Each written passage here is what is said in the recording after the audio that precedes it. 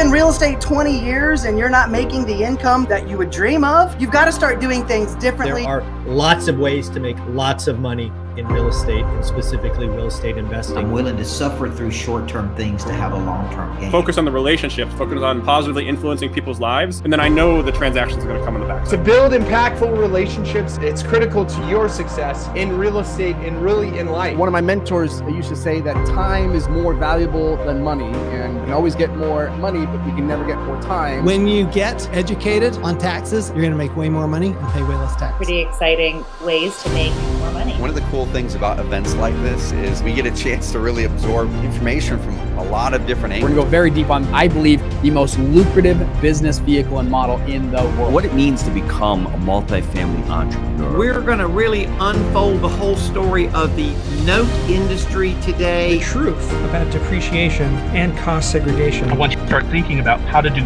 reactive, passive marketing, how to put things out there once that work for you forever. What is stopping you from getting in the game and being accelerated into the life of your dreams? I really appreciate your story began with us. Welcome back. It's day 2 of Real Estate WealthCon. Woo! How was yesterday? What were your biggest takeaways? Drop them in the chat. We had 28 speakers yesterday. 28 speakers just dropped so much value all day, covering a whole wide range of topics from house flipping, wholesaling, single-family rentals, short-term rentals, small multifamily, large multifamily, mobile home parks, and marketing, and so much more. Today, we're not going to let up on that momentum. We're going to keep it going.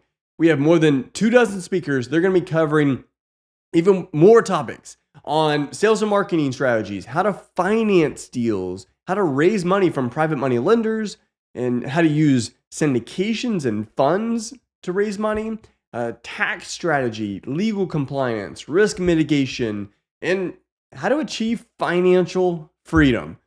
Does that get you excited? Y'all excited? This is going to be another long day, another deep day with so much value. Get ready, take notes, drop fire in the chat, show me you're ready, and let's go. All right, kicking off stage 2 today is Seth Markham. Seth is the Vice President of Business Development at National Real Estate Insurance Group, or NREIG, boasting over 10 years of experience in the property and casualty industry. He co-founded one of the pioneering national online commercial P&C agencies that leveraged the internet as a distribution channel before its widespread acceptance. With his extensive expertise, Seth contributes to NREIG's mission of educating and providing investors with the proper coverage for their investment properties. Welcome to the stage, Seth Markham. Hello, I'm Seth Markham with National Real Estate Insurance Group, and we're going to talk about insuring your investment properties. And we understand that insurance is not always the most fun thing to have to deal with an agent, but it is a valuable piece of your investment strategy. And so we're going to talk about how to insure your investment properties adequately. So who are we? So National Real Estate Insurance Group is a national agency that provides custom-built program for real estate investors. We only have one client type, and that's the real estate investor. There are no two investors that are alike because, you could be investing in single family or multifamily, and some people do short-term rentals and do different locations. And so everybody's need is going to be a little bit different. And not only, differences in locations and where you're doing, but where you're at in your investment, journey. If you're new or you're seasoned, there's going to be things that we're going to offer with a custom built process that's going to make for a better experience for you. And so we can do single family all the way up to 20 units at any one location on a single policy schedule. And that's if you have one location, or if you have 100 locations, it still stays on that single schedule. We can even do it if you have multiple entities or partners. So let's say you've got 5 different LLCs, we can still keep that on the same schedule. Or if you have a partner and you both need to be named, we can do that as well. The other great thing about this is it doesn't matter whether it's vacant, occupied, or under renovation. Our policy includes all phases of occupancy. And the value add for you as the investor is when there's a change in that. So if one goes vacant, our grace period is 60 days. Some Most are, but some are 30, etc. Well, at that point, if you're with a traditional agent, he's going to cancel your policy and write you a new policy for a vacant location. What that means is you're going to wait on return premium if there's any coming. Plus, you're going to have to put down more money and sign another contract to start a new policy. Ours doesn't do that because all phases of occupancy are included on the same single form. So it's very easy for you, and it's going to be a lot more convenient. Now, this is a true pay-as-you-go. We're what's called a monthly reporter. So this allows efficiencies in our system to where you can add and delete properties very easy. There's no long-term commitment, no minimum premium earned or anything like that. So it's going to be, it's as far as on your pocketbook for changes made during the time that you're insured, this is by far the most convenient way to do it. When we talk about no co-insurance, insuring at or above $75 a square foot. So if any of you have ever had a loss and had a co-insurance penalty assessed, it is not a fun thing to have happen. So just know that it's never going to happen with us because we only insure at $75 a square foot and above. And so we're just going to alleviate that stress for you altogether, and you're never going to go through it. Now, we do the property coverage, but we will also do liability only. And so liability only is we apply it a lot when we talk about vacant land.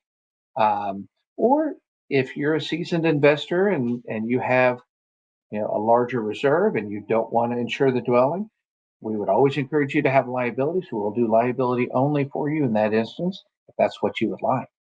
Now, all the different types of properties, this one lists them out, but I'm going to hit them on this next slide. So the eligible property types. So there's eligible property types here, but also phases of occupancy. So single family, multifamily, the vacation rental, so the short-term Airbnb and Vrbo, condos, we can do mobile and modular homes. We'll do that vacant land that we talked about for the liability. We'll do creative investing strategies like non-performing notes or lender-placed insurance. So if you're loaning money on a location and they fail to provide coverage, you can do lender-placed with us. And then the phases of occupancy, so renovation, if you pick it up while it needs to be renovated and you pick it up and that's what you're going to do initially, we can do that. Or any time during the insured timeline, we can change that to renovation. If you have vacant land and you want to do a new structure on that, we'll do the new construction builder's risk. And then we can also do the vacant. Now, like I said, the vacant land is different than a vacant occupancy. The vacant occupancy is for the house that's vacant. Vacant land is obviously for the land. So we've talked about all the types of things that we can insure. Now let's talk about how we insure them. So there's two coverage form types that we'll talk about. Basic and special form. And what this is this is the type of coverage that you're going to be purchasing for any individual location. And it's always done per location with us. So it's not like you might see in a traditional sense where you have 5 locations on a single policy and you have to do one coverage form for all of those. You can custom pick and choose what you would like as far as your coverage forms, deductibles, etc. per location in our system. So let's talk about basic form. It's exactly what you think it is. These are the basic perils. So if something's going to burn your house down, blow it away, something bad is going to happen, the basic coverages are what is the cornerstone for that. So it's like explosion, fire, lightning, smoke, windstorm, and hail. If something runs into it like an aircraft or a vehicle, sprinkler leakage on primarily on multifamily, right and civil commotion, and then vandalism and malicious mischief. It even has volcanic action, hoping that you're not on a volcano with a rental property, but it does cover that as well. And this is going to be required for any mortgage that you have. This is the basic coverage that we offer. Now, special form is a little bit different. So you get everything in basic plus some others like theft and weight of snow, ice, or sleet, falling objects, water damage, risk of direct physical loss. Now, here's where I really like to get into the differences in what we're going to talk about when it comes time to purchase insurance, whether you want basic or special. And it really comes down to your risk tolerance, what your mortgage company is mandating, what kind of coverage they're mandating that you have, as well as really where it's at. And so, for instance, let's take water damage, because the big difference between, for me, when I speak to them, between special and basic, the biggest difference is the water damage and theft coverage.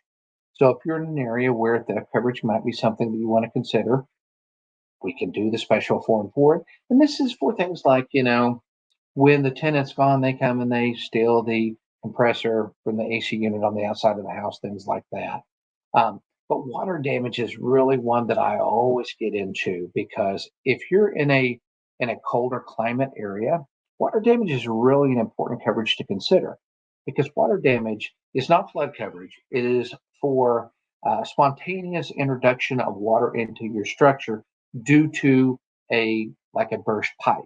And so if we're talking about colder climate areas, if somebody's going to go on vacation, they're going to turn if they're going to turn the heat down, or if you lose electricity for some reason and it's electric heat location, water damage is something that you might want to have on board, because if it does get cold enough and those pipes freeze in the walls, you're going to have water in your structure. And so water damage is something that we highly recommend for that.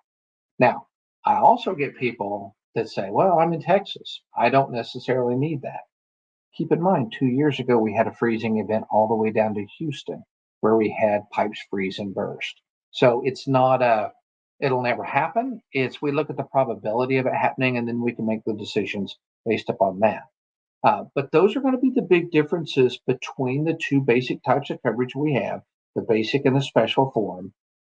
And where it really meets the rubber is really going to meet the road is the cost difference. So there's a 20 to 25% cost difference between basic and special. And when we're going through the process of determining what's going to be the best coverage, we're going to offer you both, have a conversation as to what's going to be the best fit and the best value, and then we'll help you along that line. So we've talked about the coverage form. Now let's talk about what happens at the time of loss, the loss settlement method.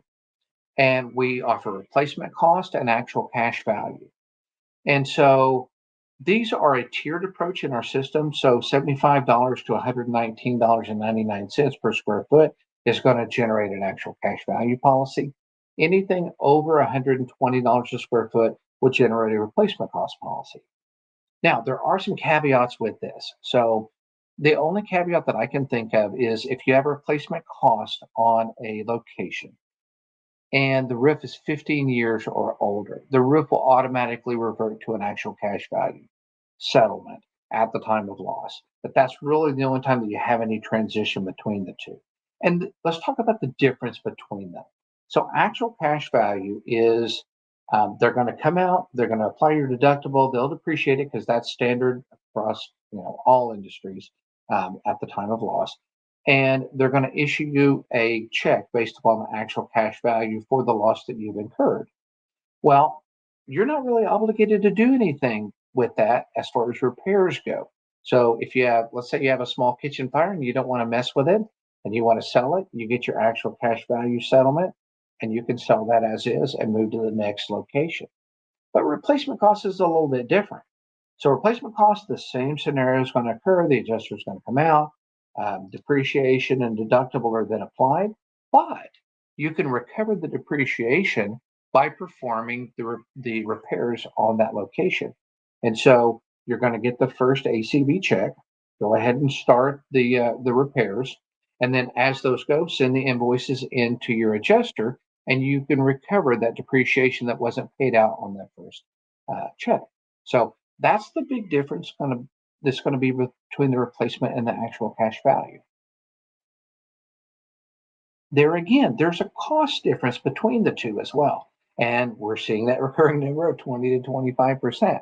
So if it's something where, we talk it through with you and you want to do actual cash value to save some money because you don't have a lot invested in it, that's totally appropriate. We could do that. Or if you want replacement cost, we'll talk through that as well.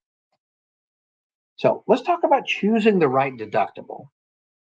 And this really is a little bit more of a conversation that you need to have with your sales advisor as what's going to be right for you, because there's no one size fits all. We offer a $2,500, $5,000, or a $10,000 deductible. And it comes down to each location, the value of the location, but really it comes down to individual risk tolerance. And so you as the insured, everybody's risk tolerance is a little bit different. What I mean by that is I may be comfortable coming up with X amount out of pocket, where another investor may be comfortable coming out with more out of pocket at the time of loss.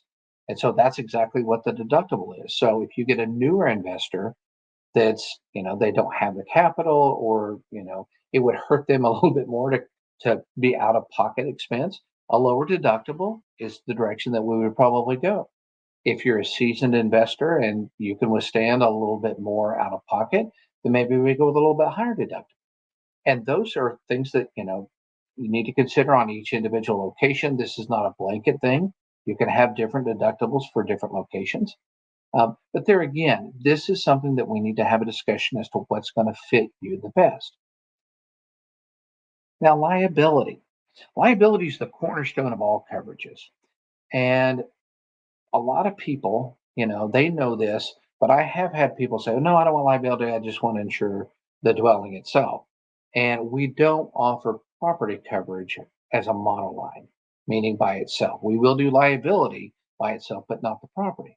The reason being is because if you lose a $150,000 structure, it's not the end of the world. However, if you have a wrongful death or a severe bodily injury claim that's going to hit your liability, those are things that can cost you larger amounts of money and are, those are a bigger threat to your financial future than, and I'm not saying that losing a $150,000 house wouldn't hurt, but losing $1 million hurts a whole lot worse. So let's talk about the liability. We would always encourage you to carry liability per location. Now, our liability is a little bit different because it's specifically designed with the investor in mind. So, for instance, and I'll give you some for instances as to what makes us different. Our liability includes pollution coverage for carbon monoxide exposure, whereas the industry standard is it's excluded on everybody's policy. Ours, it is not.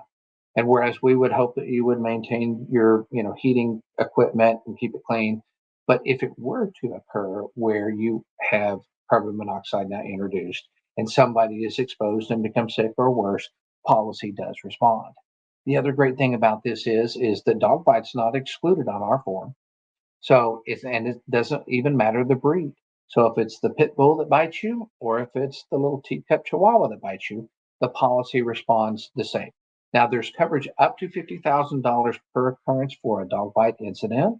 Whereas when we look at the limits that are offered, and this is where we're going to go through those, I want to stop real quick and talk about per occurrence versus general aggregate for those of you that may or may not know this. So a per occurrence limit is the maximum paid out for any one event. The annual aggregate limit is the total that can be paid out by the company over the policy term.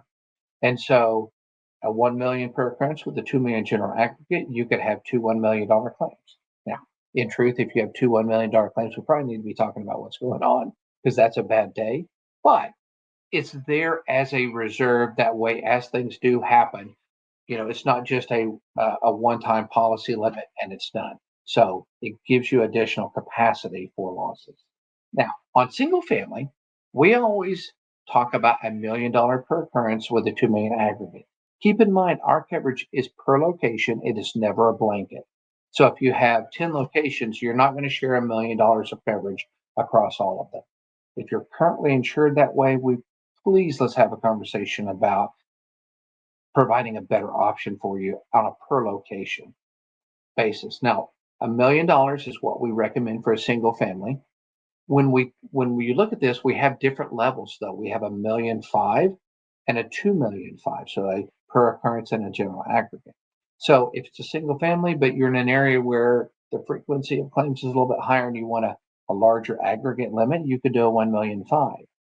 But the $2.5 million is something that I talk about with respect to multifamily.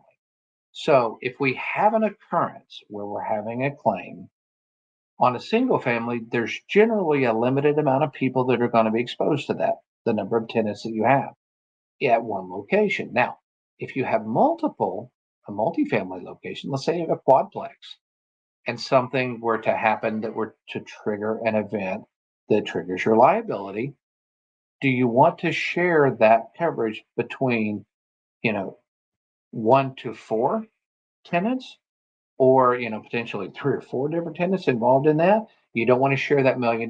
That's why we're going to offer 2 million, because the more exposure you have with the more people at any one location, the higher your limit should be. And that one is followed up with a 5 million general aggregate. So just keep in mind, 1 million per occurrence with a 2 million aggregate is what we recommend for single family. And we can go above that if that's what you're comfortable with. And then on all multifamily, we would highly recommend doing a 2 million, just because of the number of people that are exposed. So we've talked about the property coverage. We've talked about the liability. We talked about your deductible. Now let's talk about all of the other things that make an insurance policy and experience complete. And these are ancillary coverages. So flood, earth movement, terrorism, service line, equipment breakdown, the PMEO, which is property managers, errors and emissions, and our tenant protector plan. I've got a slide for each of these. Some of them are going to go fast, and I'm going to go into depth on some of these. So let's start with my favorite first. That's the tenant protector plan. Now, this is our version of renter's insurance, but it's not traditional renter's insurance. This is a policy that adds coverage for liability coverage for tenant negligent acts.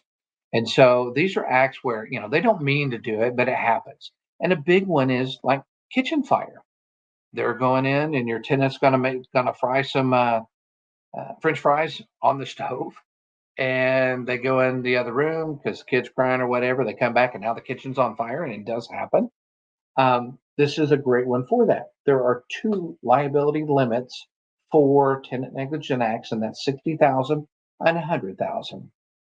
Now, there's going to be a $500 deductible on these liability limits, but keep in mind the cost is different respective to the coverage. So $60,000 is going to be right around $10 a month plus taxes and fees. The $100,000 is going to be $14 plus taxes and fees per month per location. Now, this doesn't just do tenant negligent acts, and this is for the tenant negligent acts and subsequent things that happen. So the $10,000 worth of tenant contents is where this comes into play. And so let me give you the scenario. They burned your kitchen up at this location. Well, the fire department's come in and they put it all out. Well, what else is damaged now? It's their contents. So there's $10,000 worth of tenant contents coverage on this. There is a $500 deductible on that as well. And you do want the deductible on there. That way they're not initiating something to replace their furnishings. The $2,500 content coverage for non-negligent tenants of affected units. This applies, so let's say we have a duplex and we have a kitchen fire in one. More than likely, we're going to have some smoke and maybe a little water damage on the other side. So this is the coverage for that. And then there's a one-time skip rent benefit of up to $1,000. And this is a really unique thing. So let me give you a few different scenarios, because there's multiple ways that this can be triggered. If you have a tenant and they know the rent is due on the 1st, it's late on the 5th, and now you're in your vehicle driving over there on the 8th because they haven't paid. You're going to go collect the rent face to face at the door. You get there, there's nobody home. And I don't mean they're at the store shopping. I mean, their stuff is gone. They've loaded up and they've abandoned the lease. Well, this is something where you could trigger that up to $1,000 of skip rent benefit. Additionally, if you have a tenant that is, let's say they're an active reservist and they get called up for active duty, well, that's not something that they can control. That would trigger the skip rent benefit. Or the more macabre one is, people, they do pass away. And so if you do have a tenant that passes away and are unable to pay the rent, you can claim that up to $1,000 to skip rent. So let's talk about some of the things that are triggered on the liability of this one. So over to the side is fire, explosion, vandalism, smoke, and wind and hail. But the one I want to point out here is sewer and drain backup. Sewer and drain backup is a standard exclusion on all non-owner occupied rental policies. And what that means is that if you have a tenant that stops up the bathtub or stops up the toilet, and now we have an overflow back into the structure, that if it's excluded, it's not covered. This coverage restores sewer and drain backup when you're insured on our forms. It restores that coverage to your policy. And the big difference here is think about it this way. We talked about a water damage claim earlier where a pipe freezes and bursts, and now water is introduced into the structure. Well, that's clean water. When you have a sewer and drain backup, that's a brown water incident. And it's very different because now we have a biological component introduced into your structure. That's going to be additional cleanup, additional expense, and it is a big headache. So this one, I always like to highlight the sewer and drain backup because it does restore that. And it is something that if you ever had it happen, you know what a drag that can be. So it's a great, very inexpensive way to restore that to your policy. Property managers' errors and omissions. So this is to reduce the liability claims if you self-manage your properties. So if you're managing your properties and your neighbor's properties, this is not going to be the policy. Or if you offer it as a service, to others, as a general business that you're in, this is not the coverage that you're going to want. But this is, if you're self-managing your own properties, this is a great add-on. And it provides $100,000 of limit of liability for those exposures that are related to property management, like representation. So if you advertise that it's an ADA compliant location and, well, one of the doors really isn't, and you get called to the carpet on honest mistake, if they sue you, there's coverage for that. It also has tenant discrimination coverage of up to $25,000.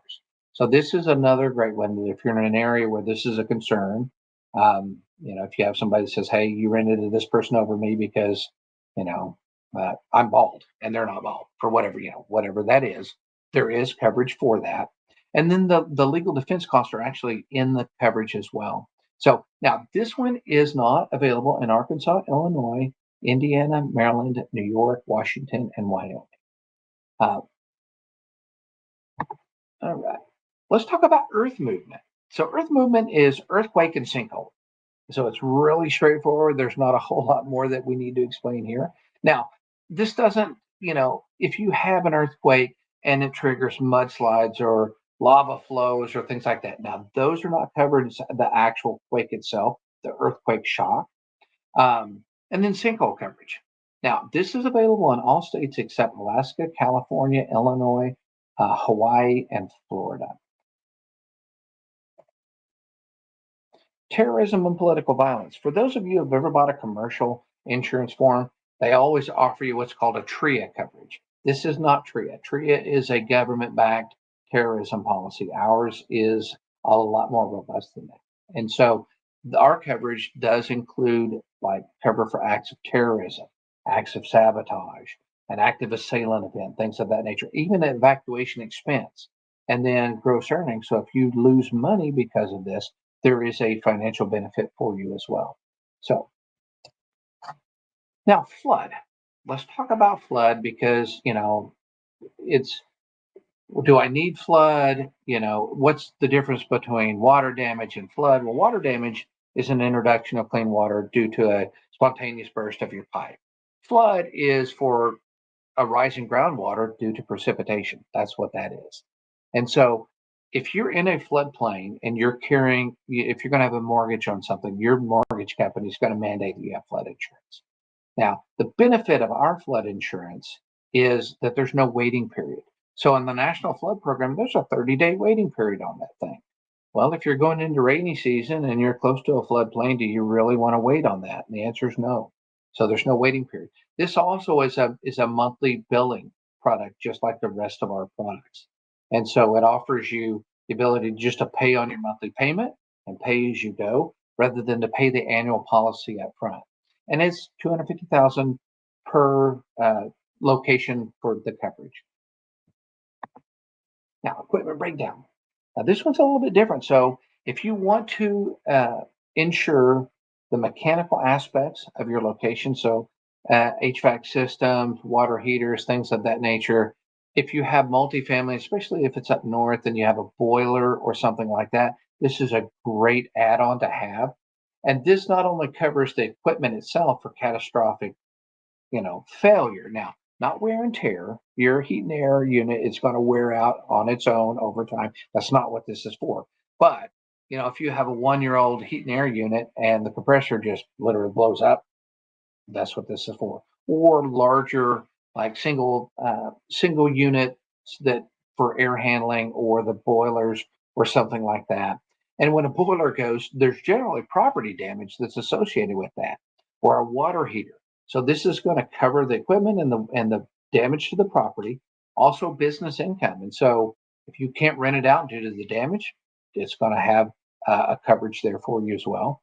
The data restoration, which that's a little bit obscure, but I guess if your computer gets wet due to a failure of your water heater, it would be covered. Now, ordinance or law, this one's a neat one.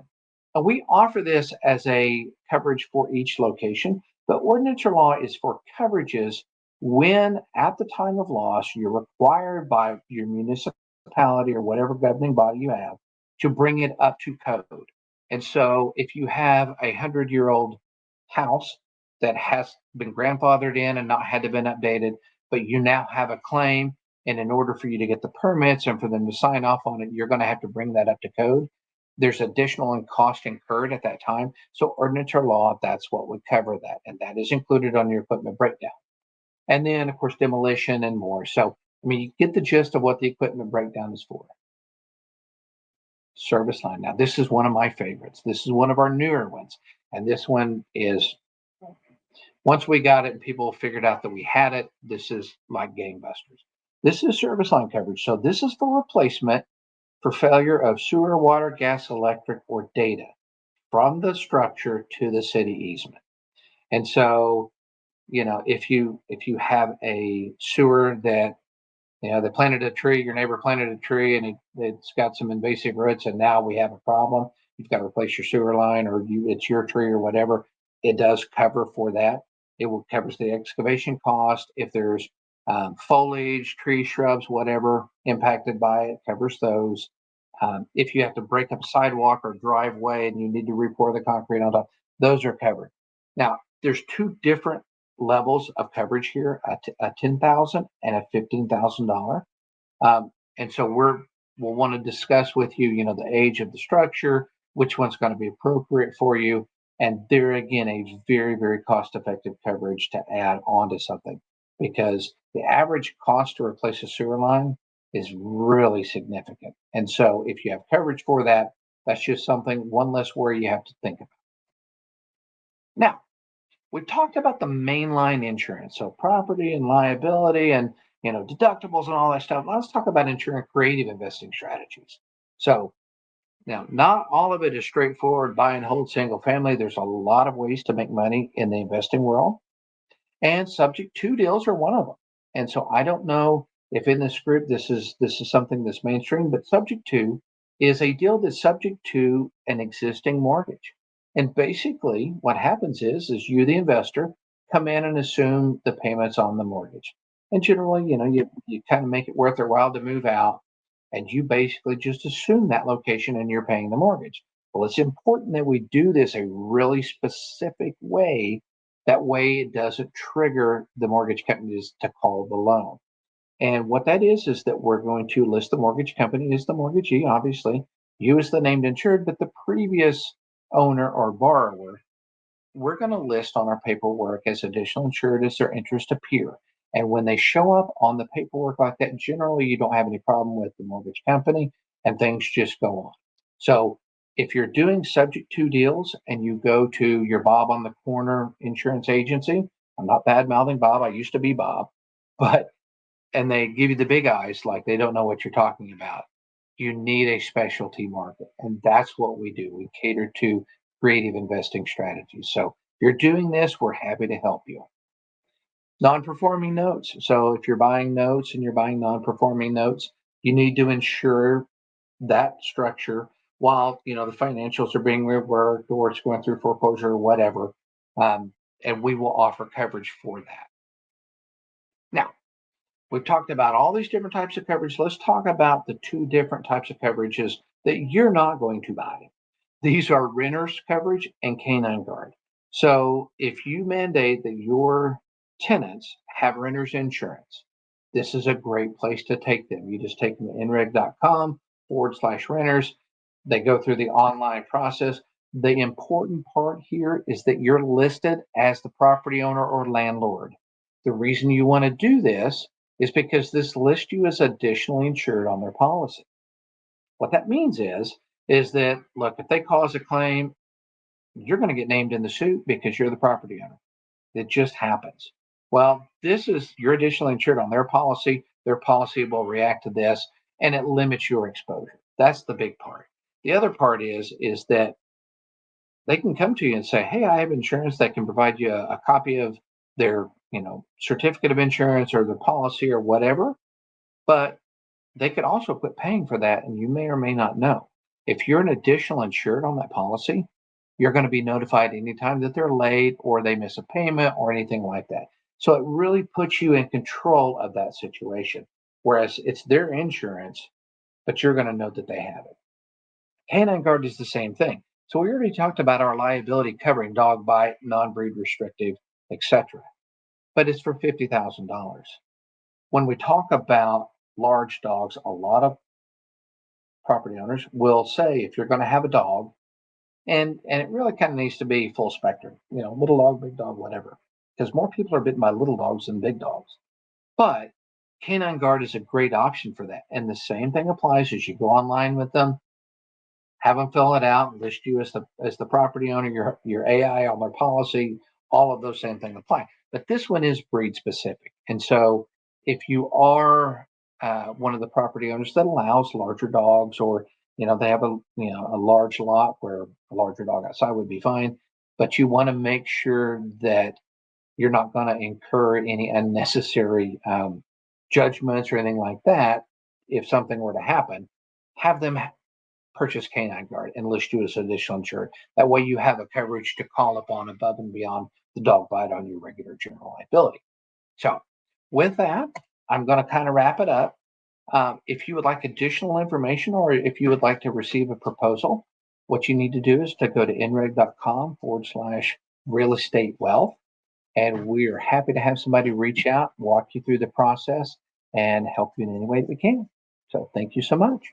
Thank you so much, Seth. NREIG is a sponsor for this event. I use them to insure my personal portfolio of properties. I've used them for years. I highly recommend you check them out. They have great rates, great service. Their online portal is really easy to use. So definitely check out NREIG.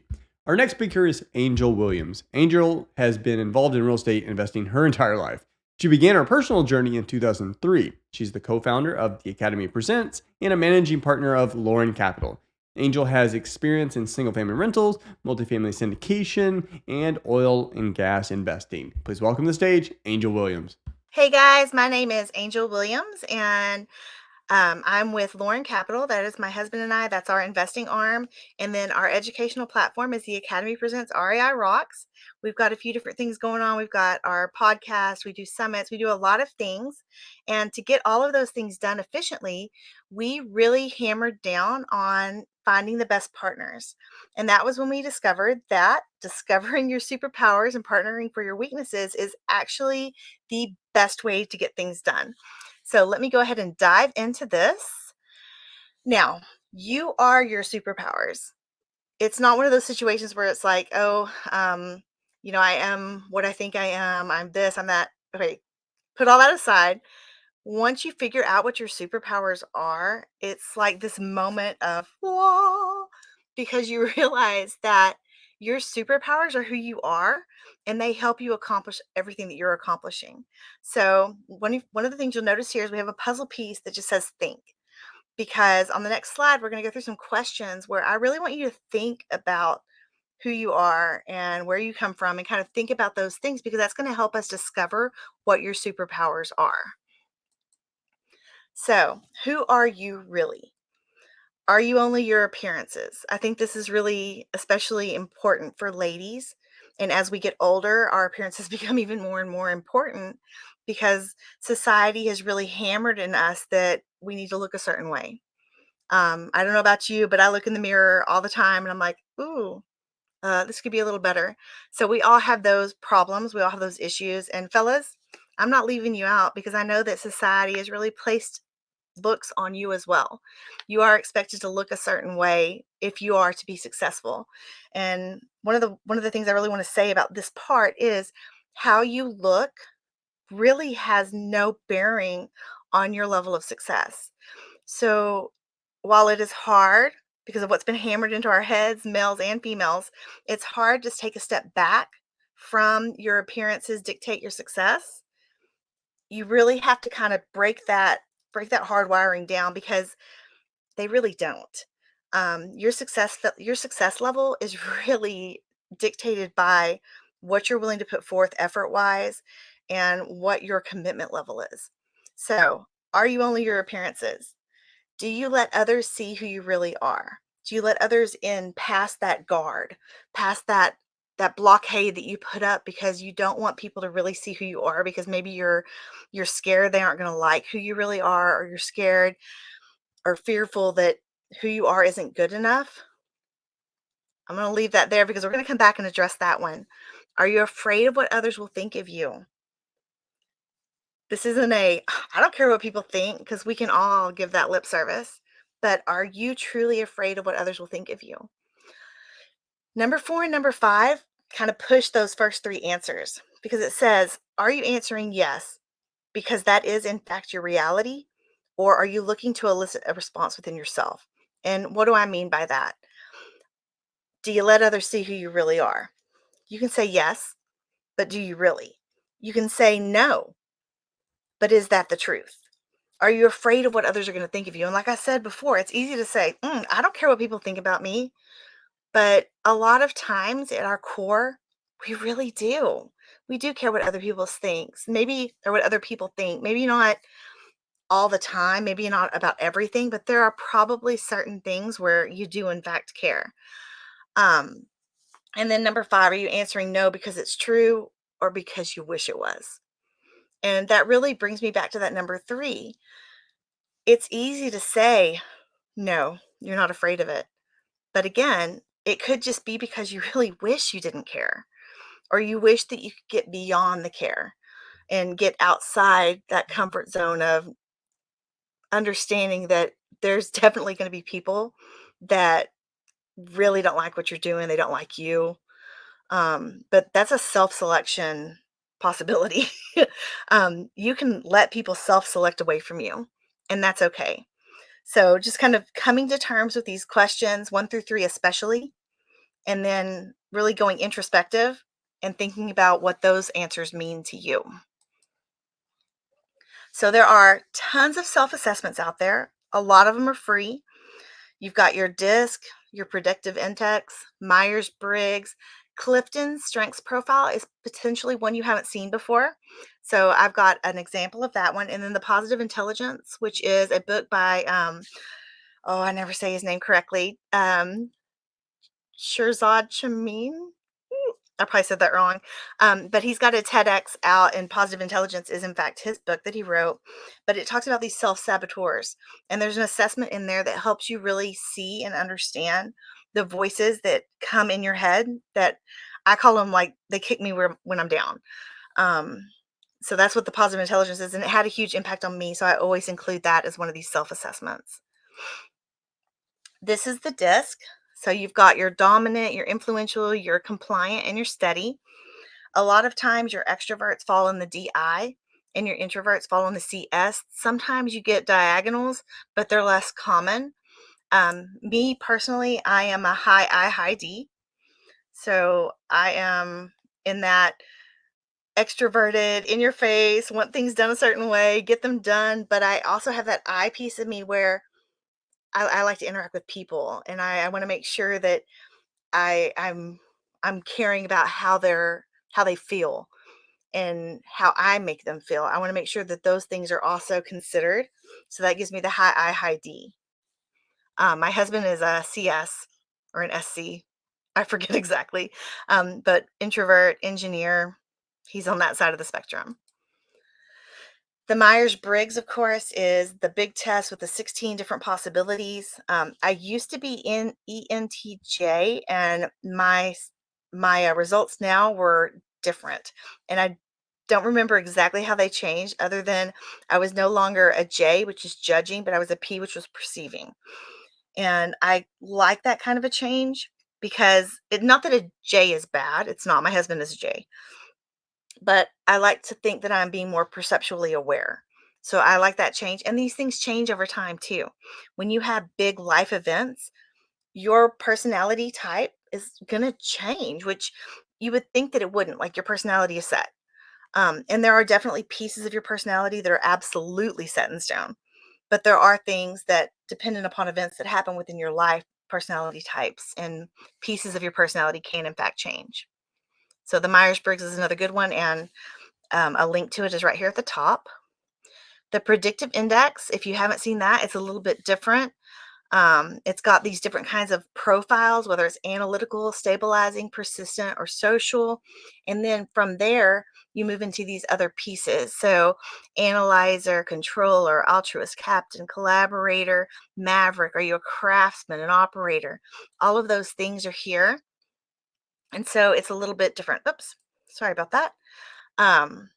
So over here, you've also got your Clifton Strengths profile, and this may be one that you haven't seen before. You do pay a little bit for it. It is not free.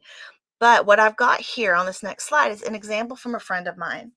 And these were some of her actual employees, and she had them do the strengths.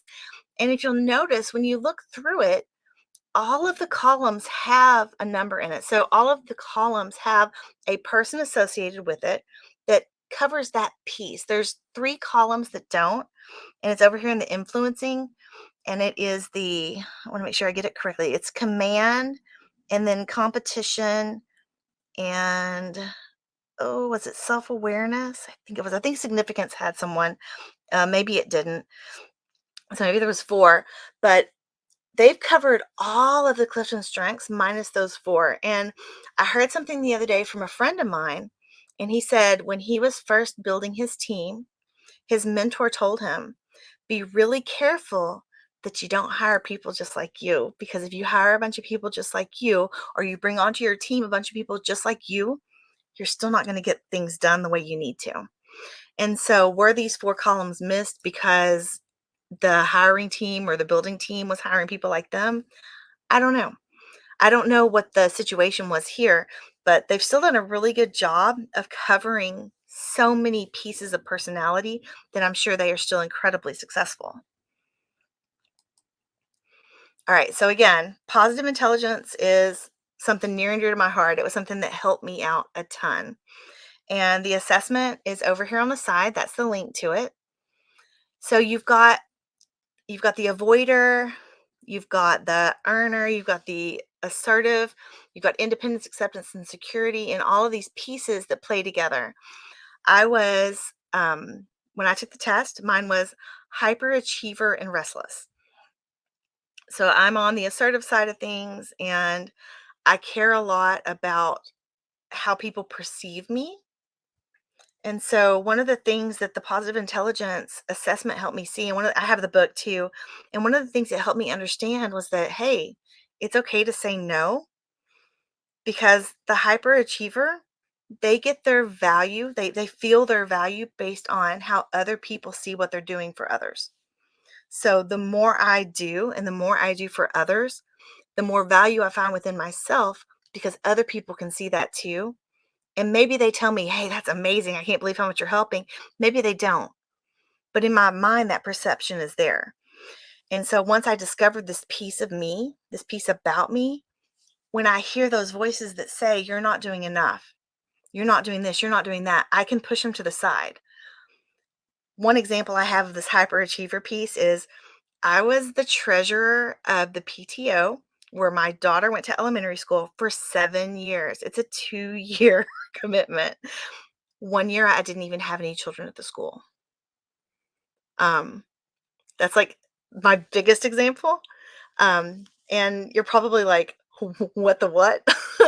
And they were letting me do it because it was going to be a bridge year. And the next year I'd have a kid there again. But then we moved to private schools and they still kept me on. I was still going to be the treasurer. And it's just like, what the heck? They actually found somebody to replace me. So I didn't have to say no, or I didn't have to say I can't do this anymore, because I don't know if at that point in time I could have. But it has become much easier for me to say no.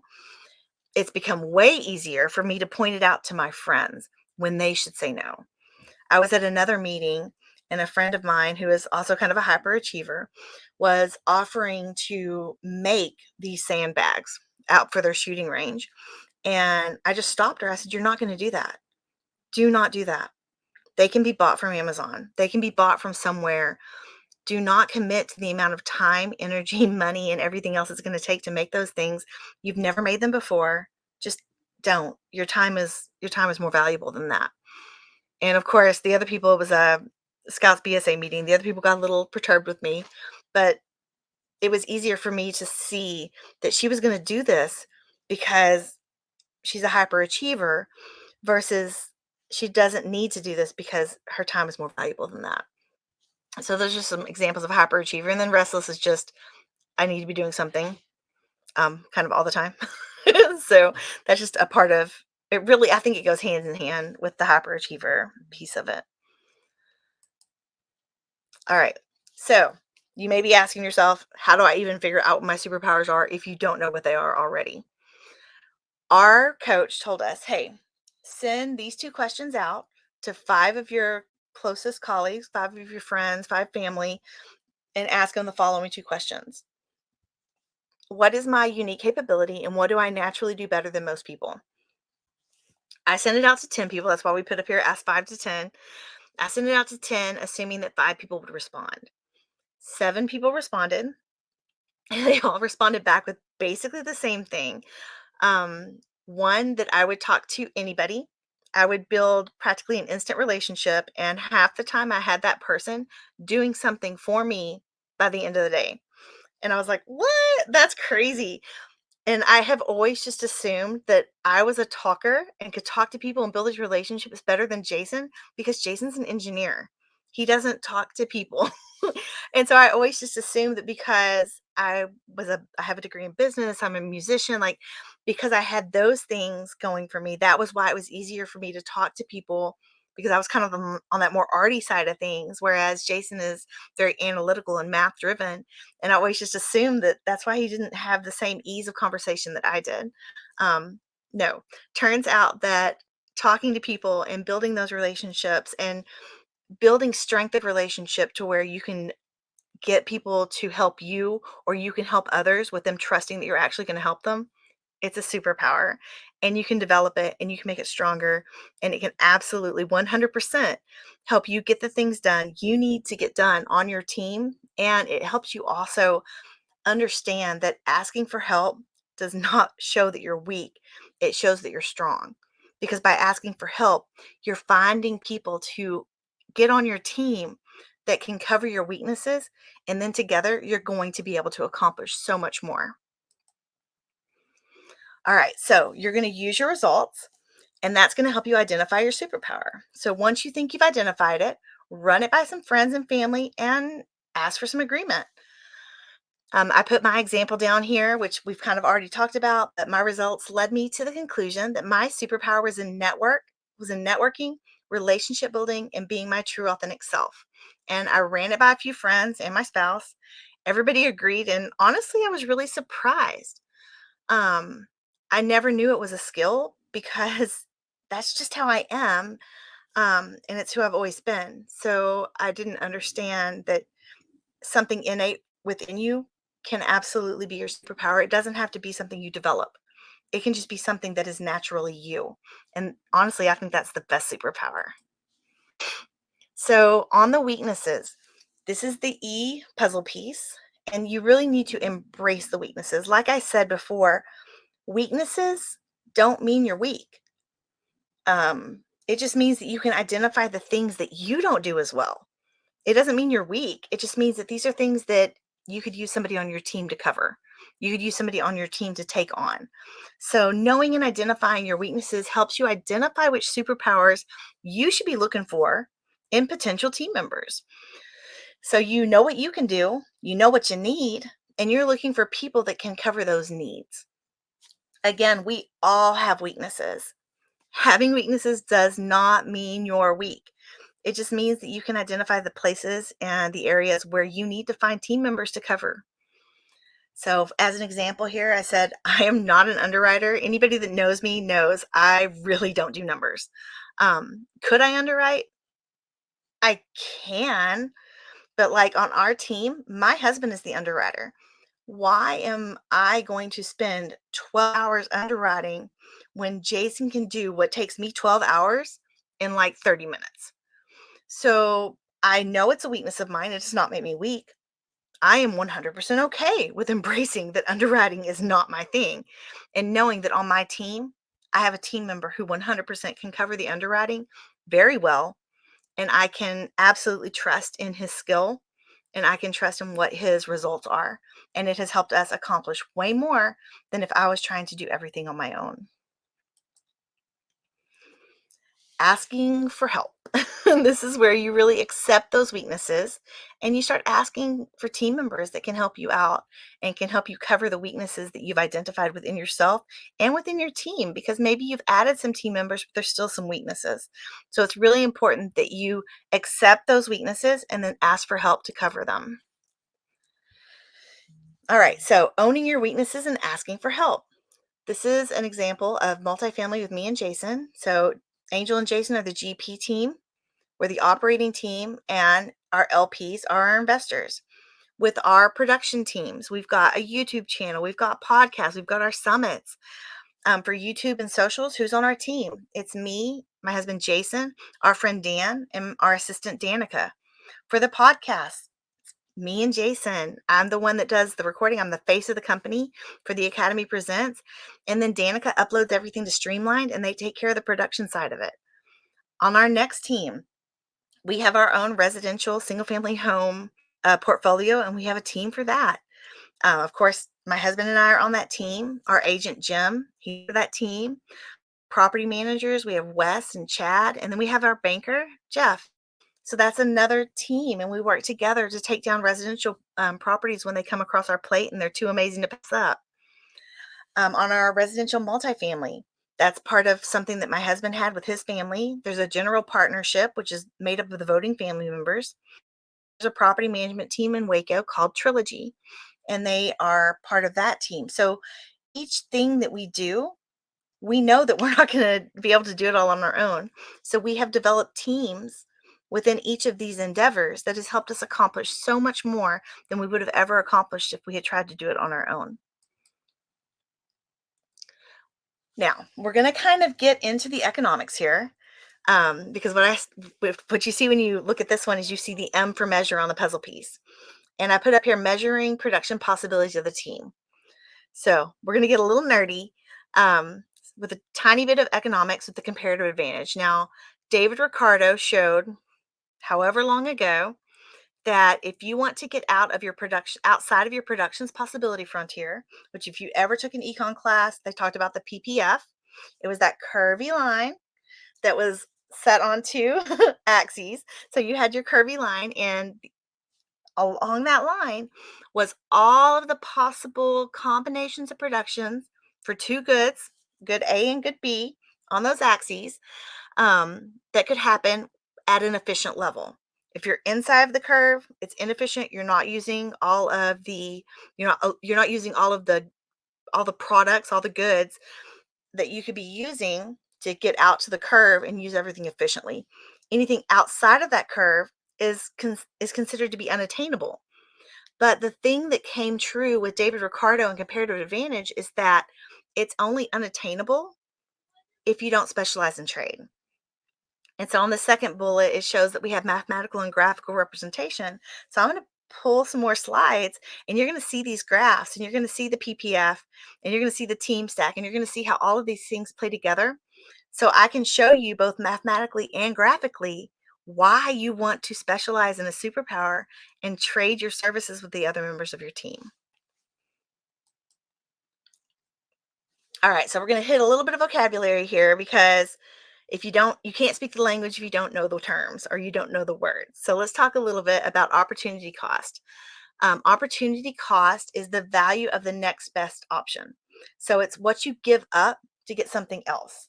As an example here, it says you decide to go out to eat with your friend, your significant other. The opportunity cost of that decision is the time you could have spent with your family at home or reading a book or binge watching your favorite show. So the cost of the meal that you had with your friend or your significant other was what you gave up. When we talk about specialization, specialization is an area someone is focusing on, something you're working to become an expert in, whether that's a subject, an area, or a skill or skill set. So as an example here, my husband Jason decided to specialize in underwriting with extensive practice and in developing his own spreadsheet for underwriting analysis. He has gotten so good at underwriting, he now actually coaches underwriting. It is by far and away his superpower, and he developed it to a crazy level. I am so honored to have him as an underwriter on my team. And I know it sounds biased because it's my husband, but if he wasn't my husband and he was on our team, I would still feel this way because he's truly developed that skill that well. All right. So, comparative advantage and team building. We've got two people here. We've got Susan and John, and they're considering working together as a team. These are their production possibilities over the same time frame. So we'll just say it's an 8-hour workday.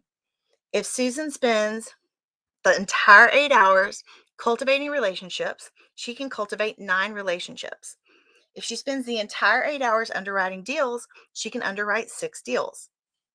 Now, John, he's not as experienced. Maybe he's newer to the space. Maybe he's only been in for a little bit. If John spends his whole 8 hours cultivating relationships, he can cultivate 2. If he spends the entire 8 hours underwriting deals, he can underwrite 4 deals. So you might be thinking, why in the world would Susan ever team up with John? She does both cultivating relationships and underwriting deals better than John. What I'm going to show you is that even though John produces less in cultivating relationships and underwriting deals, if they focus in their superpowers, they can still get stronger together. I sum these up, whereas when you're looking at the team and their production possibilities, if the team spends all of their time cultivating relationships, they can cultivate 11 relationships. If the team spends their entire time underwriting deals, they can underwrite 10 deals. So again, at first look, you might say it makes no sense for them to team up as Susan is better at both cultivating relationships and underwriting deals. But when we utilize the principle of comparative advantage, we'll be able to see both mathematically and graphically the benefit of John and Susan working together as a team. So now we're going to set the numbers up. And we're going to do this by setting up ratios. So for Susan, her relationships to deal ratio was 9-6. Now, if I want to get those down into opportunity cost, I'm going to have to get one side to 1. So what I did here was I divided both sides by 9. And I see that for one relationship, for Susan, cultivating one relationship is going to cost in terms of underwriting 2/3 of a deal, right? So when I look at it in terms of deals to relationships for Susan, we've got 6-9. And so we're going to divide both sides by 6. So for her, one underwritten deal is she's going to have to give up 1.5 relationships for that. So to back up, for one relationship, she gives up 2/3 of an underwriting. But, or to do one underwriting, she gives up 2/3 of a relationship. Sorry. No, yes. We may have to scrap that part. So for the one relationship, it's 2/3 of an underwriting. And to do one underwriting, it's 1.5 relationships. And then for John, we have the same situation. He's got the 2-to-4 ratio there. We're going to divide both sides by 2 so that for the one relationship, it's 2 underwritten deals. And then when we flip it the other way and we look at deals to the relationship side of things, to do a deal costs a half a relationship. So a little bit of a different idea there when you start thinking about it in terms of opportunity cost. When we look at the results, this breaks it down a little better. Susan can either spend all of her time cultivating relationships or all of her time underwriting deals. So her personal productions possibility curve, you've got 9 on one end and 6 on the other. When we look at it that way, one cultivated relationship takes the same time as underwriting 2/3 of a deal. Underwriting one deal takes the same time as cultivating 1.5 relationships. When we look at it from John's perspective, John can also spend all of his time cultivating relationships, or he can spend all of his time underwriting deals. His production possibilities, he can either cultivate 2 relationships or underwrite 4 deals. So one cultivated relationship takes the same time as underwriting 2 deals, or underwriting 1 deal takes the same time as cultivating a half of a relationship. So from the costs above, in terms of time allocated, Susan should specialize in cultivating relationships and John should specialize in underwriting deals, because relationships is a better price for Susan and underwriting deals carries a better price or opportunity cost for John. So here is the mathematical and graphical representation of that. The red line is John's production possibilities frontier. So you can see he can cultivate relationships, spending all of his time doing that. There's a 2. Or he can spend all of his time underwriting deals. That's the 4. And you just connect the dots. The blue curve, even though it's a straight line, we call it a curve. The blue curve is Susan's productions possibility frontier, where she can spend all of her time cultivating relationships at 9, or all of her time underwriting deals, which is 6.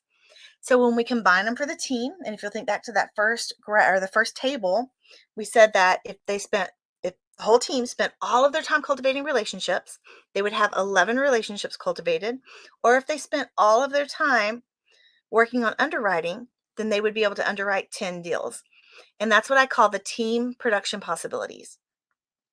Now, the other thing you have here, and it looks a little crazy, is you've got this green curve, and that's the team stack or the team possibilities frontier. And you'll see 2 endpoints where if everybody focuses on their superpowers, which was underwriting for John and relationship cultivating for Susan, then you see you get to that point way out there where it was 9 for Susan and 4 for John, and then you connect the dots. Now, here's where it really comes crazy. Most teams are going to be out there on that purple productions possibility frontier. And like what David Ricardo said, is if you specialize in trade, you can get outside of that productions possibility frontier and produce at a level that is uncommon to most teams.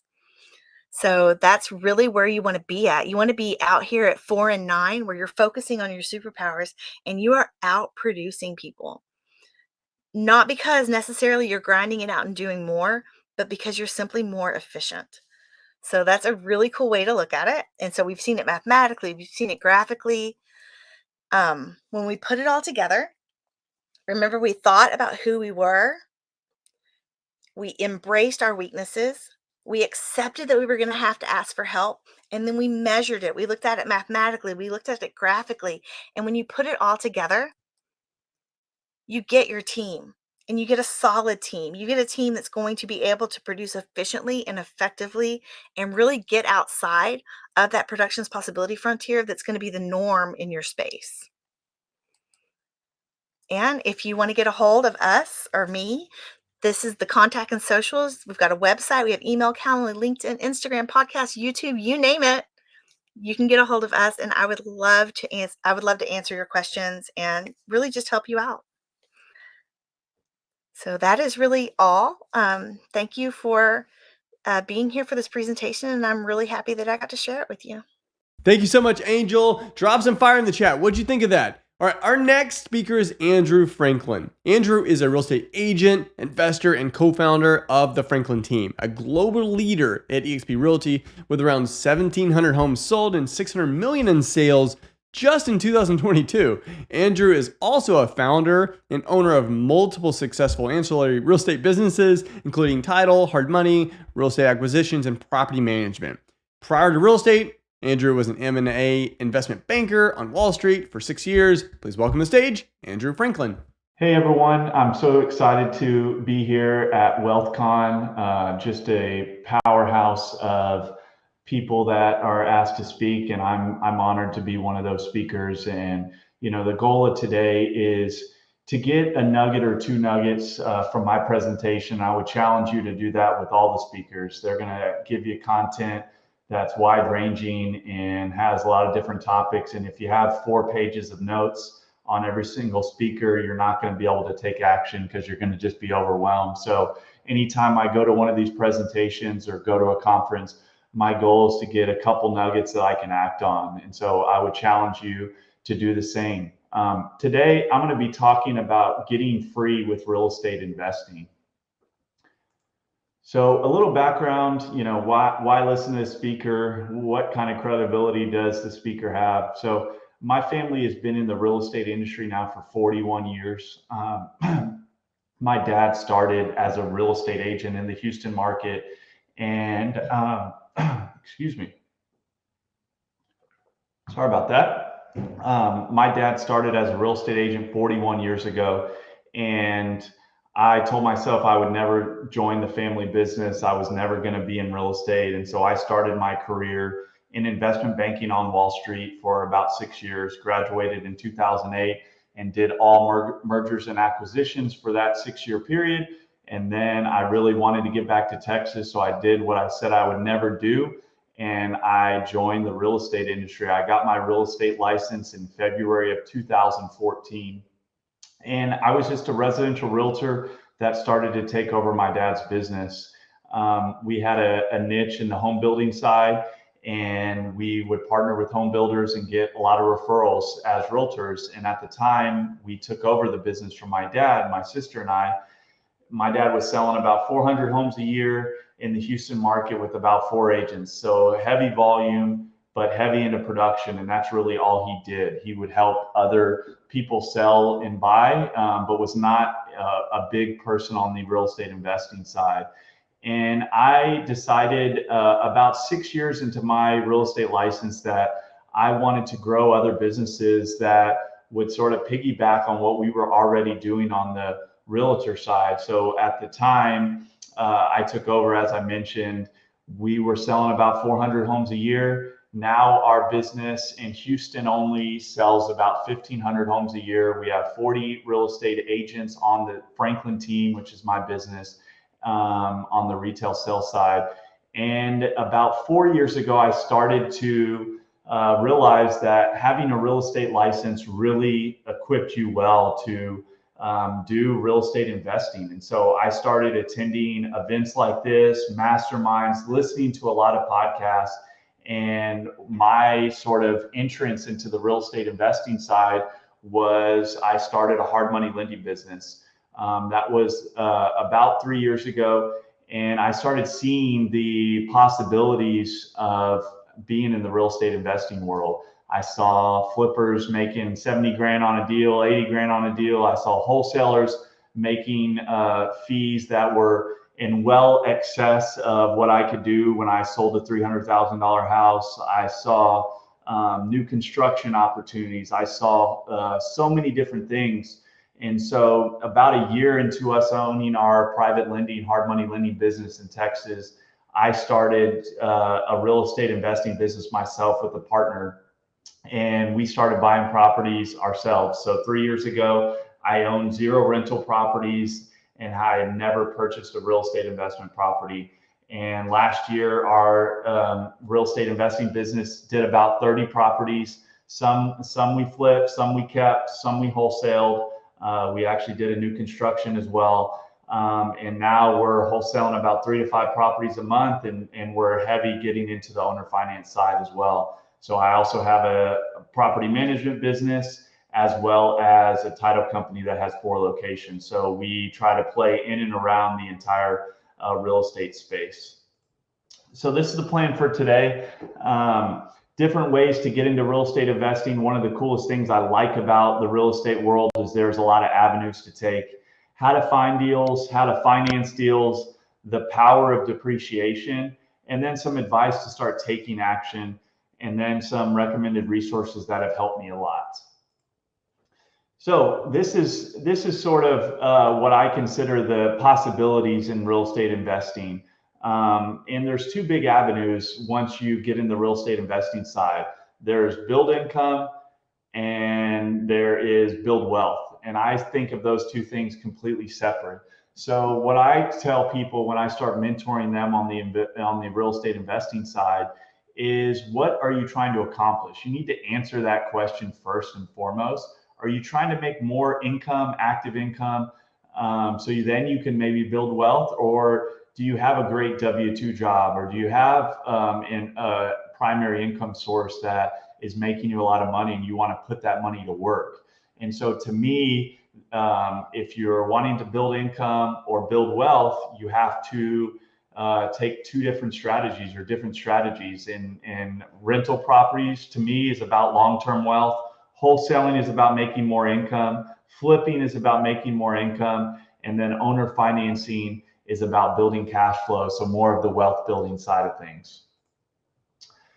I'm going to start with rental properties. And what I think is a game changer with rental properties is that you can accomplish a number of different things. A lot of newbie investors or people that have no experience on the real estate realm, they think more about cash flow. And cash flow is awesome with rentals, but to me, it's one of the least exciting things. One of the big reasons we started our real estate investing business, Encore Acquisitions, was because of the depreciation. So I'm going to get into that. But you see a lot of wealthy people out there making a lot of income and paying a lot less taxes than people that aren't doing real estate investing. And that's purely because of depreciation. But I think rentals are also a game changer, not only for cash flow, but because of appreciation and principal pay down. I saw a really good quote recently that said, if you want to be poor, keep selling things that go up in value. That's not what wealthy people do. They're going to hold on to properties that are going to go up in value. And so on the rental side, that's what I really like, depreciation and appreciation. And then obviously someone's going to be paying down your principal as well. So this was a case study I did. This cute little one is now 2 months old. She was a couple weeks old when we shot this video. This was a property my wife actually got a referral to list this property, and it needed a ton of work. And the person had inherited the property from a parent. They did not live in this market, so we went over there and gave them options on what it would take if they wanted to rent it, and what they could get as a cash investor offer. And they really preferred the cash investor offer. We didn't even spend 5 minutes talking about the retail side of things. So I bought this property for 150 grand. It took 140,000 of rehab. So my all-in costs were 290,000. I then got a new appraisal for once I fixed it up and got a tenant in there. We got a 3-year tenant in there. It appraised for 350 grand. I went to a credit union that would let me do a cash out refinance DSCR loan, so debt service coverage ratio loan, that I'll talk about in a couple slides. And they gave me 80%, so I was able to take out 280,000. So I had $10,000 left in this property. As I mentioned, we had a 3-year lease signed. And this property is now currently cash flowing $900 a month. So $900 a month on $10,000 left in the property. And on top of that, I was able to do $70,000 in depreciation in the first year with a strategy called cost segregation that I'm going to talk about in a little bit. And so $900 a month on 10 grand, and I saved $25,000 in taxes. We made all sorts of mistakes on this property. We thought the budget was going to be like 80 or 90 grand. It was 140. Everything that we thought was marginal. Did it need a new roof? We weren't sure it needed a new roof. It wasn't going to need a new septic system. We weren't sure because it was working fine. It needed a new septic system, and so many issues created. So this was a property we sort of flubbed our way through.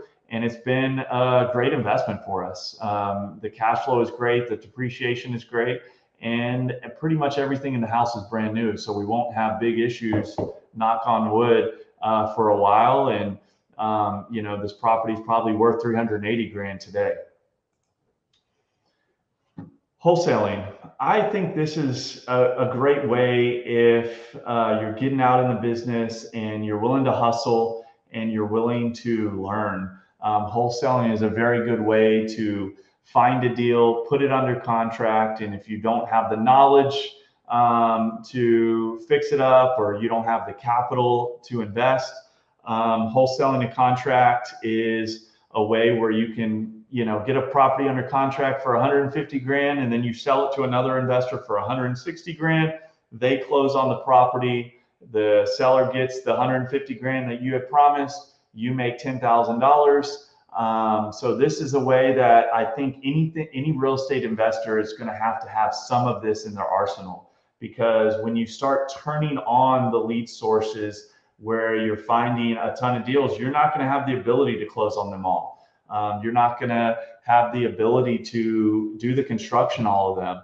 And so you want to find a way to monetize the lead generation that your business is going to create. And so wholesaling is a great way to, still make money and still cover some costs while you generate these deals. There's a lot of risk in your reputation if you're not wholesaling to the right people. And you want to have a lot of integrity. The wholesaling industry has a lot of issues with people putting things under contract at one number that they can never, assign to another investor. So it's not something to take lightly. These are definitely people's lives that are affecting. But I think wholesaling is a great way to get started, learn the ropes, but just make sure you do the research and get a little knowledge before you go there.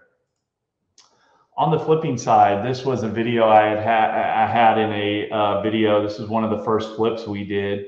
And this was just a funny story of us not realizing there was a colony of bees. These two deals, I believe, were from a wholesaler. So we actually bought these properties from a wholesaler. We had bought two, and then my hard money lending arm did loans on 7 of them. It was a whole townhouse community, like 2 rows, so something like 25, 30 properties. And the wholesaler got probably half of them back, actually.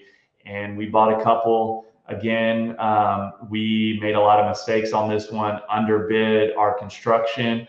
And these were two of our first flips that our Encore Acquisitions did as a new company. We lost money on both of these flips, but we have not lost money since then. We learned a lot, and that's what I really love about getting in and sort of taking action in the real estate investing space is although you're going to make some mistakes, you're going to have some losses. If you have your eyes open, you're going to learn from those. So the big thing on the flipping side is knowing how to analyze and find good deals, having some liquidity and financing sources, which I'll talk about, and having relationships with contractors or being able to do the construction. Sounds simple, but those are the 3 things. It is simple, but it's difficult at the same time. So finding good deals, the capital for them, and doing the construction. Anyone that has any interest in owner financing, I strongly recommend getting this book from Mitch Stephen, The Art of Owner Financing. I read this book just as a consumer. It was recommended to me. I then went and hired Mitch Stephen to coach me, and he's currently coaching me. But this guy is the ultimate expert on the owner financing side of things. He's one of the more well-known investors because he has a number of good selling books, well-known investors in Texas. But I got a ton of value. It was probably like a 2-day read for me. But the way owner financing works is you purchase a property, usually off market, discounted, and then you sell the property owner finance to someone else, and you hold the note.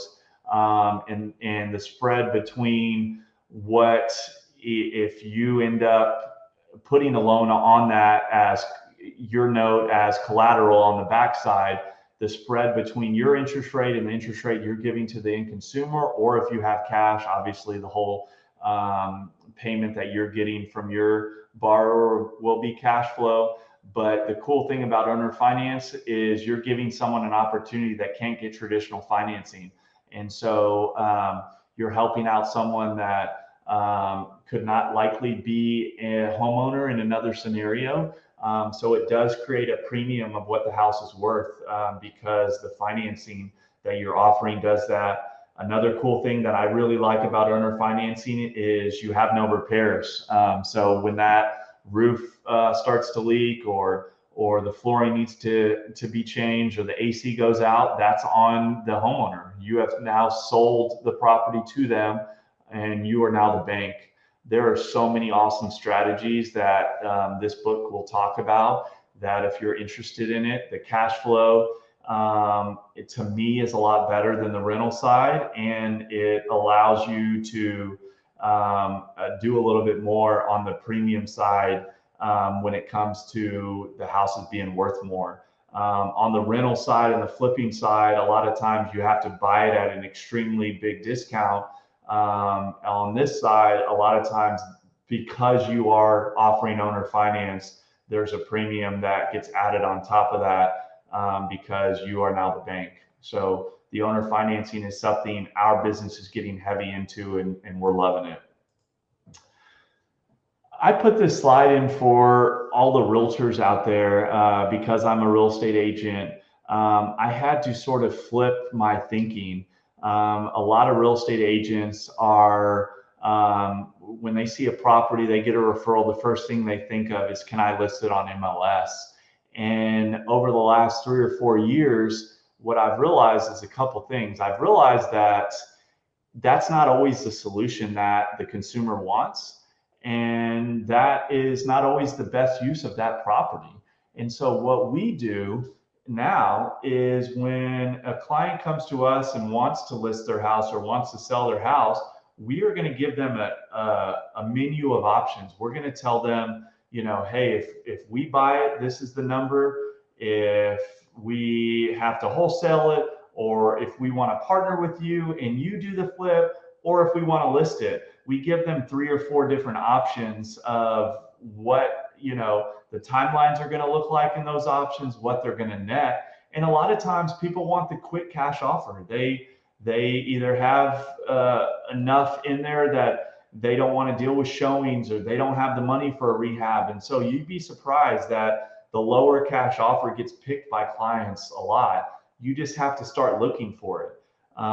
The big thing that I put out in the world 4 years ago was that, hey, I'm a real estate investor now, and I can buy houses. And what ended up happening is I started to get more deals, not only from clients of ours, but people started bringing me deals.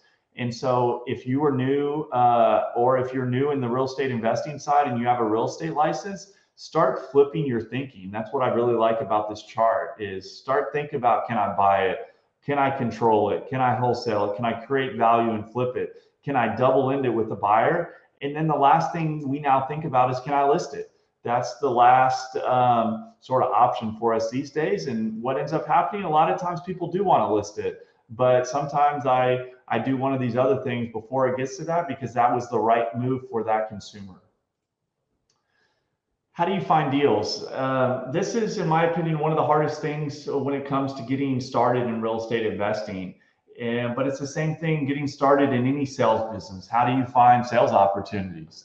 You find people that are doing it, go learn from them, and then you just try things and see what works. We've done mailers. We've used a company called REI Print. We use a cold calling company that we will give them a list, and they will call sellers with the typical cash offer script called Rocket Leads. They have virtual assistants calling, and once the person raises their hand that they want a cash offer, we go and set the appointment. I think we pay them about $5,000 a month to generate leads for us, and then driving for dollars, going around and looking at properties and figuring out, you know, is this a property that from the outside looks like it could need an investor option? You know, is the lawn not cut? Does the roof have issues? And then tax auctions and foreclosures is another option. And then the ways that we have gotten the most business is from realtors. Like I said in that other slide, realtors just think about listing and selling the house. A lot of them do not want to get in the real estate investing side. And so you can partner with realtors and have them bring you deals when they have a client that, you know, might not be the right fit for the MLS. The property is in disrepair, or they need a quick solution. We get a lot of our deals from realtors and we pay them for it. We tell them on the first deal they bring us, we'll pay them 3%. And then on the next deal, we'll pay them more, and so on and so forth. And so we have realtors that have brought us countless number of deals. And then the last way is wholesalers. I think, you know, getting started buying from wholesalers is definitely not a bad thing. You have to look at a lot of properties, but I think it's always better to go direct to the seller if you can. But a lot of times you don't have the time or the marketing budget. And so buying from wholesalers can be a profitable endeavor as well. So I put some Dave Ramsey quotes up here. Debt is bad is the title of this slide. Some of these are more to be funny than anything. We buy things we don't need with money we don't have to impress people we don't like. Debt is not a tool. It is a method to make banks wealthy, not you. The first step in taking control of your money is stop borrowing money, start using cash. I think these are absolutely hilarious and ridiculous quotes, and that's why I put these up here. Debt is the friend of a real estate investor, and knowing how to use debt wisely is a huge reason why we have more wealth than we would have otherwise. If we had to do everything we have done with cash, we would be doing a lot less deals and we would have a lot less properties. And so using debt wisely is one of the most powerful things you can do as a real estate investor. So I'm going to talk a little bit about different things you can do with debt as well. So I mentioned a couple times the private money, hard money loan. You know, if you talk to people and you ask them the difference between a private money or hard money lender, everyone has a different definition. I think most people's typical definition of a private money lender is that they're a little cheaper than a hard money lender. They a lot of times maybe not have a full-on company that they're lending. They might be lending out of their IRA or their 401k or some money they have on the side where they're doing a couple loans. And a hard money lender is a real company that has real, you know, bank lines or real invested capital, and they're lending out other people's money. So they have employees, and typically they're maybe a little bit more expensive. Either way, a private money or hard money lender can be a great way to get into the real estate investing world. So a hard money loan is a specific type of asset-based loan financing through which a borrower receives funds secured by real property. They are typically short-term. They are higher interest rates because they are shorter-term loans, and they are riskier. There are a lot of properties that couldn't qualify for traditional financing. That's what private lenders and hard money lenders lend to. So that does have more risk. The condition won't rule out the property and the asset, what price the investor is purchasing at, and what rehab you're planning to do, and what the property is worth fixed up is what the lenders are more focused on. Here are some of the typical terms. This is at least in Texas, and I know they're not drastically different in other markets, but these are some of the terms in Texas. Loan amount is up to 70 to 75% of the after repair value minus repairs.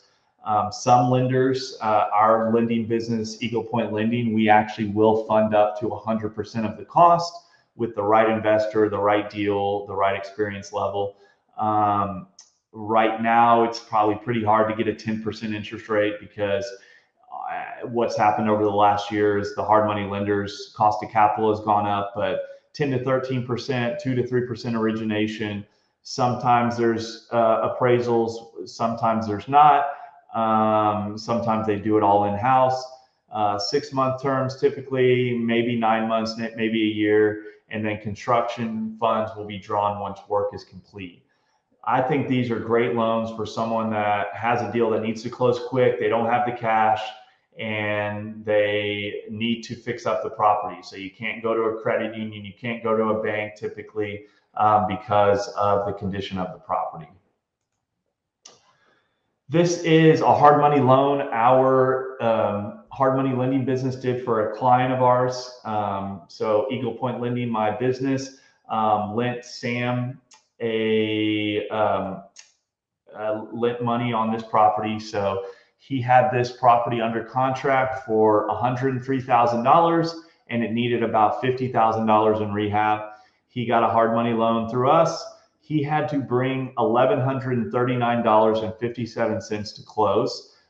So typically what we do is we make, at the very least, if they're buying it deep enough, we will make them bring closing costs to close. So through that life of the loan, I think it took him about 5 months. He paid us $6,000 in interest and $4,000 in lender and title closing costs. So that hard money loan, including some title costs, cost him about $10,000. He was able to sell this property for $270,000, and after seller closing costs, he netted over $100,000. So this was a deal that Sam is a real estate agent. He had never gone and done a real estate investing deal, and he started looking at deals a little bit different. That deal hierarchy that I talked about, he started thinking about, okay, can I offer cash, cash or hard money loan to the client, because it needed a lot of repairs. It wasn't really the right fit for MLS.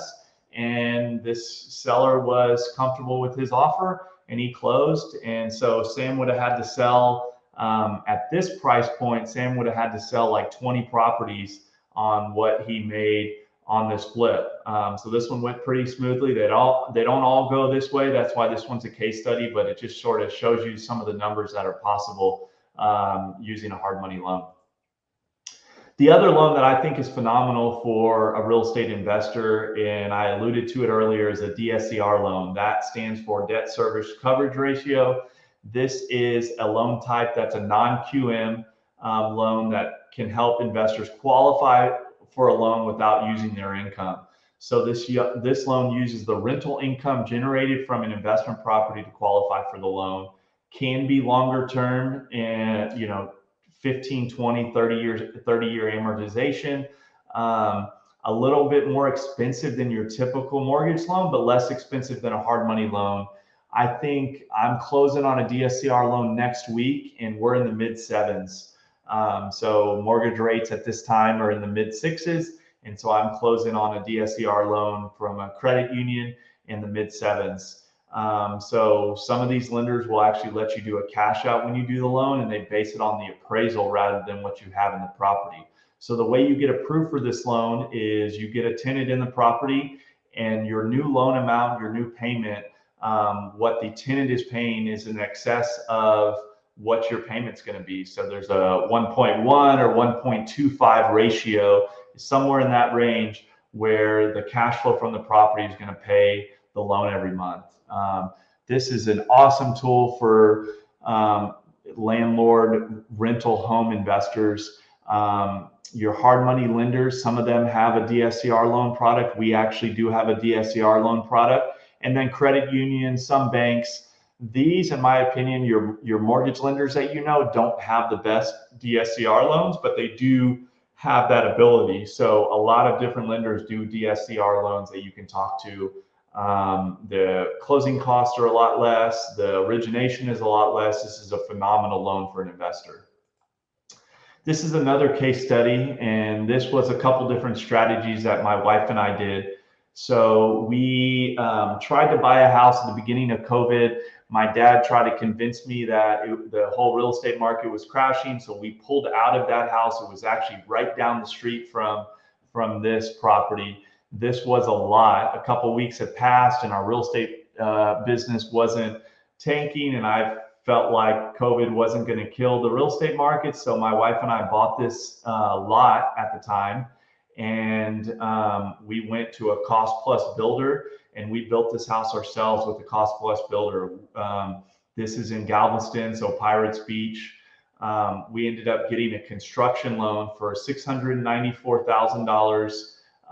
That includes what we had for the $160,000 lot. We then had a down payment of $223,000. So the total cost of this, including the lot, was $918,000. And, you know, some of these numbers might be intimidating, especially for newbie investors, but these kind of things work on a smaller scale. This was a high-end house that we wanted to do a high-end short-term rental for. And so these numbers are bigger, but you can do a lot of these strategies at a lot lower down payment, a lot lower construction loan. After we were finished with this property, the house appraised for $1.35 million.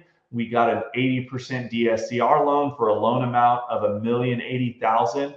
At the time, this was about a year ago, DSCR loans were about 6.5 because interest rates were lower at the time. So we were able to take out $1,080,000 loan when we only had a $918,000 total cost in it.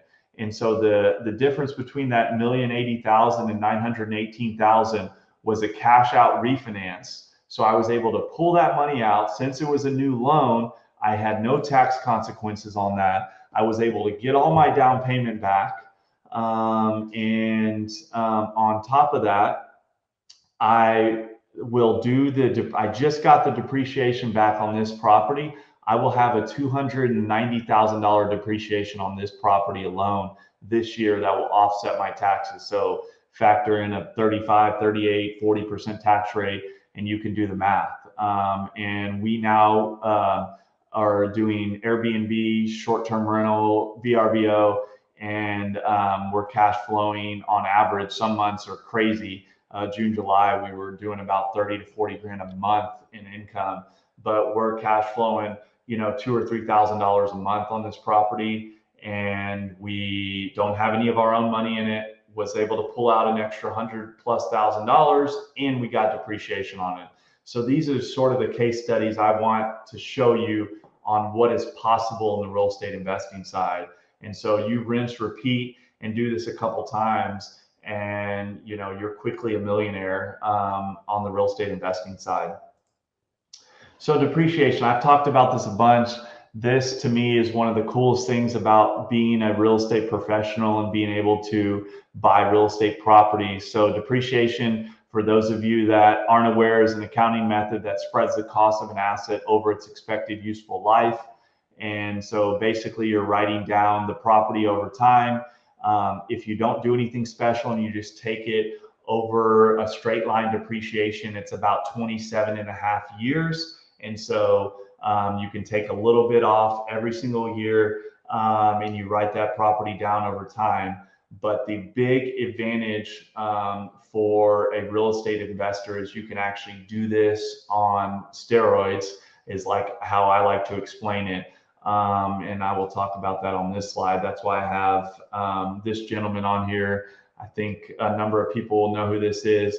But cost segregation is allowed for someone that is a real estate professional. So make sure that you talk to your CPA, make sure that you do qualify for this. But a cost segregation is when someone, either an accountant, a CPA, a cost segregation company, will come and look at your property and basically say, hey, there's a lot of stuff in this property that is not going to last 27.5 years for residential or 39 years for commercial.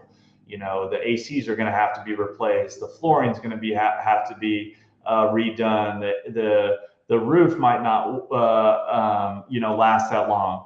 And so what you're able to do is you're able to force accelerate or take bonus depreciation early. So like I said with this property here, if I did, the $918,000, which was my cost, and I took that over 27.5 years, you can do the math on that. It's not a huge number every year, but what I did was I did a cost segregation study, and I was able to take a lot of my depreciation in that first year, which is for 2022. I just got that cost seg study back, like I mentioned. And so it's a way to accelerate your depreciation and take a lot of it early. The way cost seg is working though, is that you are getting to a point where they're sunsetting it out. So you can take less and less every year. Again, Google this term and start, studying on this if you're interested in it, and they can talk more about it. This is designated for real estate professionals. It does bring down your cost basis. So that beach house that I did in Galveston, I am lowering my cost basis. So if I do go to sell it and I don't 1031 exchange it, there is going to be more tax consequences, but I'm able to take depreciation and write off active income. And if I don't 1031 exchange it, I am paying capital gains. And so the difference between my tax rate as active income versus my 20% capital gains is there's still savings there. And on top of that, you can always 1031 into another property as well. So this is one of the things that I really like about debt is, let's say you have $100,000 to invest to buy in a property. You can buy a property for $100,000 cash, which will give you about $20,000 to $25,000 accelerated depreciation. Or you can use that $100,000 for a down payment and buy a $500,000 property or multiple properties. And that property would give you about $100,000 to $125,000 in accelerated depreciation. So it's not just about the accelerated depreciation.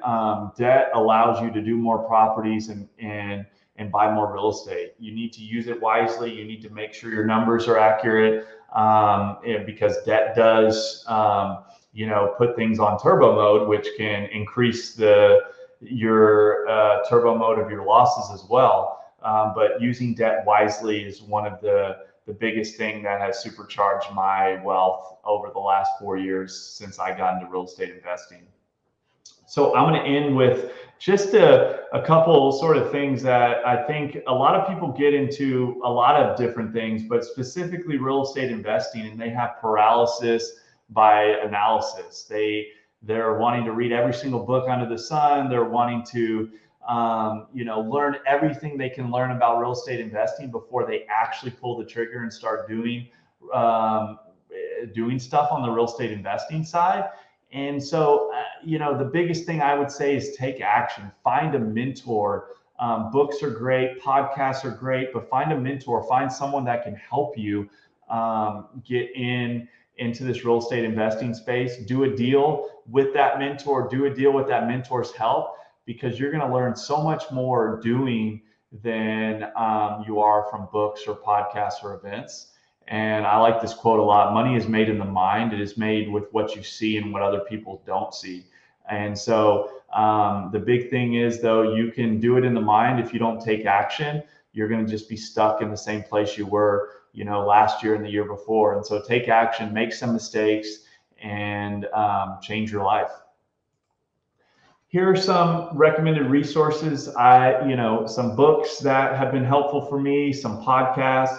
I think, not having paralysis by analysis is important, but it's also important to learn and have knowledge. And so I'm always reading a book on real estate investing. I'm always listening to a podcast so I can think of a new strategy. Everything I've talked to in these slides, I had no idea anything about them 4 years ago. I learned from an event, I learned from a mentor, I learned from a podcast, and now we have a number of rentals, number of short-term rentals. We're doing new construction, we're flipping, we're wholesaling, we're doing owner finance, and that's all because I had a curious mindset.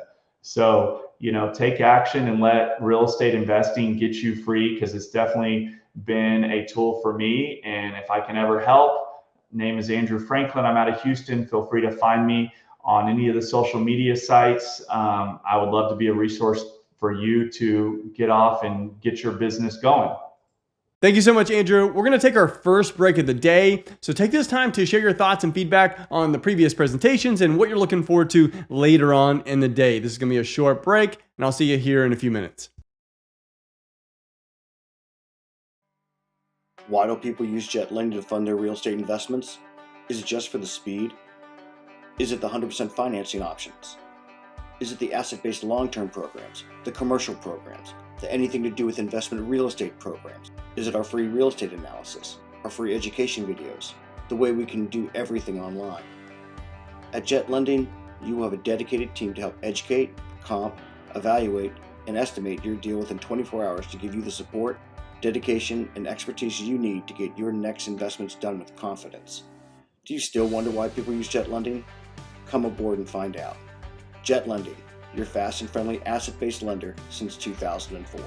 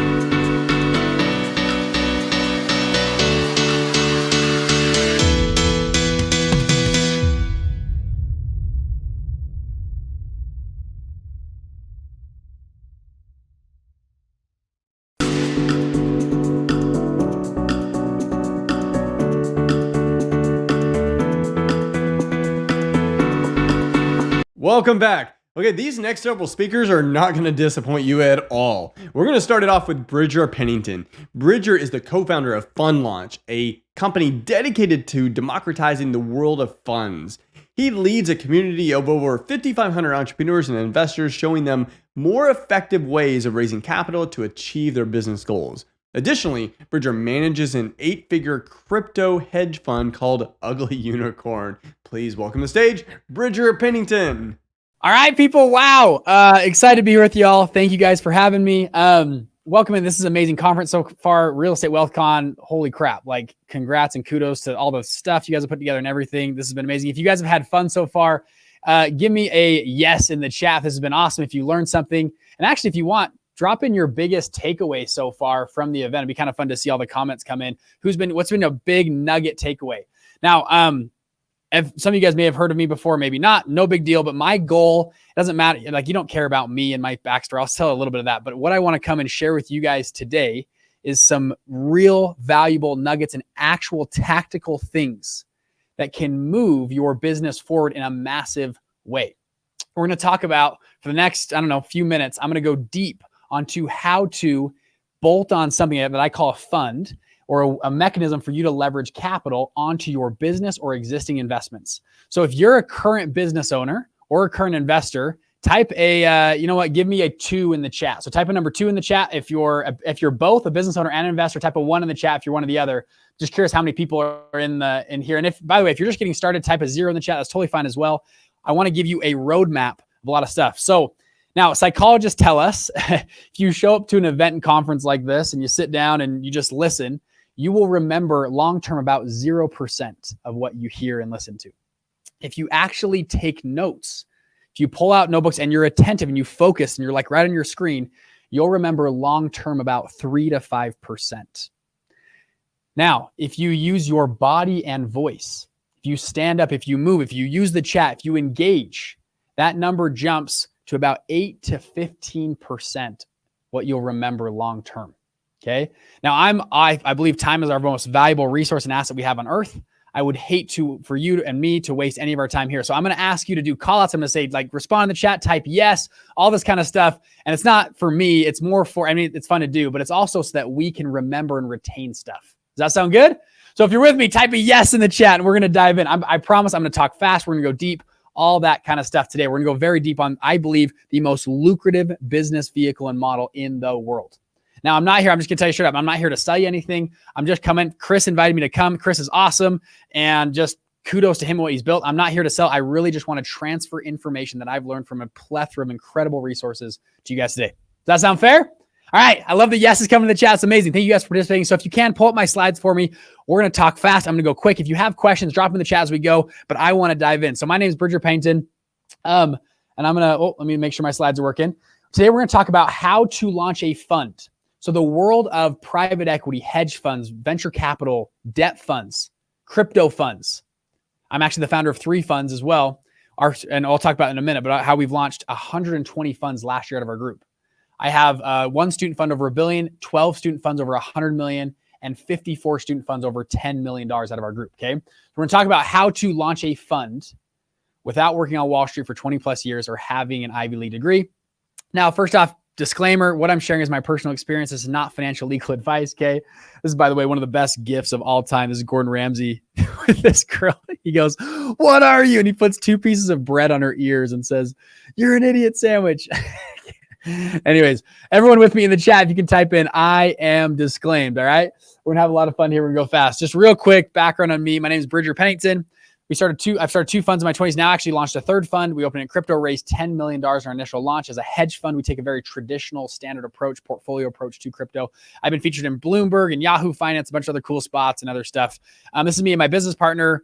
We launched a company as well called Fund Launch. We help people launch and scale funds around the world. I mentioned that earlier. We've actually thrown some fun events and I kudos to Chris for putting this on, this whole event. It's a big deal. By the way, if you can, actually in the chat, if you can you just give a huge shout out and thank you to Chris in the chat? It's a big deal to throw an event. We've actually thrown a number of events. This is our first event we threw in Las Vegas. So again, if you guys can say a huge thank you to Chris for it's a lot to organize something like this. This is our first event we ever threw called Fund Launch Live. We had 1,200 people show up live in Vegas. We were like standing room only. We packed house. We then said, okay, let's throw Fund Launch Live 2. We threw Fund Launch Live 2, and this was it just a few months ago. We had over 2,000 people that came that were in person, which was just so freaking fun. We had everybody here. And and it was a blast. So this is some cool pictures. We had like the cool video screen, all that kind of stuff here, which was phenomenal. We had Ed Milet come speak, Jim Rogers. It was just really fun. Actually, on the front row here, you're going to see, this is my dad. We're talking about him in a minute. My dad is actually the co-founder of a $48 billion family of real estate funds. To put that into perspective, you guys know Uncle G, Grant Cardone, 10X, right? Uncle G, what's up? That's 10 times bigger than Cardone Capital is today. Literally 10X Grant Cardone. That's how large of funds this guy helped co-found. He's now since retired. And I'll tell that story in a minute, but how I did actually, my dad, I grew up very kind of poor, not poor, but middle class, and never knew my dad had money. Until this day, my dad has still never invested in a single deal, property, anything I've ever done. But a lot of stuff I'm going to share today is stuff I learned from an incredible mentor with my dad and other people in his circle to kind of bring the back end of, how a deca-billion-dollar fund runs to regular people like me and you, to learn. People are like, oh, Grant Cardone, I'm going to invest in his thing or whatever. Hey, instead of investing with Grant Cardone or whatever, why don't you become like Grant Cardone or follow the process? Guess what he's doing? He is building funds, multiple funds. If you look at a lot of the big influencers on social media, etc., they are all getting in the fund game. Ty Lopez, if you know Ty Lopez, he was big on internet marketing. He now runs an investment fund. They went and bought Pier 1 Imports and a Radio Shack and a bunch of other stuff out of a fund. This is the biggest game in the world. So today I want to talk to you about this. A fund is the best way for you to scale your business or investments. We're going to dive deep into this. I'm going to share a bunch of cool examples of how we did this. And I want to show you how today, if we have time, how I was able to start 2 funds in my 20s without a track record, without working on Wall Street, without some fancy Ivy League degree, without going to Harvard, all this crazy stuff that regular people like me and you can actually get in this game. And I want you, by the end of this conversation, this talk, to heavily consider launching your own syndication or fund to scale your business and investments. Yeah? Sound good? Can I get an oorah in the chat? That's what we're going to talk about today. It's going to be kind of fun. Sound good? Now, starting a fund is the most lucrative vehicle in the world. And Chris, when he had me come, he's like, Bridger, give him the sauce. Like, dive right in. So if you guys are okay with it, is this cool? I usually tell a lot of stories. I like have fun. I can do all that. But today I wanted to give you like the sauce. I wanted to get in and really tell you like actionable things that could work. Is that okay? If we just dive in? You guys ready to buckle up? Okay, here we go. Starting a fund is the most lucrative vehicle in the world. If you look at the Forbes 100 list, it is riddled with fund managers. Now, I want to share something interesting with you guys. Okay, these are all fund managers on the screen right here. You have Ken Griffin, Izzy Englander, Stephen Cohen, David Tepper, and some big numbers next to their name. Now, all of these are hedge fund managers. Now, I want to make a distinction. When you look online, you'll see people's net worths. So, and by the way, net worth is kind of an interesting number. Elon Musk, for example, his net worth will go up like $10 billion, then down $20 billion based on Tesla's stock price. If Tesla's stock price goes up, his net worth goes up. It's on paper. His paper net worth goes up. His paper net worth goes down. Okay, so net worths can kind of be arbitrary and across the board. These numbers next to their name are not their net worths. That's not Ken Griffin's net worth at $4.1 billion, which, by the way, would be an incredible net worth. To put this in perspective, by the way, a lot of people throw the word billion around a lot. I just mentioned billion a few times already in this conversation. Billion is a huge amount of money. I'll take a guess. If you guys, let's say you had $1 billion today and you started giving away $76,000 a day. Okay. I'm going to do a little quiz in the chat. So you're a billionaire. You gave away $76,000 a day, essentially a brand new Audi or car, or maybe a down payment on a house. Every day you found one person. Bam. Weekends, holidays, Christmas. You can't take a break. It's every single day. How long until you give away $1 billion? Type in the chat. I'm actually curious. How many days or weeks or months or years or whatever until you gave away $1 billion at giving away $76,000 a day? Any guesses? Type in the chat. Okay, I see something coming in right here. Okay, perfect. The answer is about 31.7 years. 31 years. So think about a 31-year-old. If you see someone that's 30 years old, from the day they were born, if they gave away $76,000 a day, every day, they wouldn't run out of money until they were 31 and a half years old. That's how much $1 billion is, to just put this world in perspective of how much capital this is. Okay. Now, these names on the screen, sorry, back to the screen here, I'm getting sidetracked. These aren't their net worths. Okay. That's not Ken Griffin's net worth at $4.1 billion. These are their 2022 earnings alone. Okay. That's how much they earned from one income source in a year. This is not their personal portfolio. This is not their, I like made money in real estate. This is one income source their fund produced for them. Ken Griffin is making over $250 million a month from one income source. Like for Ken Griffin, he went and bought, he was bidding on the Declaration of Independence, one of the original copies. And you guys saw the story last year. He was outbidding everybody. He's bidding like 30 million, 35 million, 40 million. I can't remember. He bought it for a roughly $40 million. People are like, wow, I can't believe you purchased this. What a thing. Like, that's just so much money. If you do the math, Ken Griffin makes about 40 million about every 4-5 days of work days. So this week, his work week, he had enough money to buy the Declaration of Independence, one of 4 copies ever made, in about 1 week, and outbid everybody. Okay. That's the craziness of what we're talking about. Okay. When I say starting a fund is the most lucrative vehicle in the world, I mean it. You and me need to understand this game. This is how some of the most wealth is created on earth is from this game. Okay. Now, Bridger, we'll break it down. We're going to start simple and we're going to go really advanced here. And again, I was told to give you the sauce. So I'm going to give you the sauce. Okay. What is a fund? I'm going to break it down in the most simple sense. And actually my shirt right here says, if you guys can see this, what is a fund, right? And on the back, it says it's a pool of money. And right here, what is a fund? A fund is a pool of money. Okay. All a fund is pretty simple. Pool of money. Investors put money into that pool. Me and you, like as fund managers, we go draw from that pool of money. We then go make investments. We go buy real estate. We go buy Bitcoins. We go buy stocks, bonds, whatever. Whenever those assets make money, it flows back to the pool and then gets split between our investors and ourselves. That's it. Okay, it's not that complex of a structure. So then, Bridger, what's this world of private equity or hedge funds or real estate funds or debt funds like this? And a lot of people throw these words around and really don't know what they mean. Guess what? We launched 120 funds last year in all of these sectors. And actually, I get to see the inside workings of how they're all built and put together. And I'm going to tell you straight up, they're all structured exactly the same. A few nuances, a few tweaks here and there, but they're pretty much exactly the same. The only difference is what they invest into. So for example, a real estate fund is a pool of money. Just like this, there's a pool of money. They go and buy, ta-da, in the name, real estate. They go buy big apartment complexes. They'll go buy a skyscraper and flip it and make $25 million. You know, like house flipping, they go flip skyscrapers. They flip apartment complexes. That's a real estate fund. Back to Grant Cardone, he runs real estate funds. It's a pool of money. They pull it together. They go buy and sell real estate. Pretty simple. So what's a private equity fund? All a private equity fund is, again, it's a pool of money. Instead of buying real estate, they go out and buy privately held businesses. There's a firm on Wall Street called Sycamore Partners. Anybody in the chat, you guys heard of Sycamore Partners? Just type yes or no. Anybody heard of Sycamore Partners before? They manage about $11 billion. Most people know, okay? You never heard of them. Have you heard of, though, Nine West Shoes, Aeropostale? Last year, they were trying to buy, or I think they purchased Kohl's department store. And last year, they were trying to buy Victoria's Secret. Heard of any of those brands? Did you know they're all owned by a private equity firm?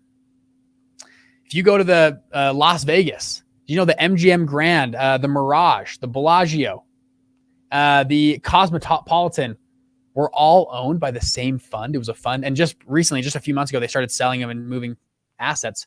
But you're like, oh, I'm sick of being at the Cosmo. I'm going to go over to the MGM Grand. Guess what? You're going to the same company. They own all that stuff. This is the world of funds. This is the biggest game on earth. Okay. When you can learn how to do this, this is how people go and control and buy up entire industries. So I'm going to share a bunch of examples of how we do this. Again, this works for people that are traders, real estate, buying and selling small business, investing in startups, scaling businesses, issuing loans, debt. You can do this across the board. So we launched a company called Fund Launch. These numbers are a little outdated. We have over 60,000 students. We've almost tripled or doubled and a half in the last, this is like 6 months old. It's been pretty cool. We have, we give out an award that people that get over $10 million. These are some of the people that have used our funds. This is people that have done over $500 million trade index funds. Amit raised $3.4 million. Reese he raised $1 million in 10 days. John D raised $10 million for his hedge fund. Dana raised $65 million for his real estate fund. David D had $9 million commitments for his crypto funds. Amika did this to buy 15 sustainable food companies. I'm going to share a few examples in a minute where you can go and buy up entire sectors or regions. Amika was telling us, I believe he was talking about, if it's his, I want to just double check. We have a couple people that are doing this. I'll share the example I think of, though. It might be Amika, might not be, in Africa. So this one group they were like, hey, we want to go solve this problem of food distribution in Africa. So their original idea was, well, we need to set up like grocery stores. We'll set up grocery stores around Africa and people can get food. But then they're like, well, the problem is we don't have trucks that can get the food from the distribution centers to the place. So now we need to buy some trucks. And they said, well, we don't have distribution centers, so we need to buy a distribution center. Well, the distribution centers are also having problems with processing. So they found a processing plant. Then they said, well, the farms are also having problems transferring all of that to the places. And so they said, hey, what if we just made a fund and we bought up the entire supply chain? So that's what they're doing. Like the only way we can do this in Africa is we need to control everything. So they bought a bunch of farms. They then bought a bunch of trucks, processing plants, distribution centers, and grocery stores so that people can have a sustainable food source across Africa that is scalable. Isn't that kind of cool?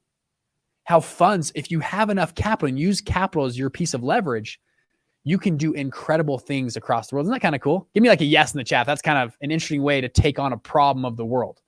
Additionally, this is Blake Vaughn, raised 3.4 million. I'll kind of skip through this. I actually want to share this example though. Any house flippers? I know it's a real estate group. Any people that flip houses in here? This guy was a house flipper. I'm actually going to share his real example in just a few minutes. He went from flipping, he was flipping about 3 to 4 houses a year, which is not bad. That's pretty good for a house flipper. We helped him raise $5 million. He went and flipped 72 homes the next year. And actually in a few minutes, I'm going to share how he did this. Pretty cool. Any house flipper, who would love to go from flipping 4 houses to 72 houses in 1 year? That'd be kind of cool. Other people that are doing this cross-board, I'm going to kind of skip through this. But Bridger, it's too hard to start a fund. I can't do this. And I know a lot of people in the chat right now. I need a Harvard degree. I didn't work on Wall Street. I didn't come from the right family. I'm not born in the Rothschilds or the Vanderbilt family or whatever, okay? But there's one person that has broken through all glass ceilings for me, at least.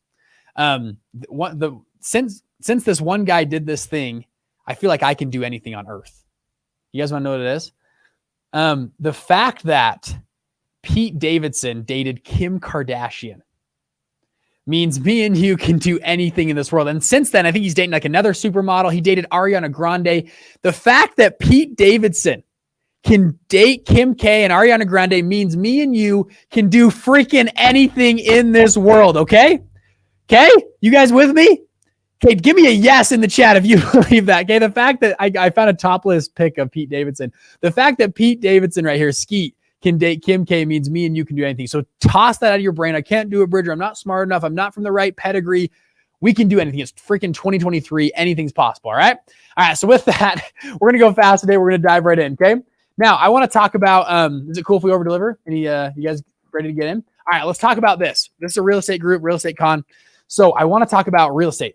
I'm going to summarize you house flippers. I'm going to summarize your job in about 30 seconds. Does that sound good? Let me know if I did a good job, good or bad job. Okay. So house flippers, you find a house. Here's your house. It's awesome. We're going to flip this house. You then need to go figure out the money. So then you go get hard money, investor money, bank money, or your own money. Put this money together. You then go and you set up an LLC. You get an operating agreement put together. The money flows into the LLC. You then put the house under contract. Maybe you do that before. Anyways, you get the house. You then go flip the house. So you buy the house. You then flip it. You renovate it. Do all the stuff. You then list it. You sell it. You make a bunch of money. Hey, here we are doing good. And then you restart and you go find another house. You go find hard money, investor money, bank money, your own money. You do the whole process again. This is what I like to call a syndication loop. And this is what I mentioned earlier, Brent Mott was doing, which was great. The average flip, I think you make about $55,000 to $60,000 per flip, which is pretty good. Great income. But I talked to Brent and he's like, yeah, but every time I got to raise money, I got to recall the same people, get the bank, get the hard money lender, get the terms, the sheets, all that kind of stuff. It can just be a lot. And I said, I wonder if we set up a fund. In the fund model, you raise the money once. You pull it together, you do the documents, the entities, everything once. And then you can go flip as many houses as you want out of that fund. And I asked Brent, and I'll ask you guys, do you think if you had a fund, you had a pool of money, you had all the relationships, everything set up, ready to go, and you go try to find some houses to flip, do you think you would win more or less deals if you had a fund, pool of money already ready to go? Yes or no in the chat? What do you guys think? More. I think you'd win more, right? You can show up. You can say, I can close with cash tomorrow. There's not 30 days, 45-day window. You're not calling people up. I can close. So again, I think you'd win more deals. Do you think you'd get better or worse financing from banks? If you're doing tons of volume through a bank, probably better. Banks love to work with repeat customers and bigger customers. They will give you better rates than just one-off people. So because you have a lower cost of debt, you can actually outbid competitors. So when you go to the courthouse and people are bidding for a price or you're bidding on a property, you can actually bid higher because your cost of debt is lower. Ta-da! This is why funds are continuing to win. There's a guy that lives local to me. He's flipped over the last 10 years, probably 300 homes. He called me last year. He said, Bridger, it's looking like funds are going to become the only game in town. He goes, I can't compete. These funds are buying up properties. They can outbid me. They get better bank financing. Oh, and by the way, they have economies of scale. They can pay their crews to go from house to house and pay them full time. And because of that, they can actually get the overall average cost per house down. So there's more margin on them for per house and per transaction. You guys following along so far? Is this kind of making sense? He said, Bridger, I think funds are going to be the only game in town. 2 years ago, 1 in 7 residential homes were purchased by funds. Last year, that number dropped to 1 in 5. 1 in 5 of all residential homes were purchased by funds. Back to his conversation is, because I think funds are going to be the only game in town. Now, what's cool, and I'll answer a few questions I see coming in here. For investors, some investors like to be on a deal-by-deal basis. What you allow for an investor is, hey, let's just say we do 100 properties. Yeah, some will do good, some will do bad. And sometimes you just don't know what property you're investing into. In a fund, you get the average of all those properties. So if we do 72 flips, you get a diversified approach to being in real estate and single-family real estate.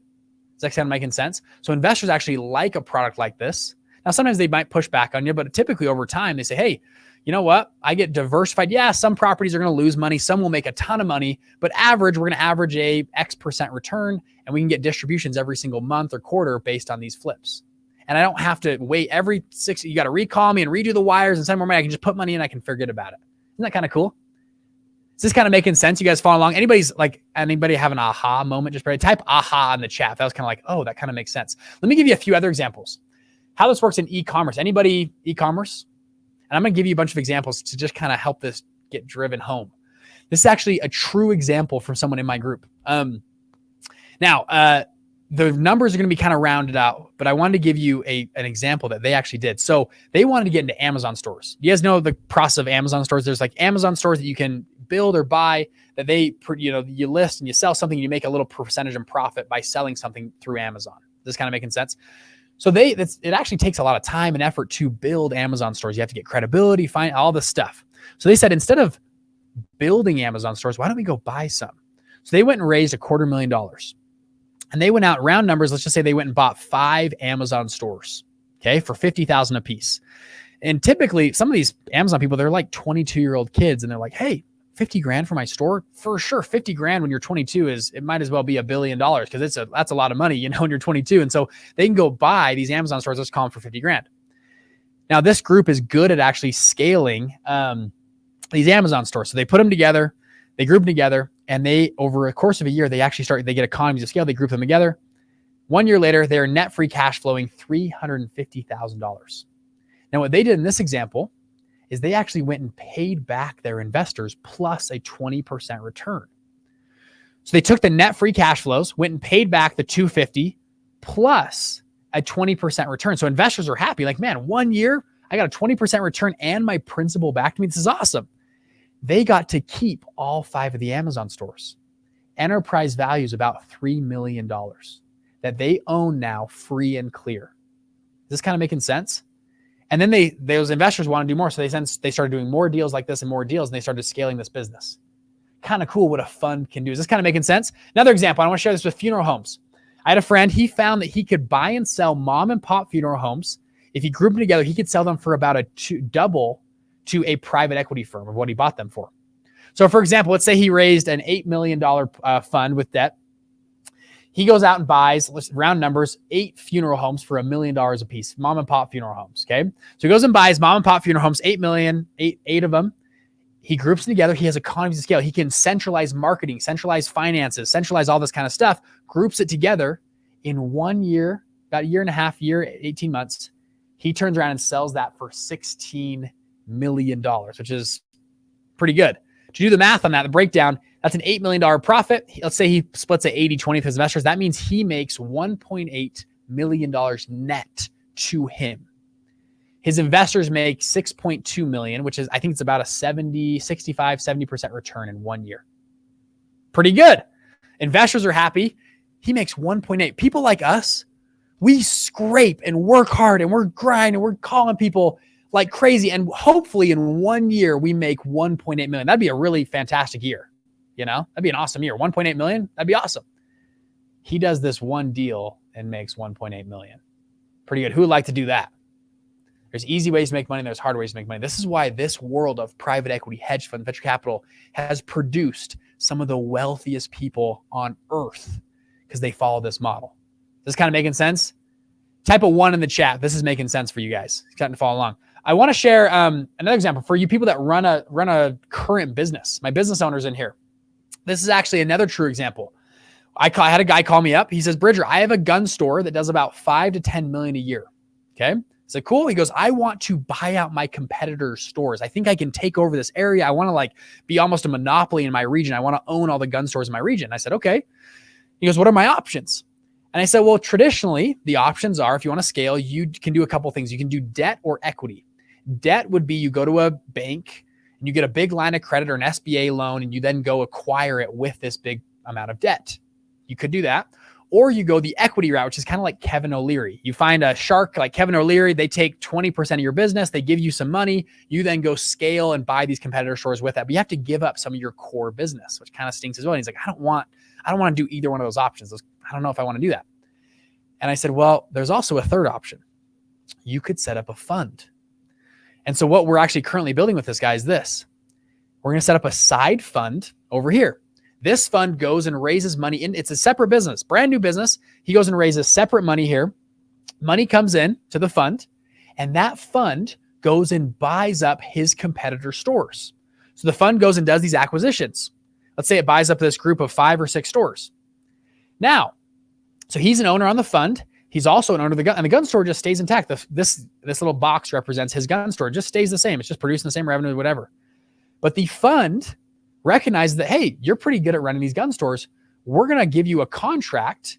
We're going to pay 5% corporate fee to this original gun store here to come in and help manage our store. Can you manage this for us? Can you hire employees, fire, get inventory, all the stuff that goes on in running a gun store? We'll pay you 5% to come and run this. He says, great. So he can come in. He can now put his branding on all the stores. He can re-entitle them, rename them. And he essentially controls all of these gun stores in this whole location. Now, when these competitor stores make money, they pay a 5% corporate fee back here, and then the money flows back to the fund. And the fund then splits those returns. Let's say it's 80-20 split on net returns, 80% to the investors and 20% to him. Because guess what? He also owns the fund. So he makes money from owning the fund. He also makes money from the corporate fee running the gun store. Ta-da. And now he has a monopoly over a full region of gun stores in a certain location. Isn't that kind of cool? This is how the wealthy keep getting wealthier. This is how wealth compounds. Have you ever wondered, how do people build these huge empires? How does this group, they own all these units and apartment complexes and big buildings. How do they do that? They almost always follow a structure like this. This kind of making sense. I want to just peel back the layers and open your eyes, guys, a little bit on how this all works. Is this good? Are you guys okay if I keep going? I was told to give you guys the sauce. I'm giving you the sauce right now, okay? Or the steak or sauce. I can't remember, the sizzle steak. There's all these analogies, whatever. I'm giving you the good stuff is what it is. Now, Bridger, okay, how this works, I'm going to give you one last example on a big macro scale. How this works in the massive private equity or debt markets. This is a true example. My dad actually, I'll tell a few stories about my dad, but my dad flew out to a big conference for the SEC in New York, goes to Manhattan, huge conference, sits down, and they're at tables and they're all talking about their funds. What does your fund do? What does your fund do? My dad said, well, we buy real estate, all this kind of stuff. And they go, what do you do? And he goes, we do this. About what am I about to explain to you? He goes, there are big biotech companies out there, huge biotech companies. And they will go buy a small biotech company, small in air quotes, for $5 billion over the next, let's just call it 5 years. Okay. So $5 billion purchase over 5 years. He goes, now typically the small biotech company doesn't want to wait 5 years to get that payout. They would like to get paid now. So he goes, what our fund does, we come step in and we pay the small biotech company $4.5 billion today. And we say, hey, we'll collect the $5 billion payments over the next 5 years. Does that make sense? So we'll pay you $4.5 billion and we'll collect the $5 billion payments. So if you do the math on that, that's a spread of $500 million or $100 million a year. This is kind of making sense. People like me and you, we work our entire lives. We build empires. And maybe if you're in the top 0.1%, your business will do $100 million in revenue a year. That'd be fantastic, right? This fund does one deal. This deal right here, pretty simple. They make $100 million a year for 5 years. Again, working smarter, not harder. And my dad asked him, well, there can't be that many deals like this, right? Like this has got to be a pretty segmented niche market. He goes, we currently run a $35 billion fund. And actually we're trying to raise another $40 billion because there is so much demand for this product in the marketplace. Kind of crazy, right? Now, I know this can sound crazy and stuff, and let me give you a little backstory on just, how we got to this point. And so let me take you back a little bit. I learned about this whole fund space, how funds work, how they're put together. I thought it was so cool. By the way, I got to college. I graduated high school. I went on a 2-year church mission for the Church of Jesus Christ Latter-day Saints. I went to Taiwan. I spoke Mandarin Chinese. I learned Chinese. It was amazing. Come home and I was super ambitious. And I get out there and I started 6 different businesses my first 2 years of college. Okay. So I'm out, I'm hustling. I started a Chinese tutoring business. I actually wholesale 2 houses. I did a bunch of cool stuff like that. And finally, I made a little bit of money in college. I was doing okay. And finally, my dad grabs me. He goes, Bridger, you're kind of like a chicken with your head cut off. I want you to go meet with my business partner. This guy can really help you out. I said, okay, like I'll go meet with whoever. Fine. Yeah, whatever. I'm a young hustler guy. Like, cool. And by the way, I grew up in a very average household. My dad drove a beat up car with a dent in the door kind of place, and which is totally fine. My dad was just an entrepreneur. That's all I knew about him. And so I go meet with this business partner. I pull up to this house. It's beautiful. It's a gated community. It's like this gorgeous area. I pull up to this house and it's this beautiful white home. Like on the hill, it just looks amazing. And I'm like, whoa. And I get to this guy's house. I get out of my car. I go knock on the door. And I'm a little nervous. Like, man, like a butler is going to come and, be gone, peasant, get out of here kind of a thing. And I'm all nervous. Anyways, thankfully, my dad's business partner answers the door. He goes, Bridger, come on in. And I walk into this house and it's gorgeous. He's got, the huge, chandeliers. He's got the pool in the backyard, the cars in the garage, basketball court in the basement. Like it's beautiful. Come in, I sit down on these big white couches and we start to chat. We start talking about business and life and all this kind of stuff. And I finally ask him, I go, how did you get all of this? Like, how did you do this whole thing? And he goes, Bridger, it's a funny question. He goes, not a lot of people ask me that question. And I was like, oh, shoot. Like, I was like, that's the first question I had when I walked in here. He goes, no, it's fine. You can ask me this question. He goes, it's just funny. Not a lot of people ask me that question, but I will answer it for you. He goes, Bridger, when I was in my 20s, I was a lot like you. He goes, I went out, I was hustling. I was trying every business. And actually, he goes, I made a decent amount of money in my 20s. But then he goes, then I met someone who was one of the youngest, wealthiest people I'd ever met. And this guy was just amazing. And I met him and I asked him what he did. And he said he worked in private equity. He goes, at the time, I had no clue even what private equity was, and let alone how to start one or scale one. But he goes, I set a goal. He goes, I don't know what it was, but I set a goal. I don't care if it takes me 1 year, 5 years, or 20 years. I was going to figure out what a fund was, how to build one, and how to scale one. And he goes, that's exactly what we did. And he goes, right now, we manage a fund just over $8 billion of real estate we manage right now. And we started this with a bunch of partners and your dad's involved. It's awesome. And I was like, whoa, I was blown away. He goes, this is the secrets of the rich. This is how the ultra rich work. And I was, we were kind of finished up a conversation. I was leaving his house and I said, hey, can you be my mentor?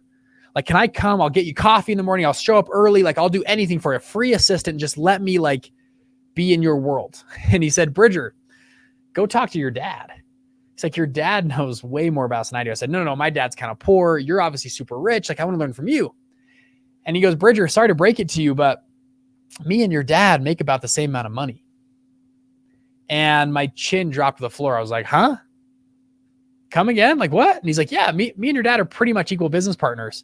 And I left the dude's house. I drove straight to my dad's house. I was like, Dad, what the heck? Like, what's going on? Like, why haven't I been able to order a freaking soda at Chipotle for the past 10 years because it's too expensive? And yet you're managing a multi-billion-dollar fund. Like, what's going on? Like, where's the disconnect? Help me figure this out. And anyways, long story short, my dad sat down and I asked him to teach me. And so over the next 6 months, I'd come over to his house and he would teach me about funds, how they're built, how they're put together, like the structures, the back end, the SEC, how to raise money, the whole thing. And what's funny about life, and I love coming to conferences. By the way, I love coming to events like this. I spend a stupid amount of money coming to events, paying for mentors, coming to conferences to learn. Because the most valuable real estate we're ever going to have is the 5 inches between our ears. But it's funny, when you learn things, you start to recognize those things in your life. Tony Robbins talks about this whole thing. I won't dive into it. You probably heard it before, but you ever bought a new car and all of a sudden you see that car driving around everywhere? It's not that there's magically more cars, because you start to be attentive to that thing. I started to learn about funds, and I started to be attentive to opportunities to start a fund or scale a fund or other funds that were out there. And a few months later, I was in college actually, and I had an opportunity. The company I was in school, I was working at a company and doing an internship, and the company I was at, I had an idea where we could start a fund and we could do financing for the people inside of that, the clients that were coming through this business. It was going to be a small debt fund. We were doing these loans that were going to be like $2,000 to $5,000 a loan. They'd last for about 2 months. We could do like turn our money. We could make these little gains over time. We had this great idea. I took it to the owners of the business. They loved the idea. And I was 22 years old. I'm like, man, I'm going to launch this fund. We put all the documents together, all the paperwork, all the cool stuff. I was like, hey, I'm going to launch this fund. And I go to and I'm like, oh, crap. How am I going to raise money now? And for whatever reason, it kind of spaced me. Like, that's like the one thing you need in a fund is money. Like, you need investors. And I was like, crap, like, what am I going to do? And I had a great idea. I was like, aha, I'll go talk to my dad. Apparently my dad is super rich. He has tons of money. He doesn't invest. He's not buying supercars. He's not buying a big house. He'll probably love to invest. And so I remember I set this goal. I was like, I'm going to go pitch my dad for money. So it was a Sunday night. Went and talked to my dad, and I had my pitch and all the things stuff. And I said, Dad, how would you like to be our first investor into our fund? And my dad kind of smiled and laughed. And he said, Bridger, I have the money to invest, but if I invest in your fund, I would ruin the experience of you raising money on your own. He goes, this is a crutch that you'll never be able to recover from. And he said, no. He said, I'm not going to invest in your fund. And I kind of walked out with my tail between my legs a little bit. And it was a big tough love moment between me and my dad. And I said, you know what? I'm going to go do this. And I went out. I talked to everybody I knew. I talked to former bosses, college professors, friends, people that I like knew in high school, whatever, anybody I knew. And after a few weeks pitching, I raised a whopping $49,500 from like 6 different investors. And it was a small little fund. We put it together, and it was micro teeny. Like, I started from just zero, but it was enough to get started. Again, we were doing these loans. They were like $2,000 to $5,000 a loan. So they're pretty small. So I could do these kind of loans. And so we put this little fund together. Our first group of investors, though, got a 64% return on their money. So small amount of money, but good percentage return, which is pretty awesome. We then launched it. We closed that fund. We launched a second fund, same strategy. We raised and deployed millions of dollars out of that fund. I ran that fund for about 3.5 years. We then had a competitor come and buy us out, which was awesome. I exited that fund, actually had a cool exit on that fund, which was awesome. And then since then, I've launched a hedge fund in the crypto space. It's a hedge fund. I have by the way, I'm not an expert on crypto. I'm good at funds. I have really good partners that are amazing at crypto that we partnered with, and we're together now. And the fund has been doing fantastic. I think we're up like 20-something% this year so far. It's been phenomenal. And we put that all together, and it's been amazing. And during that time period, people started to ask me, like, Bridger, how did you start these funds? Is your dad? And by the way, my brother's an investment funds attorney. And so what we did is we started to pull these people together and we started to make a group, and we had this online, course and videos, and like we did events and like all this kind of stuff. We started speaking at events to help more people like me and you understand this game of how this world works. Now, my time's kind of limited today. I could talk for hours about how to raise capital. We have the fund launch formula, how to do this whole thing. If you guys want to learn more, you can come find me or talk to Chris or whatever. We can help you guys out do this. But I wanted to end on this, is this concept of fund managers, of where we're at, and this concept of asymmetrical risk. You guys heard of this before, this concept? A lot of us have anybody heard of high risk, high reward? Type of yes in the chat. Have you ever heard of that? High risk, high reward, low risk, low reward. Anybody heard of this? Type of yes in the chat. Have you heard of that before? This is what most people talk about when they talk about risk. And an investment manager will say, well, that's very high risky, but also you can have high reward. There's a concept called asymmetrical risk. Asymmetrical risk is where you have relatively high return for relatively low risk. So let me give you an example. Let's say me and you are going to start a business, and we're going to go build this business, and there's a certain level of risk and reward associated with that business. Okay. And maybe somebody would say, hey, that's, medium-sized risk, medium-sized return. Okay. And that's our risk profile. But let's say we then introduce Elon Musk as our business partner. Okay. One partner. That's it. What would you, if you're an investor, what would you say the risk level happens to that investment or that company? I would think it'd be a little bit less risky. The odds of success are way higher, and the odds of failure, I think, go way down if we had Elon Musk as our business partner. Additionally, what do you think the amount of return potential is? It's probably up a little bit, right? Ta-da! We just achieved asymmetrical risk. Our risk profile just went lower, and our return went a little bit higher because we just introduced a partner to our firm. If me and you are paid a lot of money to find asymmetrical risk, and if you can find asymmetrical risk over and over and over again, you will be paid more money than anybody on planet Earth. And what's funny about that example I just shared is the biggest difference is me and you. The biggest difference that we bring to any real estate deal we do, or any business we're trying to buy, or whatever or business trying to scale, or an investment, is us. And you and I both know that. A lot of you do real estate in this group. You know that you can see things that other people can't see. Other people might deem this property, oh, that's super risky. And you come to it like, man, this is perfect. The backyard's bad. The garage is caved in. That's exactly what I want, because I know how to renovate and fix this thing up. And we're going to make a huge spread on this. And our risk level is relatively low and our reward's really high. And I'll go back to this. This is why I actually calculated, we spent $265,000 on courses, coaching, education. Myself, I paid a mentor last year $150,000. Why? Because I believed if I paid $150,000, it would teach me how to go make millions and tens of millions, and hopefully get our company to our goal is to get to $1 billion company over the next 5 years. And this guy had already done it. So if I'm going to pay $150 to make $1 million or $5 million or $10 million, I'll do that deal every single day. Personally, I've never lost money when I've gone and paid for education, come to an event like this, spent my time learning and growing and stretching myself in new ways. Because why? Me and you are the biggest difference. And we can bring asymmetrical risk to every deal, every company, every business we buy or join or invest into across the board. My name is Bridger Pennington. Thank you guys so much. If you want to look me up or find me, just look up Bridger Pennington. I think I'm the only one on the internet. Go look up YouTube or Instagram, whatever. Send me a message on Instagram if you guys want. We've got a free course on funds, all sorts of cool stuff. We teach this inside and out. And our goal is to just help more and more people launch and scale funds across the board. So thank you all so much for coming on today. You guys are amazing. You guys are awesome. Thank you so much in the chat. Thank you so much. And for the team and for Chris and everyone else coming on here. And you guys are awesome. Thank you again so much. Wow. Thank you so much, Bridger. What'd y'all think of that? Share some love, drop some fire in the chat. What were your biggest takeaways? Drop it in the chat. Love to hear from you. Our next speaker is Ryan Miller. Ryan is a venture capital and angel investor in the technology and energy sectors, achieving market-beating placement growth in his first 5 years in the industry. He hosts a podcast called Making Billions, which ranks in the global top 2%. And he has mentored over 500 fund managers in raising over $1 billion in capital. Welcome to the stage, Ryan Miller.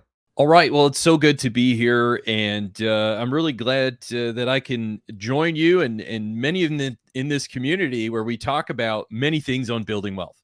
Now, part of those things in building wealth, and we've heard from a lot of speakers, and we'll continue to hear from many more throughout this whole conference. But one of the things that ties all of us together when we are growing in our business is our ability to raise capital, and more importantly, our need for capital. And so as we grow in our ability to raise capital, that is directly related in our ability to grow our business. And so I get asked all the time. I've helped about 500 people start and scale their own investment funds. I've done a lot of things, and we'll get into that in a minute. But I think before we do, we'll just share a little disclaimer that all this information is just my opinion. It's not meant to be legal or financial advice in any way. So always check with your attorney. And obviously, this property is solely belongs to me.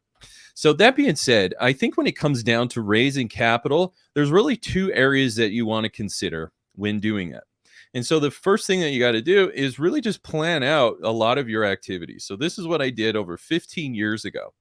So really, it comes down to short game and long game strategies. And if you get these short game and long game strategies right, money and deals begin to come to you. Now, how cool would that be if we build our investment fund or our syndication in the right way? So then money and deals start coming to us rather than us going out trying to hunt and find those. Now, both are fine, but one is certainly a lot more enjoyable from a standpoint. Now, a little bit about me. I know there's been a brief introduction about me, but very quickly, I've got both my bachelor's and master's of finance. Previously I was a VP of finance. I did mergers and acquisitions for oil fields. I managed $250 million IT projects portfolio. I went on to be a CFO. And now I sit on the board of a pharmaceutical company. I've sat on multiple boards as well. And I recently launched my podcast called Making Billions, and is ranked in the top 2% in the entire world after just 1 year. So, that's a little bit about me. And I started this about 15 years ago when I launched my career in Wall Street in 2008. It was literally the worst year to try to launch a degree. And here I was, I studied, I gave up girls and football and all those fun things you're supposed to do for school. And I just got to work because all I wanted to be was an investment banker. And in 2008, when the floor fell out from the entire market, I had to reinvent myself. And so I ended up moving back to my home country in Canada, and I reinvented myself. And part of that reinvention, I'm going to share with you some of the strategies that I did to raise capital during that time. And so it really comes down to two of your most valuable assets in your possession when you're raising money: your reputation and your relationships. And so if you see assets like I do as something you own that puts cash in your pocket, then the question is, how do I use my reputation, my relationships to put money and deals into my pocket? Well, my friends, I have a good answer for you. So in short game strategies, there's really nothing too fancy here, but it is important. So short game strategies are really for people who are starting with no reputation, no relationships. You can still raise money. Okay. And I want you to remember this, is that you don't have to be all these established people. We have amazing guests in this program who we see now, and we see, wow, they've done so well. They're doing so well. But what I want to address is, for many of you who are just starting out, how do you raise capital to grow your business? Be it whether you're a venture capitalist or some real estate person, or maybe you're just launching your own startup. It doesn't matter. We all need to raise money and convince investors. So how do we do that? Well, one of the first things that I was able to do is I built a list of people, and you start with triple F. It stands for friends, family, and fools. And so in friends, family, and fools, your first target when you're raising capital, you want to set yourself a target to just develop a list of names, 50 names, 50 names of friends, family, and fools. These are that's kind of an industry jargon, but it's just a way to say, who are the people that I already have existing rapport with, that I have an existing relationship with, and maybe a little bit of reputation, that would probably listen to my pitch. And so after you've developed your pitch, you build a list. Now, I'm old enough, I got some gray in my beard, and I'm old enough to remember what a Rolodex is. Today, we call that Microsoft Excel. So you just build a spreadsheet with names, address, so any kind of contact information. You're essentially just building a contact sheet to track down investors. So 50 names of triple F, these are the people that you want to start pitching to. The reason why is they'll probably be honest with you.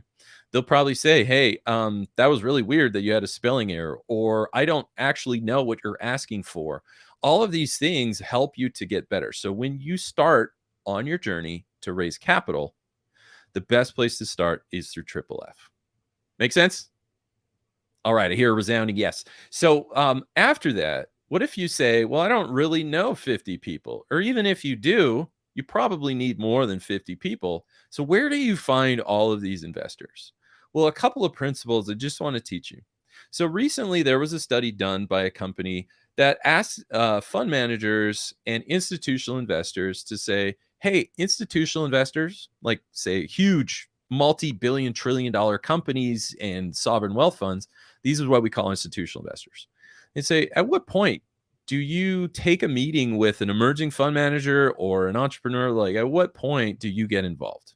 Now, for fund managers, which is the world that I come from, they said it needs to be at least 50 million under management and at least on their third fund.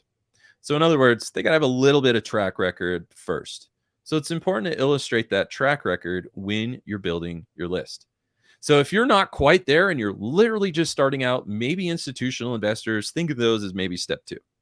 For step 1, where you want to focus your efforts on raising capital, I would say, is family offices, angel investors, and high net worth individuals. So where do you find them if you don't know?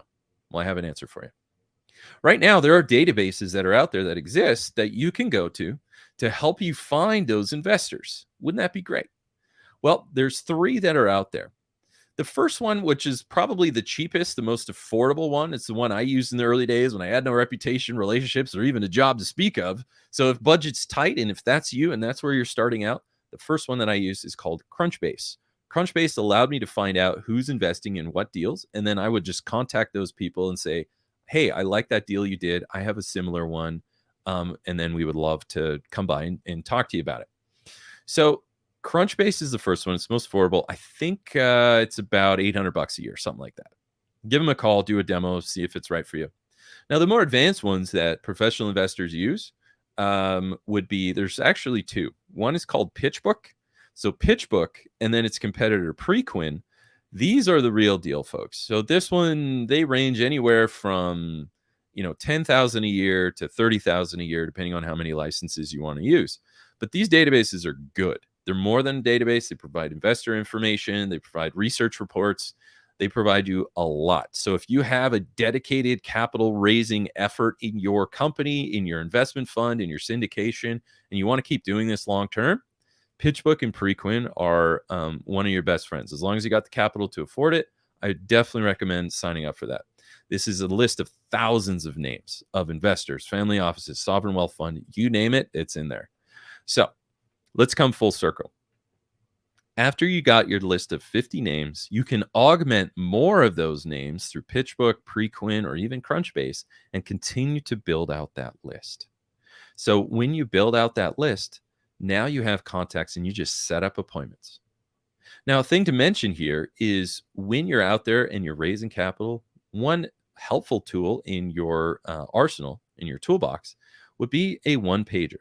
Now, one of the easiest things you can do is just Google one-page pitch deck template, one-page pitch deck template.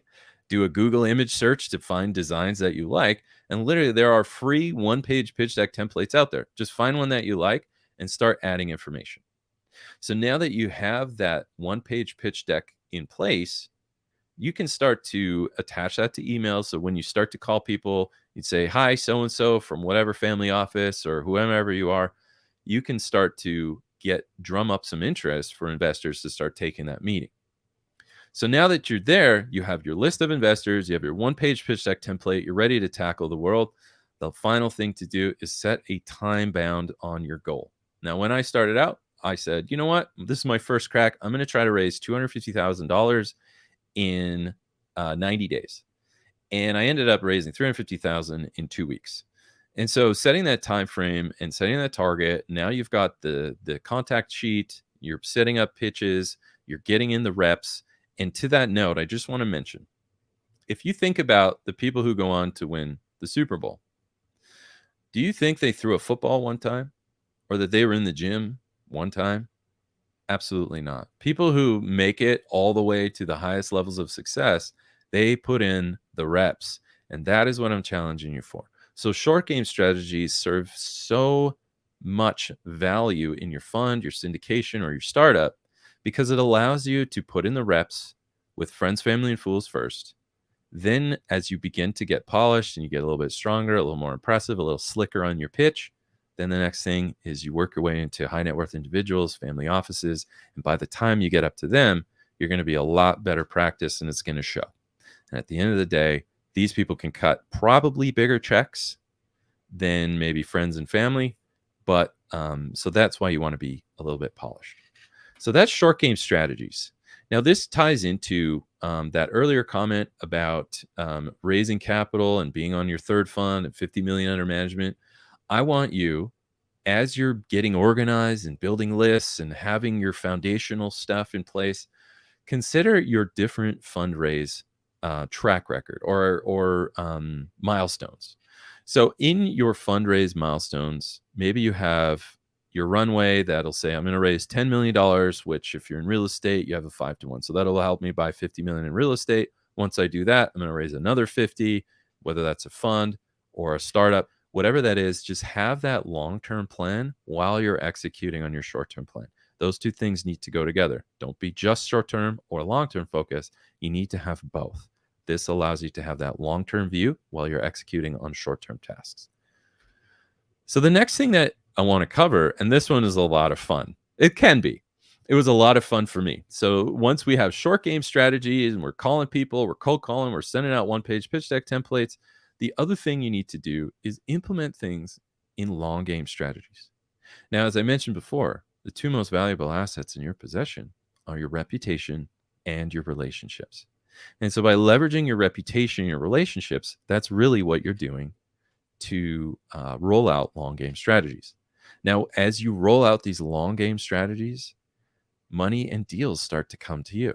If you have the reputation and the relationships in place, you're going to start to see a lot of people sending you money, a lot of people sending you deals, and then it becomes a lot easier. Could you imagine having an army of what I call bird dogs that go out, bring back money, bring back investors, bring back deals to you, and all you got to do is close the deal or not? It's so much better to run your next project doing long game strategies on top of short game strategies. So let's get into it. One of the first things that I did is speak at universities. So you can go out and speak at universities. This is a great way to improve your reputation and your relationships with key people. See, too often we'll graduate university, for those of you that have been fortunate enough to go, and you don't really look back. That's most people. But I would challenge you to look back. Contact your alumni, your alma mater, contact them and say, do what I did. Hey, I've been reasonably successful in finance. I would love to speak to some of the students about leadership or finance or really anything you want. Now, the students can't really do a lot for you, possibly, but that's okay. The students are the key that unlock the gate. And so universities are this central hub of very successful people. A lot of successful people often go back and love to go back to their universities. So when I was there, one of the things that you do is you give a 15-minute speech, make sure you record your content so that, right, this is the world we live in. We got to have content to boost our reputation. And then while you're there, the important thing while you're really there is you want to connect with the alumni and the professors. See, one of those things is the PhD is perceived as being very prestigious. And PhDs do attract a lot of money and deals. I was surprised to find this out, and maybe you are too. Maybe you're not.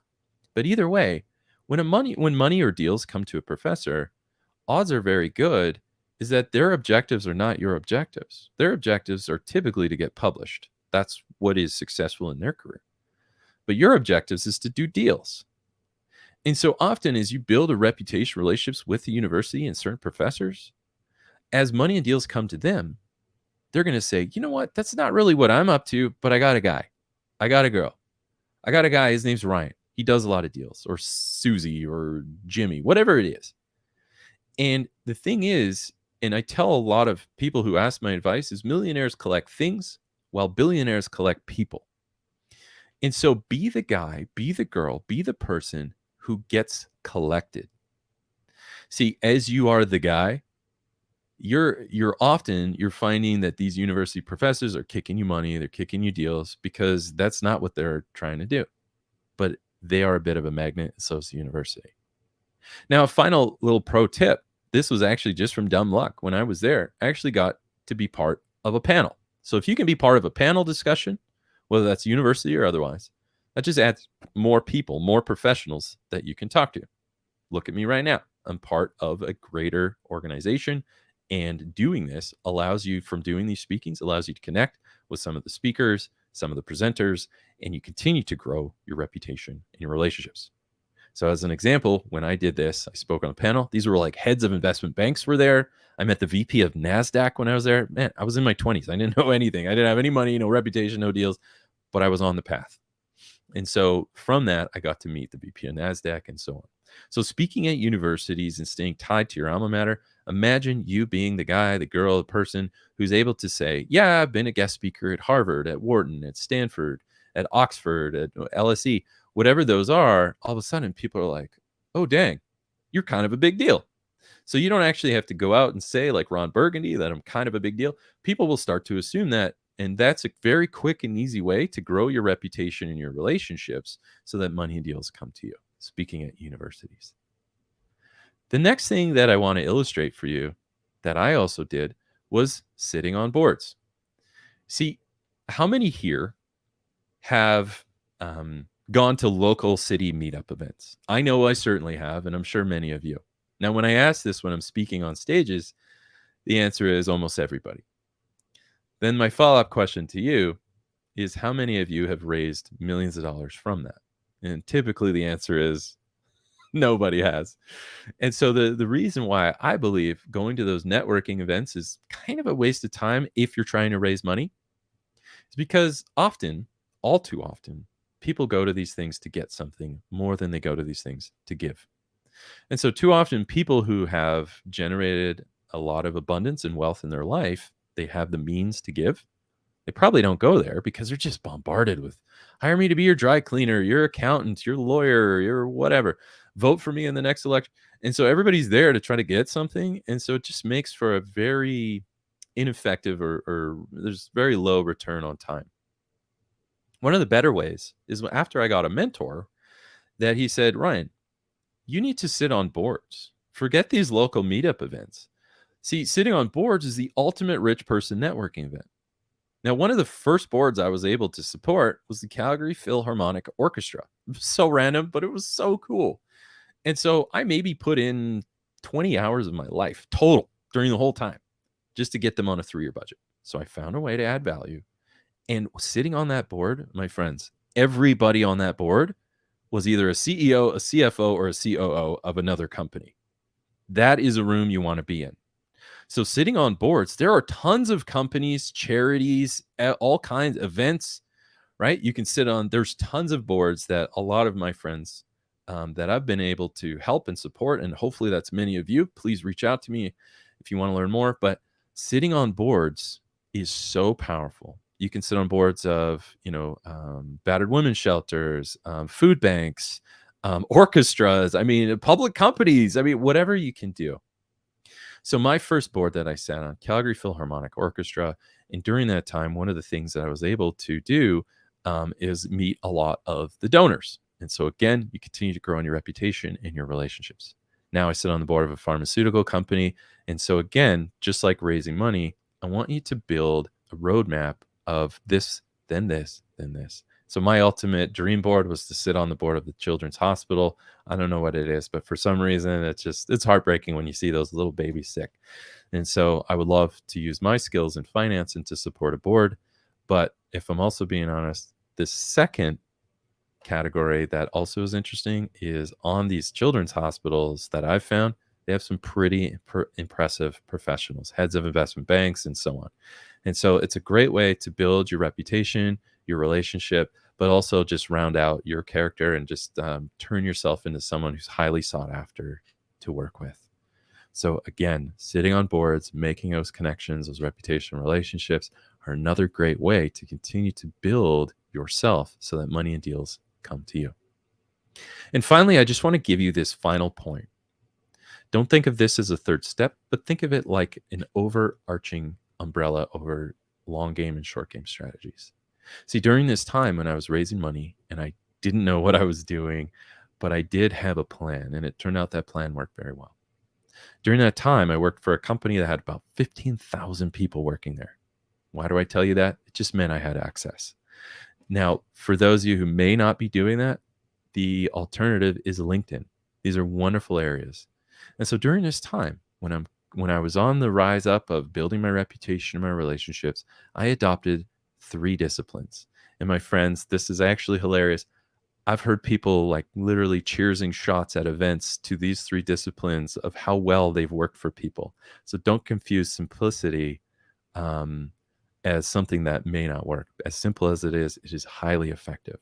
And that is, number 1, never eat alone. Number 2, always ask about their story. And number 3, be generous. See, I always joke as being generous made me rich.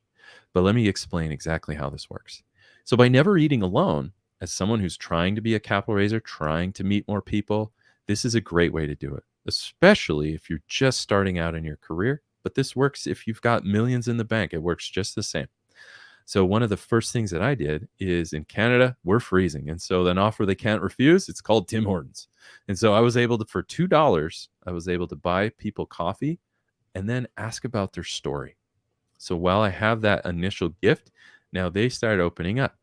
Now, you're not necessarily there to learn about their kids. It might come up. That's fine. But what you're really trying to find out about their story is you're trying to find what deals they're either getting into or getting out of. And so if someone's getting out of a deal, for example, they're probably going to have a lot of capital. Great. I've got a deal for you. What's your plans on that capital? Do you like to invest? Hey, you did real estate. Do you like to invest in oil and gas or whatever it might be? And you start striking up these conversations. And then finally, once you find these deals, you make a very generous offer. So one of the first times that this worked for me, it was the guy who actually turned into my mentor. This guy, he was 6'3", had 9 kids and gold mines and grocery stores and oil wells and engineering firms. He's worth $100 million. And I was like, wow, this guy is impressive.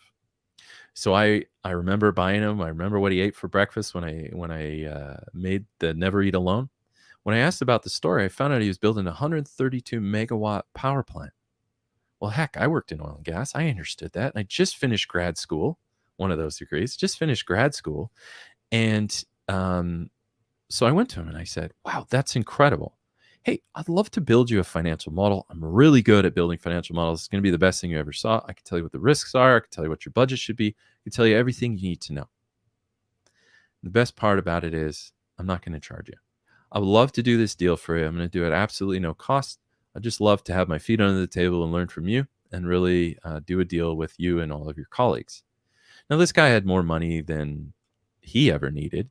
He could have got anybody. But because I made that generous offer, I was able to meet up with him. And let me tell you what happened. So I walk into this room. I meet him at his company, his engineering firm's office, and it was filled. And so I walk into this room. I finished my financial model. I was ready to present. In this room, there was the finance emissary of the Saudi Crown Prince. And there was another company, a family that just sold their oil drilling company for $21 billion. So decabillion family. And so from doing that, they loved me. This decabillion family, the one guy said, you know what? I've always wanted to build financial models. And I remember going to his house, teaching him how to build models. We built it together and we built that relationship. All because I decided to never eat alone, ask someone about their story, and make a generous offer. And so doing those things really helps money and deals to come to you. So just to summarize, short game is a great way to get going. It's a great way to start money. It gets you in the game. Long game will get you to the top. With enough reputation and relationships, this thing will go on autopilot. And bringing them both together makes money and deals to come to you. So if you want to reach out, if you want to follow the show, Making Billions with Ryan Miller, we're on over 20 different platforms, my fund, Pentium Capital Partners. And then feel free to scan the QR code We have a newsletter that comes out. We give you inside tracks on all of the latest in all things venture capital, private equity that involves real estate, hedge funds, everything under the sun. Thanks, everybody. Appreciate your time. Wow, thank you so much, Ryan. What tactical takeaways did you get from that you can start implementing in your business to start raising more money? Share that in the chat. All right, our next speaker really needs no introduction. He's very well known in the real estate syndication space, and that's Mauricio Raul.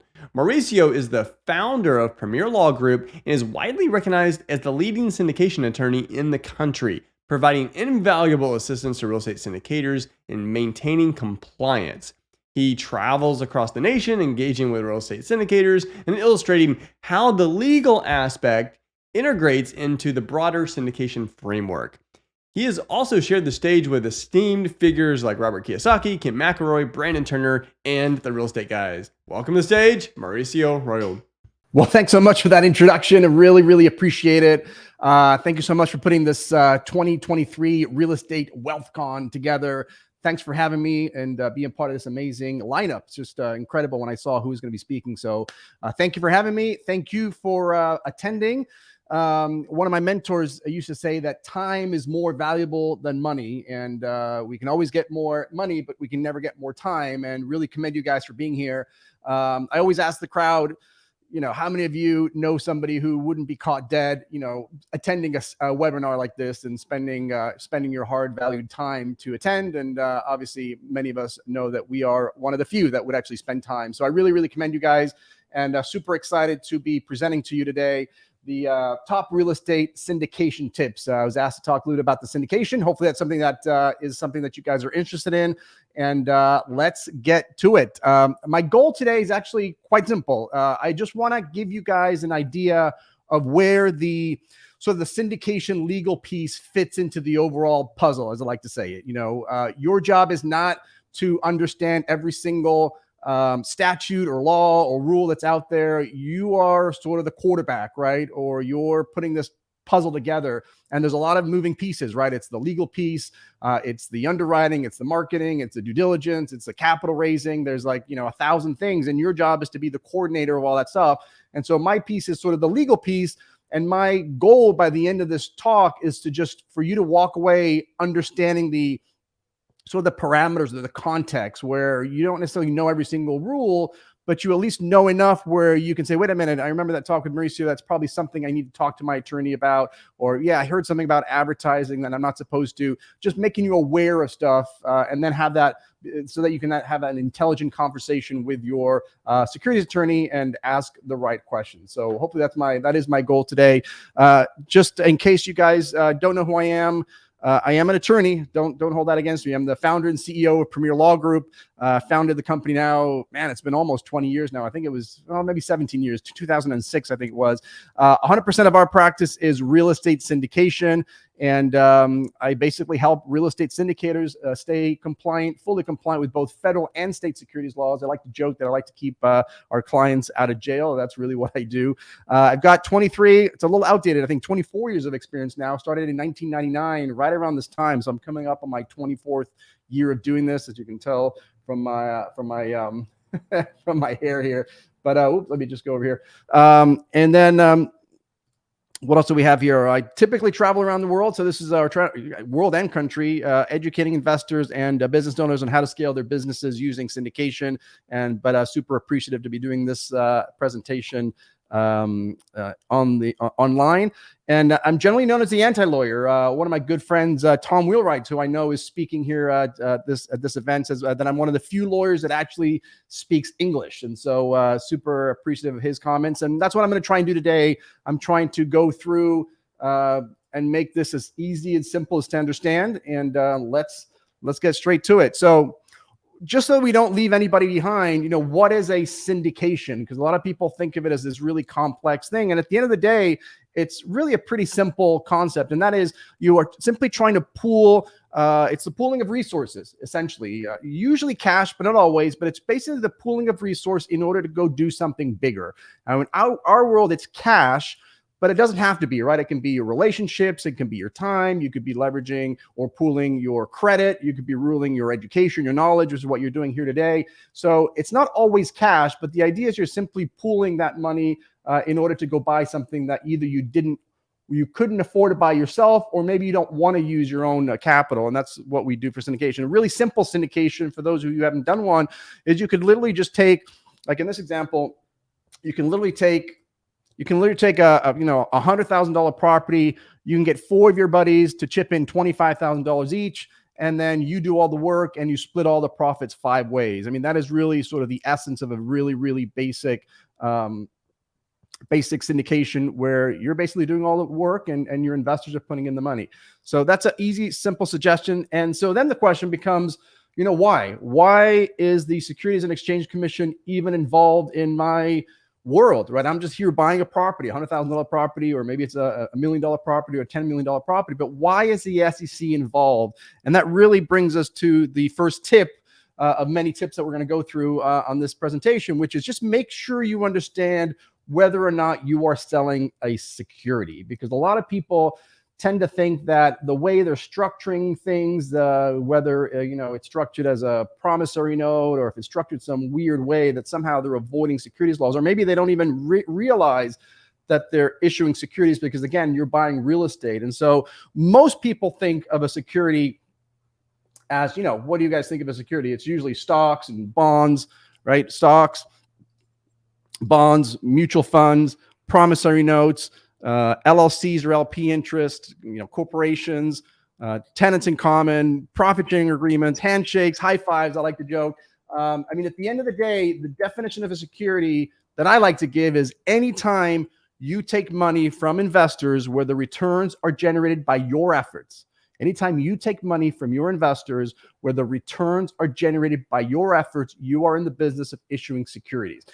The SEC doesn't care how you structure it. In fact, they're going to look straight through the structure, whether you set it up, as we usually do with LLCs or limited partnerships or profit sharing or, side contract, however creatively you want to do it, it doesn't really matter. All the SEC cares about is whether you are doing all the work, you and your sponsors are generating the profits, and your investors are simply writing you a check and going home. If that's the case, then you are in the business of selling securities. And the same applies for things like joint ventures, because that's one of the questions I get all the time is like, what about a joint venture? Isn't that not a security? And my answer to that is, it depends. What people call joint ventures these days is in fact a security. And it's not because joint ventures are or not securities. It's just the way, again, it's structured.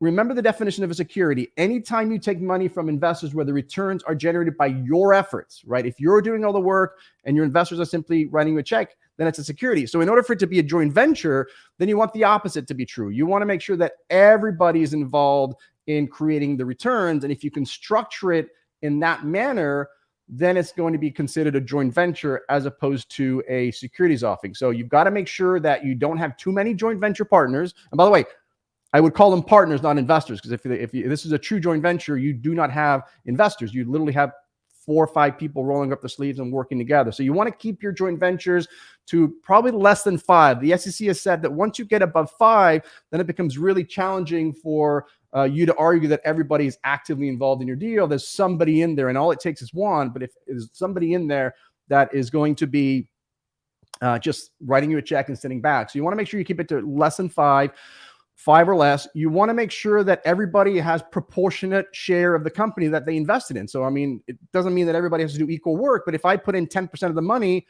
I should anticipate doing approximately 10% of the work. What you don't want to have a situation is where somebody, you put in very little money, but do all the work, and suddenly you're getting 40% of the profits. Then the question is, well, why are you getting 40% of the profits, right? We all should really be proportionate ownership based on how much money we bring in.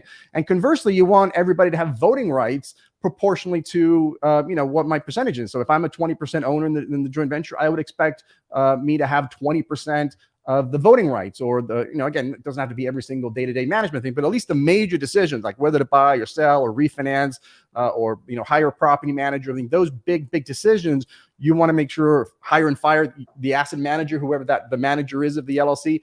Those decisions you want to make sure is being done by all the individuals proportionally, because if you can do it that way, then it's not a security because the returns are not being generated by your efforts, they're being generated by everybody else. But if you've got some disproportionate numbers in there, that's going to be problematic. The other thing I would point out is that if you're structuring it as a joint venture, you shouldn't be seeing things like asset management fees or carried interest or any of those things that are typically seen in syndications. Again, the idea is you've got 5 partners, everybody's rolling up their sleeves, everybody's contributing to the efforts of the returns, and then everybody gets compensated proportionally. It wouldn't make any sense for one person to be collecting an asset management fee, because then again, the returns would be generated by your efforts, and that would make it into the security. So be very, very careful with joint ventures. Again, I would venture to say, no pun intended, that the vast majority of joint ventures that most people come to us saying, hey, I want to do a joint venture, are actually securities. One of the probably the most important things I can say on this topic is whether something is a joint venture or a security, you don't get to make that decision, right? It is what it is. The facts will dictate which way you go. I'm always amused when I get called and said, you know what, this deal's small, or this deal is only with friends and family, so I'm going to do this as a joint venture. I don't think it's worth it doing as a securities offering or syndication. And to that I respond, unfortunately, you don't get to make that choice. It is what it is. How are you structured? The law will determine whether it's a joint venture or a security. And the only way to really move it from one category to another is to change the facts of your deal, which reminds me of the great quote from Tom Wheelwright, who again is speaking at the conference, which is, if you want to change your tax, you've got to change your facts. He's probably best known for that quote. Great quote.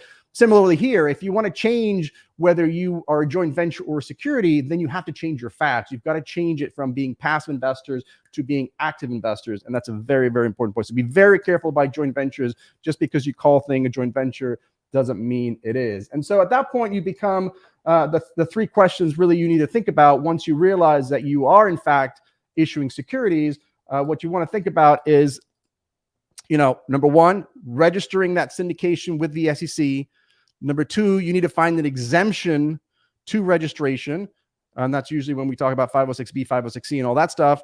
Or, as I like to say, it's illegal. So those are your 3 options. You have to register your security with the SEC, the syndication, find an exemption, or it's illegal, which kind of brings us to tip number 2, which is you want to figure out that exemption before you start approaching investors, because that's the world we live in, right? You're not going to go out and register your syndication, which is number 1, right? You're not going to file, that's basically going public. Like nobody's going to, not nobody, but you generally are not going to register your syndication with the SEC, because that's going to cost you, 7 figures plus, and it's going to take, 19, 20 months, 2 years or whatever to do. And so we're not going to register, and we obviously don't want to do anything illegal. So typically what we're doing is we are finding that exemption or looking for the exemption. And the reason you want to wait in order to, before approaching investors, to figure out what exemption you are, is that you don't want to be facing a situation where, you don't want to be facing a situation where you've done things that then blow your exemption when you end up talking to your securities attorney later on. One of my biggest advice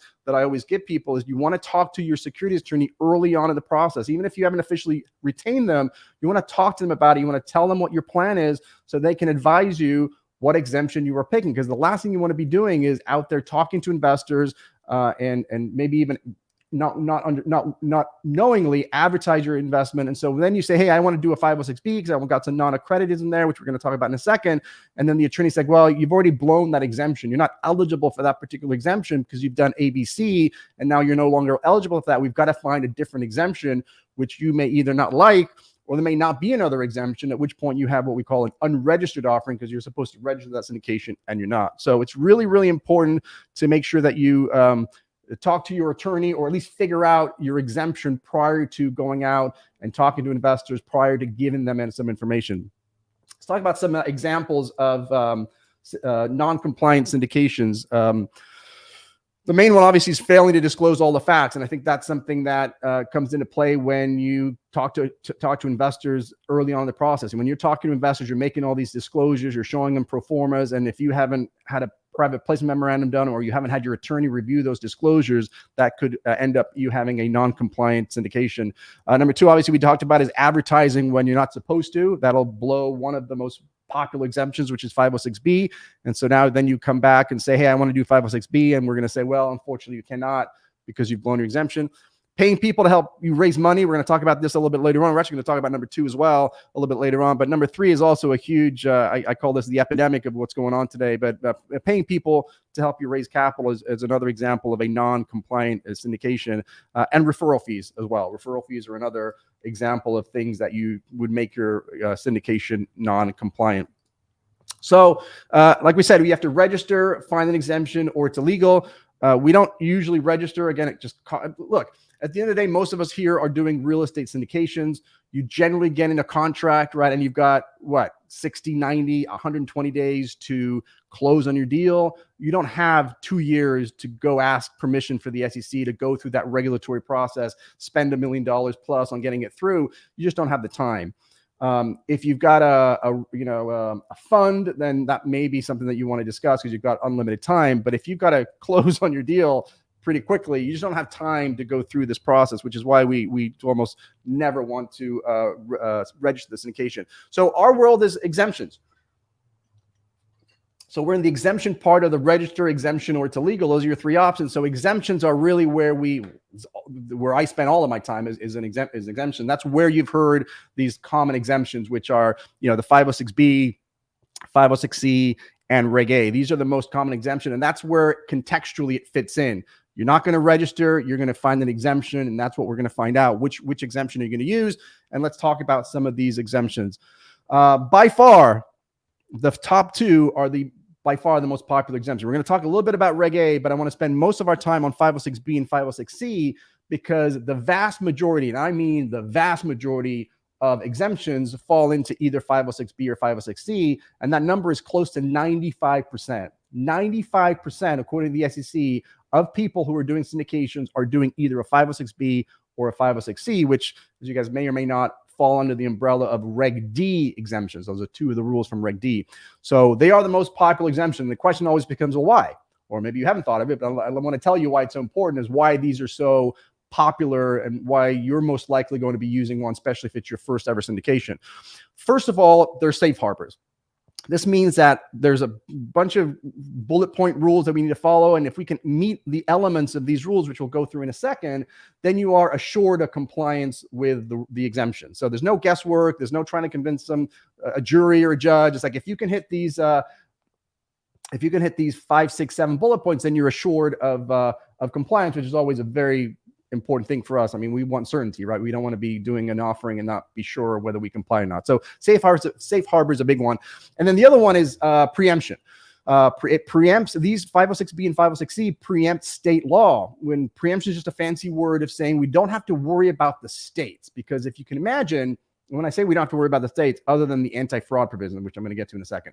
But if you can imagine that if you did a syndication and you have investors from 7 or 8 different states, you got to go hire an attorney in those 7 states who are familiar with the state securities laws in that particular state. The time that it would take you, the money it would take you to go hire those 7 or 8 attorneys. And then the hardest part, I think, would be to try and structure your offering so you're fitting into the 8 or now 9 different rules, because you've got each state that you're worrying about, plus you got to worry about the federal level. So there may even be some states that are kind of contradictory with their securities rules. So you might be compliant with one state and not. It is a nightmare. And that's, again, the main reason why 95% of issuers, of syndicators, choose 506B or 506C. I always get people always come to me and say, well, what about this exemption? Or, for example, there's a Rule 504, or there's some other type of exemption that they think fits pretty nicely into what they're trying to do. And I always remind them, yeah, you are fitting nicely into that particular exemption, but it doesn't preempt states. So now I've got to go hire an attorney in all those different states, which of course is going to cost money and time, which generally syndicators don't want to do. In fact, I remember a story where somebody was trying to do, could have done an intrastate offering in Florida, and we were trying to figure out whether it just made more sense to go hire a Florida attorney to do the raise under Florida specific law, because everything was happening inside of Florida. So technically, we could have bypassed the federal and just in the state. And the attorneys there were saying, look, it's so complicated at the state level, we actually prefer just to use 506B or 506C at the federal level and not worry about the state. So even when it's just one state, it may be more advantageous to go the federal route. Conversely, I have another client who was in Pennsylvania. Any of you guys that live in Pennsylvania, we actually reached out to a Pennsylvania securities law, and apparently in Pennsylvania, it's fairly simple. So it was actually much cheaper and quicker to do it under Pennsylvania statute. But again, that was only because everything was happening. All the investors were in Pennsylvania. The deal was in Pennsylvania. The syndicate was in Pennsylvania. So my point simply is sometimes the states are easy, sometimes they're hard, but when you have to juggle 7 or 8 or 4 or 5 or whatever the number is, it becomes a nightmare. And that's one of the reasons why 506B and 506C are so popular. Let's go through these. Let's start with the left side, 506B. Well, actually, let's go with both of these. So both 506B and 506C, you can raise an unlimited amount of money. And this is cool because this means that even the big boys, right, the JP Morgans of the world, the Goldman Sachs, these big brokerage firms, they actually all rely on 506B or 506C because they can raise an unlimited amount of money. I'm not joke, but I always point out that until recently, I think my example was the Blackstone fund, real estate fund. I think it was $26 billion fund. Now they're up to like 50. But if you actually go into the SEC docs and find out what exemption they're using to raise 50 billion or 26 billion, it's a Reg D offering. Usually it's 506B actually. So it just, when you can raise billions and billions of dollars, that's typically the exemptions we rely on. And of course, we're not raising billions. So whatever small amount of money we're raising, 10, 20, $100 million, 506B is great because you have an unlimited amount of money that you can raise.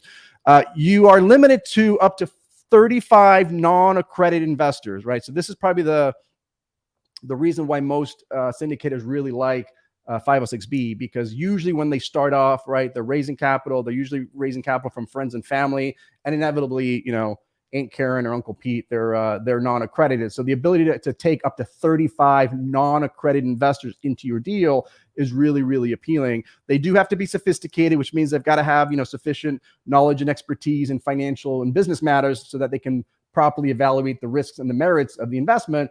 But once you kind of check that box or have conversations with your investors and you can confirm that they're sophisticated, having the ability to take non-accredited investors is really, really appealing. Not to leave anybody behind, right now, an accredited investor is someone who has $1 million in net worth, excluding their primary residence, or has earned $200,000 the last 2 years with a reasonable expectation of earning that much this year. And if you're combining your income with spouse, then that number goes up to $300,000. There are some licenses now. This is a relatively new update to the rules, relatively meaning 2 years now. But if you've got certain securities licenses, you might qualify as an accredited investor irregardless of your net worth or income. Specifically, those are being a registered investment advisor, either at the federal level or if you're at the state, having a Series 7, Series 82, and Series 65. Right now, those are licenses that if you have those and you're in good standing with your state, then you are going to be an accredited investor by definition. And the talk is that they're going to be expanding those licenses or the ability to get licensed by having some kind of a test. Happy to maybe answer some questions about that if that's something you're interested in. But there's a movement to have everybody be able to become an accredited investor by taking a specific exam. Although I will add the caveat that I do think the accredited investor limitation is going to go up. So it's no longer going to be $1 million. It's going to go up. Where it's going to go up, nobody knows.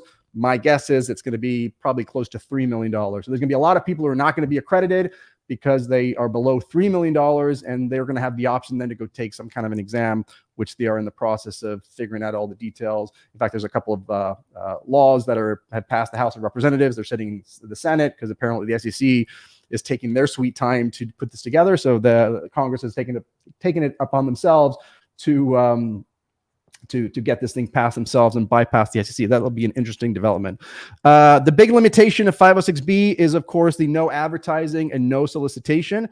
We're going to talk a lot about, I've got a whole section here on social media advertising and stuff like that. So we're going to talk about that, but that is your big definition. This is meant to be a private offering, right? 506B is meant to be a private offering where you generally have a pre-existing relationship, a pre-existing substantive relationship with your investor. So the idea is not that you just go out there and blast and market to the world. You're meeting some people randomly at seminars. I mean, this is really people that you have relationships with and know them really well, and needing that pre-existing substantive relationship. I will talk about the pre-existing because I think it's important. Even though the SEC is always pretty, broad and vague, nebulous with a lot of these rules and laws. One place that they have not been nebulous and are actually really specific is this idea of establishing a substantive relationship. They've actually come up with 8 steps of how to take somebody that you just met at a conference, or maybe you found them on social media and you've kind of got their contact. What are the 8 steps to take that person from a complete stranger to somebody that you have a pre-existing substantive relationship with? And we won't have time to go into all of them, but let's talk about maybe the top 2, and then maybe we'll figure out a way to get you the other 8, because I'm going to run out of time. The main one is you want to start with sending them a questionnaire, right? So you want to send them a questionnaire where you ask them all these questions, not just are you accredited, not accredited, what's your favorite color. You want to be really asking them questions about their level of knowledge, their experience. Very similar to if you've ever filled out a brokerage account and you're trying to do options or invest in margins. On margin or option trading. They have this really detailed, they're asking you what your risk tolerance is. Are you conservative? Are you aggressive? Are you what's your level of experience? That's the type of questionnaire you want to send them, number 1. And number 2, you then want to get on a phone call with them or have lunch with them or have a Zoom meeting or whatever to go through that questionnaire and start asking your investors these questions. Encourage your investors to ask you questions, because what the SEC really is looking for is that they're looking for that fostering of the relationship. You're trying to ask them questions to ascertain whether they're sophisticated enough to invest in your deal, whether they're suitable enough to invest in your deal. And the questionnaire is a good way to start. And they are going to be asking questions about you to figure out, hey, what's your investment thesis? Are our interests aligned? What's your minimum? Like all these other questions that they're looking for. And so there's no, amount of time. A lot of people say there's a 3-touch rule or a 30-day wait period. The SEC said none of that matters. What they're looking is for the quality of the interactions, right? And so that's what you need to be documenting in those phone calls, in those meetings, in those emails, in those everything. You want to have a file basically for every single prospect, so that if anybody ever challenged you on this 5 years from now, you'd be able to pull up a file and say, hey, this is where I met this person, and these are the conversations we had. These are the notes of our meeting. Here are the emails. Here's all the stuff I did in order to get to know this person and really create this substantive relationship. And then once that happens, you can offer them a future deal. They're still not eligible for the current one because you have to have a pre-existing substantive relationship. So once your offering starts, if you don't already have a substantive relationship with someone, you're not going to be able to create that substantive relationship after it starts. So hopefully that was helpful. There's no bad actors. Essentially, if you've been, if you or one of your sponsors has been, convicted of or accused of some securities violations, or there's been some cease and desist letters, and there's kind of a list of 7 or 8, or actually 10 or 11 things on there, then you'd be barred. Actually, you'd be barred from raising capital if that happened after September of 2013. Wow, it's been 10 years now. But if those bad acts happen after September of 2013, then you'd be barred from raising capital. If it happened before that, you'd have to disclose that. We talked about preempting state law. And then the nice thing is with 506B is you've got to check the box verification, right? So you're able to send them a questionnaire in the offering documents that your attorney and we prepare as well. You'll send them a questionnaire and you'll simply ask them, are you accredited? Are you not? And check the box, and you're able to rely on that representation. So there's no need to verify. There's no need to ask for additional documentation. Send them the questionnaire. They check the box and you're good to go, which is a very nice thing about 506B. Then hopping over to the 506C, you'll notice that it's very similar to 506B. There's only 2 things that are different here, and that has to do with general advertising and solicitation, and the other one, it has to do with accredited investors. And that's the 2 pivot points. The 2 pivot points between a 506B and a 506C is whether you want to advertise or not. Because if you want to advertise, then 506C allows you to advertise, generally solicit, go on social media, take an ad out in the Super Bowl, Goodyear blimp, whatever you want, radio ad, print, whatever you want to do, knock yourself out. You can advertise under a 506C. And so if that's what you're trying to do, then 506C would be your avenue. And then the other difference is accredited versus non-accredited. If you're doing a 506C, the nice thing is you can advertise. The not so nice thing is you are going to be limited to accredited investors only, and you must take what's called reasonable steps to verify that they are accredited. You can't just rely on their check the box verification like we do in a 506B. That seems to be one of the biggest pushbacks we get from people that are still hesitant to move from 506B to 506E. Interestingly enough, of the two exemptions, about 90 to 92% of these deals are still happening under 506B, with only about 8% under 506C. And this is one of the reasons that is most often cited, and that is high net worth individuals are not interested in sending you their tax returns or sending you all this other information. The verification process is a little bit of a pain. You can't get CPA verification forms, meaning the investor CPA can write a letter that says, hey, I do this person's taxes. I've taken reasonable steps to verify myself, and I can tell you this person's accredited. You can get a similar letter from an attorney or from a broker dealer or an investment advisor at the SEC level.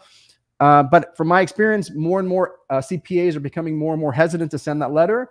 SEC recognized that even when they wrote the rule. And so it's becoming a little bit harder, especially for larger CPA firms, to get that verification letter. And because of that, I'm still seeing way more 506C B deals, than 506C. Now in our practice, it's probably 65-35 with 65% of people doing Bs. But if you look at the statistics around the clock or around the SEC world, it's still 92-8, which I thought was very interesting. But again, unlimited amount, accrediteds only, but you can't advertise. And so that's the first question I'm going to ask you if we ever talk about this, is say, hey, where are your investors coming from? Because if you plan on taking money from your family and your Uncle Karen, or Aunt Karen, Uncle Pete, then we're going to push you to 506B, because that's the only one that really you can take non-accredited investors. I'm going to briefly talk about Reg A because, until recently, nobody used Reg A. It used to be just Reg A, and once they updated the rules, they actually bifurcated it, and so we had kind of Reg A and Reg A plus. But the reason why nobody did Reg A's prior to the updates, I think it was 2015, is because Reg A did not preempt state law. Remember we talked about earlier why the other two were so popular? One of them was a preemption. Well, Reg A did not preempt state law. So even though Reg A sounded like a good idea, you then still had to go to every single state where you had investors and hire attorneys and so on. And then nobody wanted to do that. I think there's a joke that goes around that says, maybe 5 people did Reg A the entire, every year or something. It's a very unused exemption. However, when they updated the rules and brought up this Reg A plus, a key difference which got snuck in at the end is that it preempted state law. And so since that preemption has come into the rule, more and more people are using it, although it's still not for everyone. I'll tell you why. You can raise up to $75 million. I don't think that's a big deal for most of us. Most of my clients are raising, closer to 10 to 20, if not less, or a little bit more. So 75 million is not really the issue. The biggest issue is that you do need approval from the SEC, meaning it's kind of like a mini registration. It's not a full-blown SEC registration. We call it sort of the mini registration or the mini IPO, because you do have to provide the SEC with all of your offering documents, your PPM, your offering memorandum. And then what happens is the SEC will then review those documents and start the process of coming back and forth with you and looking at your website and asking you questions, telling you to change this or to add this or to take this away. And there's a back and forth that goes on for a little bit. And when I say a little bit, probably about 6 to 9 months. And so this process does still take 6 to 9 months, if not longer, depending on how complex your deal is. And so it's just not a viable option for people who are trying to close on a specific property, right? If you've got to close in 90 days, 120 days, you don't have time to put this through. However, we have seen, I don't want to say an explosion, but we've seen a huge increase in people putting together funds. And so with a fund, you don't have a closing date, right? You raise all the money up front, and then once you get the money in, then you start looking for whatever properties you've told your investors you're going to go look for. And so with a fund, Reg A definitely becomes an option, especially if you're trying to raise 75 million or a big amount of money. And the main reason is that you can actually advertise and generally solicit. So you get the benefit of, and I'm sure I'll sneak to the next one because that kind of makes sense. So you get to advertise similar to a 506C, and you get to take a limited number of non-accredited investors. So it's almost like you get your cake and eat it too. And it's funny because they always say, well, Mauricio, why didn't you tell me about this sooner? And it's because of the approval process, right? Again, it's going to take 6 to 9 months. It's not for everyone. But if you can wait, if you want to spend the money, it's about 10 times more expensive, if not more, to put one together.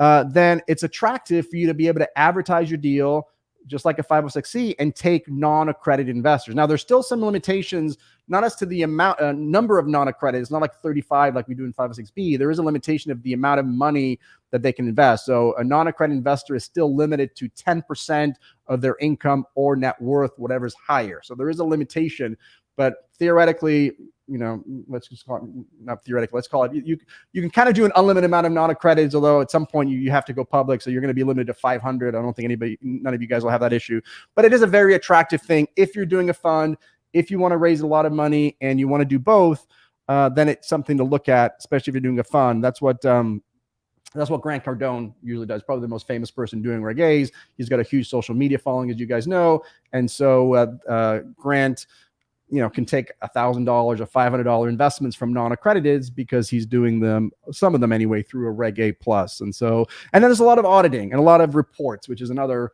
again, more compliance with Reg A. It's not as bad as a public company, but just companies that file, 10, the 10Qs or the 10Ks or whatever. Same thing here. You're gonna have, quarterly reports to file, entry reports, exit reports, audited financials. There's a lot of compliance, which again I just translate into money.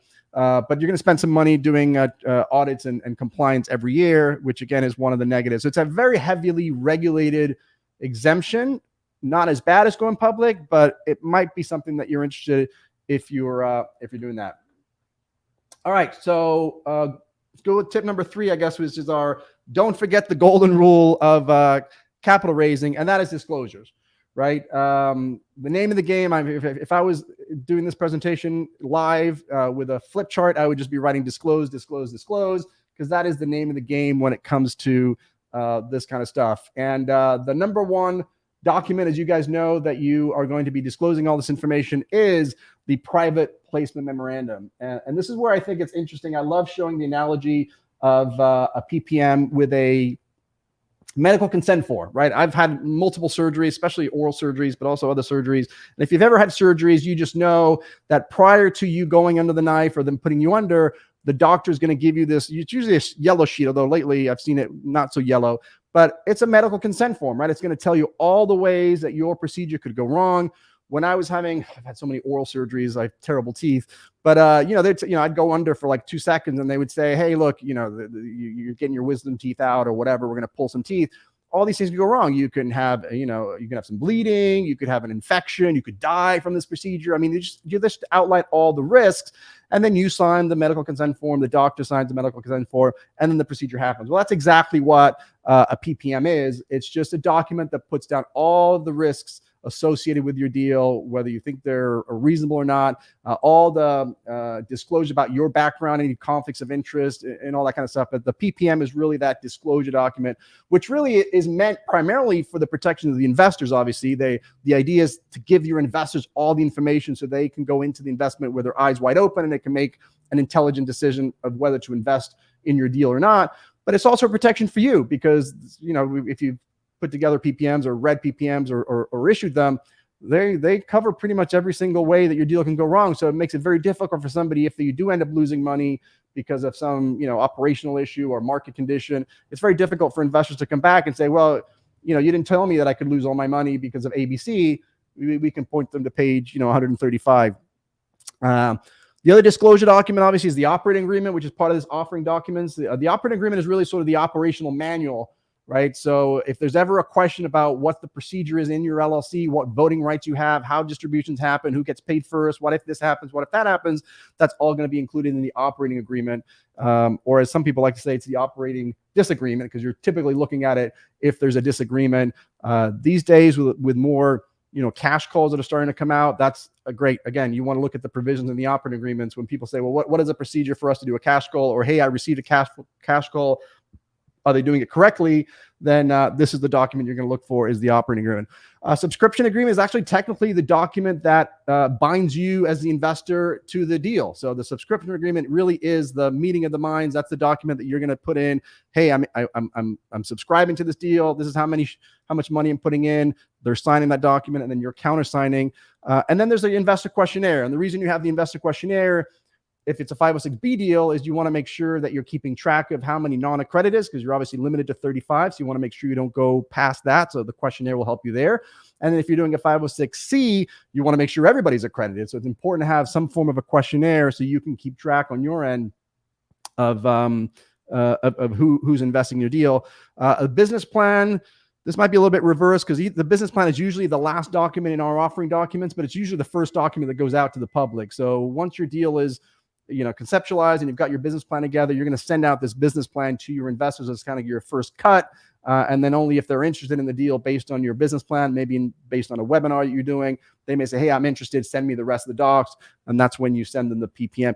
You don't want to send all this stuff right at the beginning. I mean, it's usually, 150 to 200 pages. So, that first initial contact with your investors that you have a pre-existing relationship with, you don't want to be sending them that huge dollar. And then the Form D is sort of it's a filing, but it's not a registration with the SEC. It's just a notice filing. So the Form D is a document. It's just check a box document that the attorney typically provides, and it just gives basic information about the deal, like how much are you raising, what's the exemption, do you have any non-accredited investors, what type of deal is it, real estate, oil and gas. It's just this really a document for the SEC to keep track. A lot of the statistics, or actually all of the statistics that the SEC has and comes out with, I'm talking about the 95% of people that use Reg D, that all comes from the Form D. And that is a document that must be filed within 15 days, 1-5, of your first sale of a security. So if you sold your first deal today, then within 15 days, you've got to file the Form D with the SEC, the Securities and Exchange Commission, and then a copy of that Form D needs to be filed in every single state where you have investors in, and that also has to happen within 15 days of the first sale in that particular state. So wherever your first filing happens, your first sale, you're going to file the Form D and then a copy to that state, and then let's just say 2 weeks later, you have a different state. Maybe now it's Texas and you have a Texas investor. You're going to have 15 days from that date of the sale to the Texas investor to file a copy of your Form D. Typically, you're just filing one copy per state, unless the only time you would do an amendment to that is if you're raising for over a year and you're still going and there's been some material changes, then the SEC probably wants you to do that. So let's go to tip number 4. Hopefully you guys I'm going to commend you. I know it's a lot of information. Hopefully you're getting a ton of value for that. And I'm going to stick around a little bit afterwards too. So if you have questions about this, I'm happy to answer those as well. Tip number 4, just to be super careful with social media advertising. This really has become a big deal lately. There's so many people, for some reason, not realizing that social media, putting something on social media about your deal or whatever is considered advertising. So if you're doing a 506B deal, I would generally recommend to stay off of social media. It's just too tricky to pull off. So if you have an active deal, stay off of social media. Yes, you can post about your cats and your kids or whatever, but stay away from just trying to be too cute about real estate and stuff. And we'll get into the reasons why. What I'm about to tell you is primarily meant for usually when you don't have a deal, either before you have a deal, if you're already doing deals, maybe in between deals, right? Because I think in between deals is really the best time really to go find new people and start conversations. But this obviously applies also if you're just going to ignore my advice and do it anyway. These are some big things. I like to put these into 3 buckets when it comes to social media. I talk about posts things that you can clearly do, posts you can clearly do, posts that you clearly cannot do. And then there's all this gray area. And this is probably one of the biggest issues. And that's why I generally recommend staying off social media if you have an active deal. But let's talk about the things you can do. You always can talk about factual information about you and your company, right? Not super exciting, but I mean, you've got SEC recognizes you have a business to run. And so posting regularly, as you usually do, about yourself, your qualifications, or updates on your properties or updates on your business to the world, as long as it's regular, then you're going to be fine. What you don't want to do, which I sometimes see, is be somebody that never posts anything about anything. And then, right before you have an offering, you start posting really hard and you start your activity goes through the roof. And then once you close on the property, it ends, right? So you have that bell curve. You do not want a bell curve when it comes to posting. You want a flat line. You want to be posting the same way and timing, whether you have a deal, not have a deal. It's just your usual mode of operation. So factual information about you and your company always can be done. And then you can always provide value add, right? That's, to me, actually, I think is the most effective way to do marketing anyway. But if you can put value add content without talking about your deals or future deals, but just putting some content together, there's nothing wrong with putting content out there about why real estate is the greatest, asset class and wealth building vehicle of all times, or why the state of Florida is the greatest market, the hottest market, or why you should be in crypto, or why you should, like, whatever it is that you want to say. There's nothing wrong with doing that, so long as you're not, pointing to a particular deal. So that's how most people really successfully use, I think, social media. That's why people start podcasts. They're obviously talking about something valuable. They're getting an email capture, but the goal of the value add is to get their contact information, get them off social media, get a lead magnet, get something that gets their information, or a DM or something, and then get them offline, and then start that process of establishing that pre-existing substantive relationship, which we talked about earlier. So send them that questionnaire, get on phone calls, do the things, those 8 steps, turn that person from a complete stranger that you got off social media to somebody that now you have a substantive relationship so that you can offer them a future deal. So here's an example of a post that there's no reason you can't have this on your social. Why invest in real estate? Leverage, tax advantages, low volatility, diversification. 90% of all millionaires have been created in real estate. This is clearly a value add post. There's nothing in here talking about a particular deal, and you just become a thought leader, and that's a great way to do that. Things you clearly cannot do. Let's get into that bucket real quick. A couple things you can't do. One is directly pitch your deal, right? It seems obvious to me, and I think for most of you, I don't want to spend too much time on it because I think that's obvious. But if you're doing a 506B and you're not allowed to advertise, you can't be posting about, hey, I'm looking for investors. I've got a 100-unit apartment building in so-and-so. DM me if you're interested. That's going to be clearly violating securities laws, which I think everybody understands. But the tricky part, the really hard part, which is why I typically recommend staying off of social media if you do have a deal, is this notion of conditioning the market.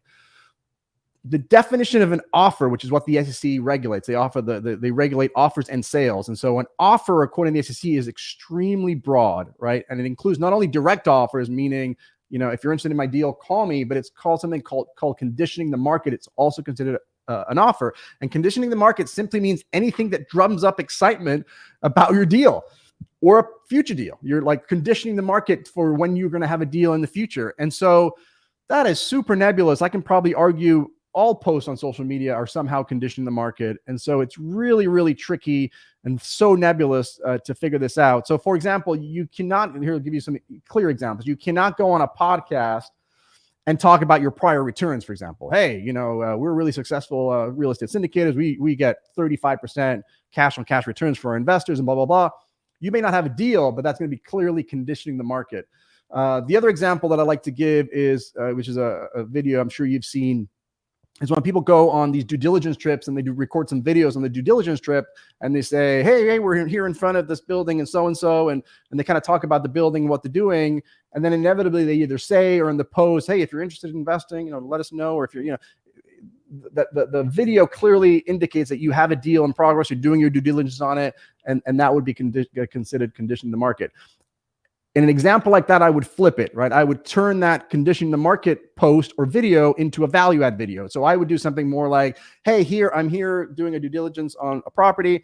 Here are the 5 things that we do, or here's a checklist of 5 things we look for when we do a due diligence trip like this. And then you go into the room, into the property, and whatever. Here we'd like to upgrade the kitchen, we like to do this, or we like the roof, or whatever it is that you do as part of your due diligence. You could do a value add video and then post that after the fact, right? So you're no longer in an active deal. You've closed on that property. It's something you did a couple months ago. Now put out some content on that due diligence trip, but add value, 5 things that I look for every time I do a due diligence trip. So, and I've seen some great videos on those due diligence trips, but talking about the property with really clearly intent to let everybody know that they have a deal that they're in the middle of, working on, that's going to be conditioning the market, which is tricky. Here's a couple of examples of, and again, a couple of examples of conditioning the marketing post. These, by the way, just so we're clear, these may be okay. These may be 506C deals, right? So just because they're, if they were doing 506B deals, I would say these cross the line. So this one is saying, hey, we deliver 26% average ROI and a 21% IRR at the project level with the sale of this property. So this is a property they've already sold. Our property sold at the 5 cap, blah, blah, blah. If you are interested in partnering with us on future opportunities, check out this link. And of course, that link has information about them. And again, this post is clearly meant to drive interest on their future deal. So this would be an example of a post. If it's a 506B deal, and again, this could have been a 506C and totally legit, that would be something that we couldn't do. Through our company, we will expand our national footprint and continue to provide an outstanding living experience to our residents. It is a privilege to provide the opportunity to invest in industry. To learn more about the investment opportunity, visit our webpage. That's almost arguably that's direct. That might be direct, but it's clearly conditioning the market. This is a President's Day post. This video reviews an acquisition. Again, this is kind of like a review of it, But again, they talk about, learn how to qualify for investment and they give you a link. So these posts are meant to get you excited and make them aware of what you're doing and then be ready for their next deal. And so these are all fuzzy at best. And one of the reasons I would kind of stay out of it, because most of the posts, I would argue, are in that middle ground, black and white. It's not black and white. Sorry, it's not black and white. It's gray, right?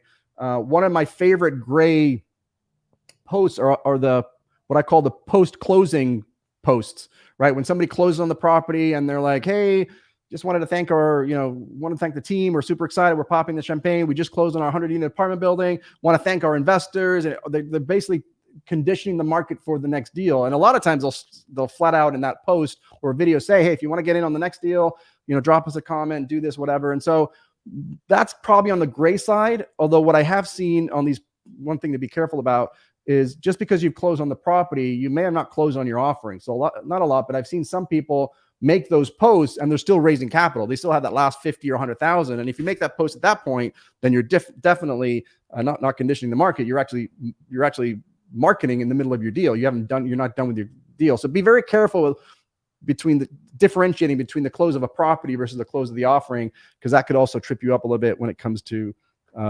advertising. All right, I think this is the last one because I'm running out of time too, so it might actually be good timing. Tip number 5, and this has become, I think I've got it here, just don't pay people to raise money for you. It really has become an epidemic. You cannot pay somebody, or you cannot get compensated for raising money for other people, right? Just like you can't practice law without a license, you can't practice medicine without a medical license, you cannot raise money for other people without a broker-dealer license. And people forget this. If it's just you, right? If it's just you raising capital for yourself, then it's recognized that even though you have an LLC and you're technically raising the money for the LLC, that because it's just a structural issue, it's just you, that's fine. But if you have partners, right? If you have co-sponsors and now there's multiple people, well, you are raising money for that LLC, right? And so you have to fit into an exemption, because otherwise everybody would have to register as a broker dealer. And you say, well, Mauricio, nobody registers as a broker dealer. Correct, because there's a specific exemption that most of us syndicators fall into, but you can't ignore it because of what a lot of people are doing is not. So here is how this works. Let's go through this real quick. So 5 things to consider when you're, by the way, when you're raising capital. And by the way, when I say raising capital, just one other quick note here. It's not just getting a paid compensation in cash, right? Compensation is compensation. So if you help somebody raise capital and in exchange, they give you 5% of the GP or 10% of the GP or some co-sponsorship, that's getting compensated for raising capital. So you've got to be doing other things. And that's kind of what we're going to talk about here. So the 5 things you want to make sure you're doing when you're raising capital is you cannot pay somebody to raise capital unless you're a licensed broker dealer. We kind of went through that already. If you pay somebody transaction-based compensation, you're done. End of discussion. You are an unlicensed broker dealer. Getting paid transaction-based compensation is the hallmark of broker dealer activity. Now, what does that mean? That means I'm getting paid, well, again, whether it's cash or in our case, most likely co-GP shares, based on A, whether I raise money, and B, how much, right? And I've seen egregious violations of this when people literally send emails out, and I get them myself, where it's like, hey, if you can raise 500 grand for me, I'll give you 5% of the GP. If you can raise $1 million, I'll give you 10% of the GP. If it's tied to how much money or whether you raise money at all, you're going to be considered transaction-based compensation, and you are going to be a broker dealer, no ands, ifs, or buts. But even if you're not getting paid transaction-based compensation, doesn't mean you're off the hook. You still have to comply with a couple more things, and those are, number 1, you need to be a legitimate co-sponsor, meaning number 1, you have to be doing substantial work, or what we call substantial duties, right? That's a little nebulous, just like everything else from these. Well, what does that mean? Is investor relations substantial? They want you to be on the asset management side, meaning once you are done with the raise, what are you doing? Because if all you're doing is helping raise money, and then once the deal closes, you're done and you're out of there, that's not going to fly very well with the SEC. They want to see you being participating even after the close. I've heard through the grapevine that investor relations in and of itself is not going to cut it.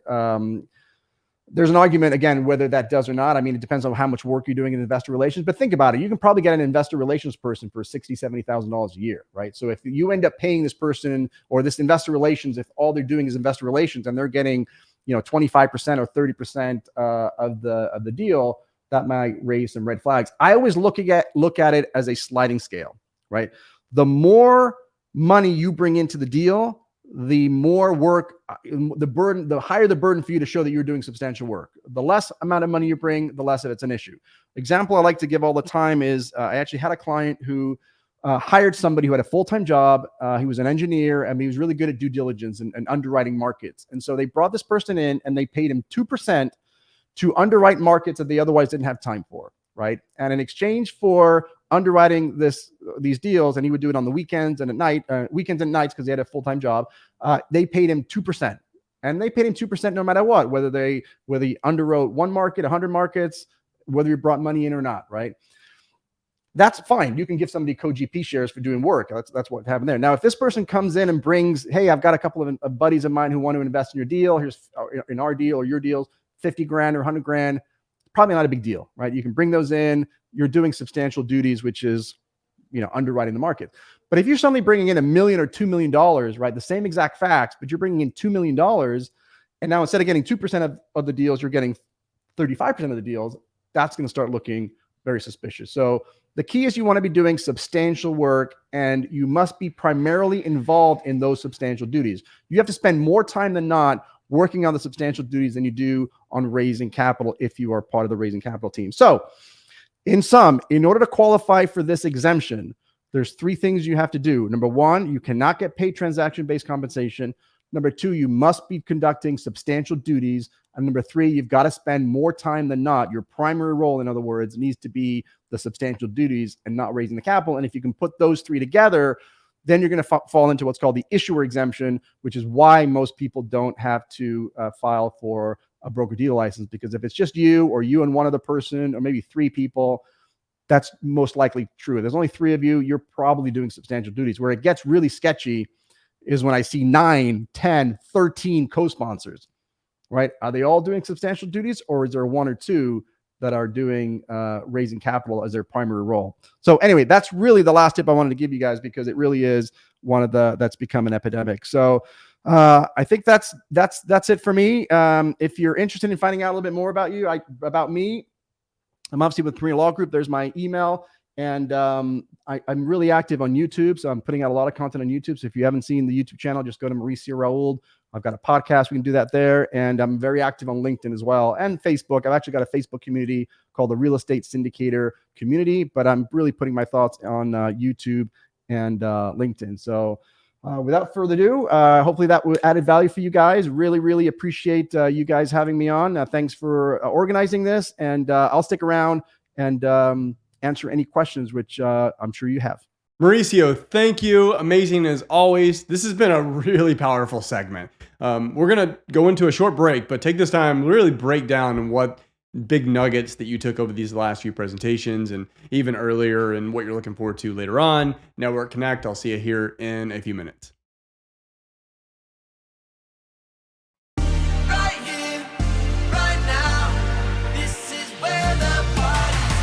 So we are here because we want to meet as many investors as we possibly can.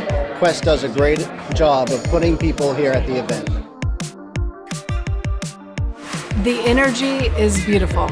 We're just around so many incredible, serious players in the real estate industry. It just feels good to hear what they have to say, share that tribal knowledge so that we can all grow together.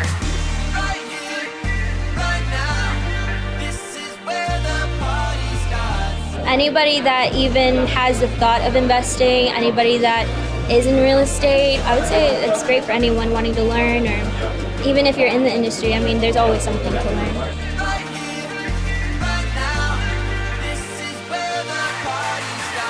As an attendee, as a vendor, just as a participant in this event, it is literally everything that I would have wanted to get from this event. If you have any experience in real estate or any desire to get into it, you're going to learn it here, and you're going to meet the people that are doing that. So you can partner with them, take money from them, make money for them, make money for yourself. It's all here. So this is actually my third year attending the Quest Expo. I am so excited that it's finally back this year and it's really back in full scale.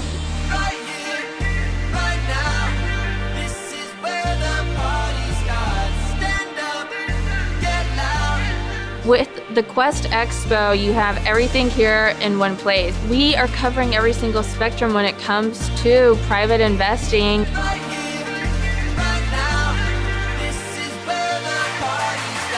I've learned so much. I've already found several investments for myself. I can't be more impressed. Each time it gets better.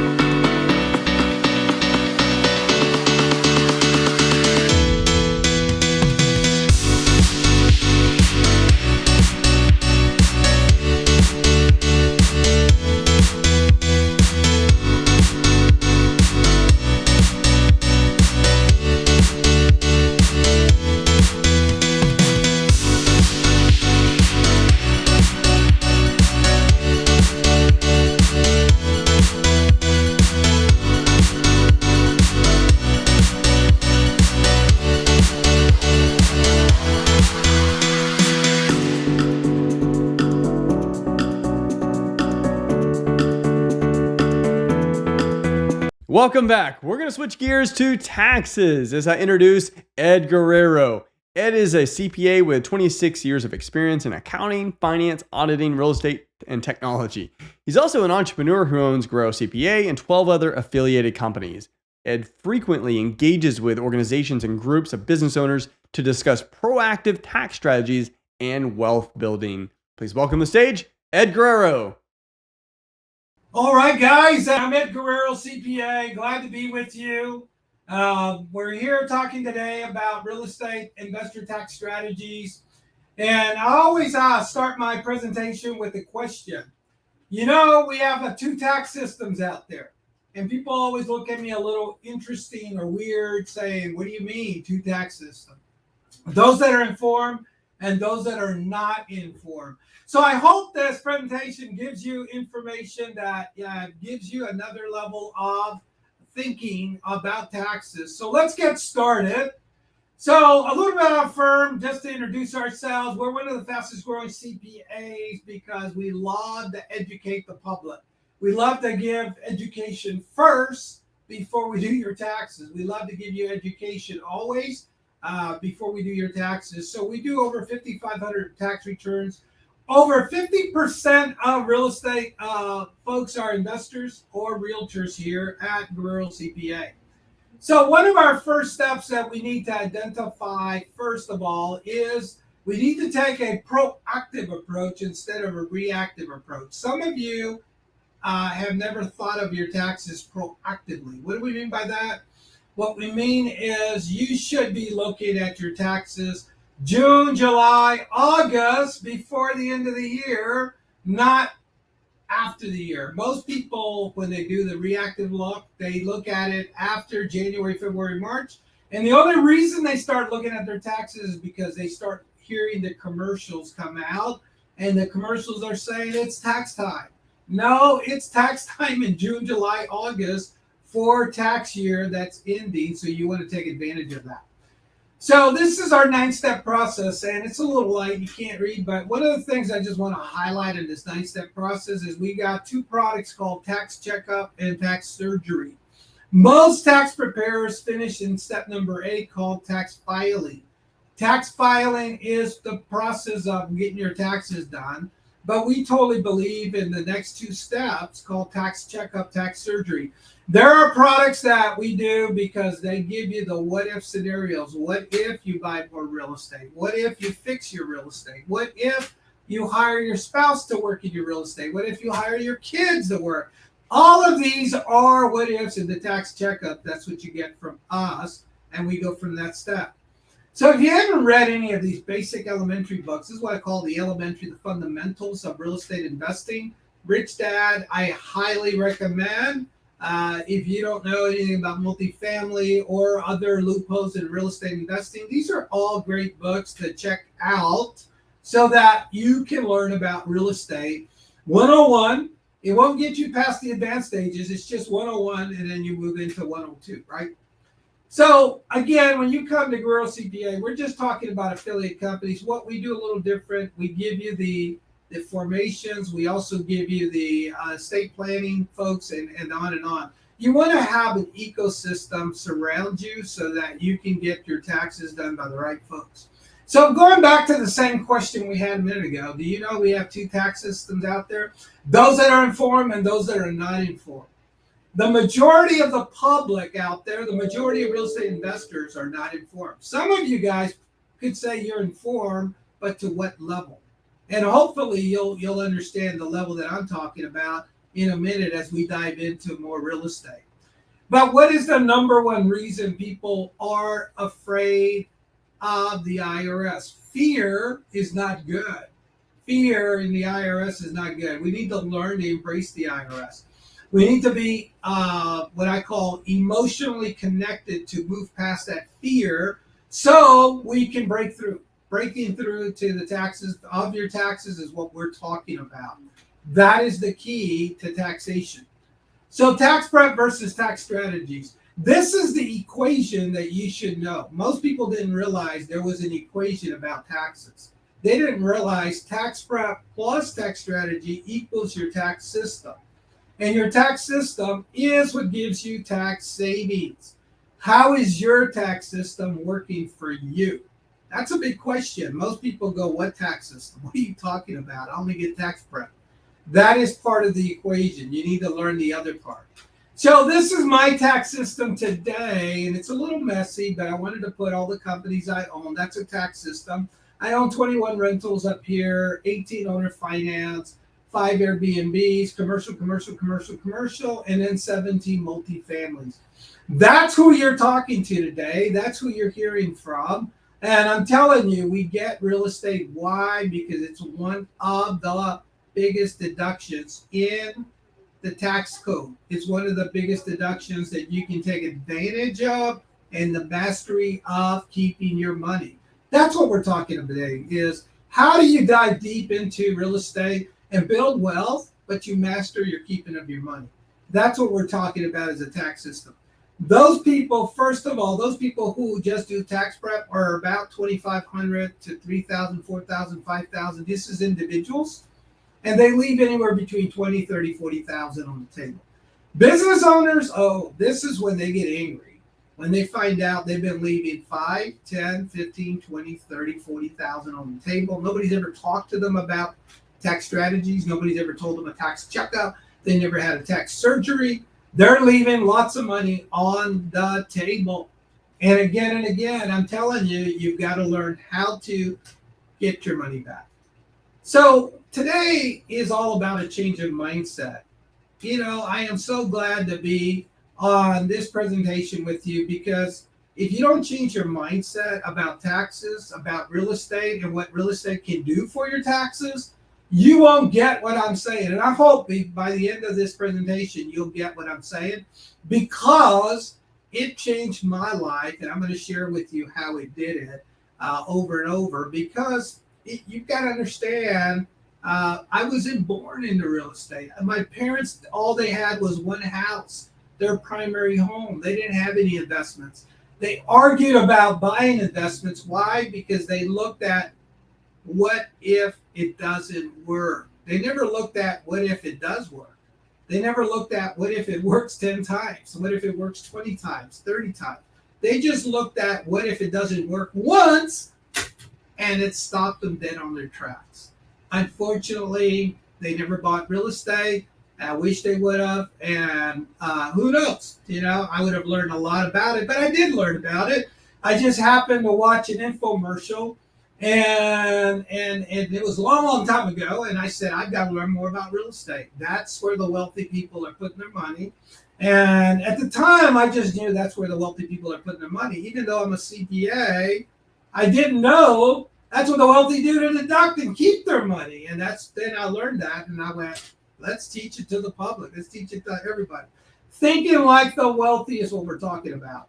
Real estate investing is what we're talking about. Real estate deduction is what we're talking about. Mastery of keeping your money is what we're talking about. Thinking like the wealthy. You've got to get your mindset to think like the wealthy. If you don't, you know what you think like is the opposite. And don't go there, right? We don't even want to talk about that. We want to today talk about thinking like wealthy.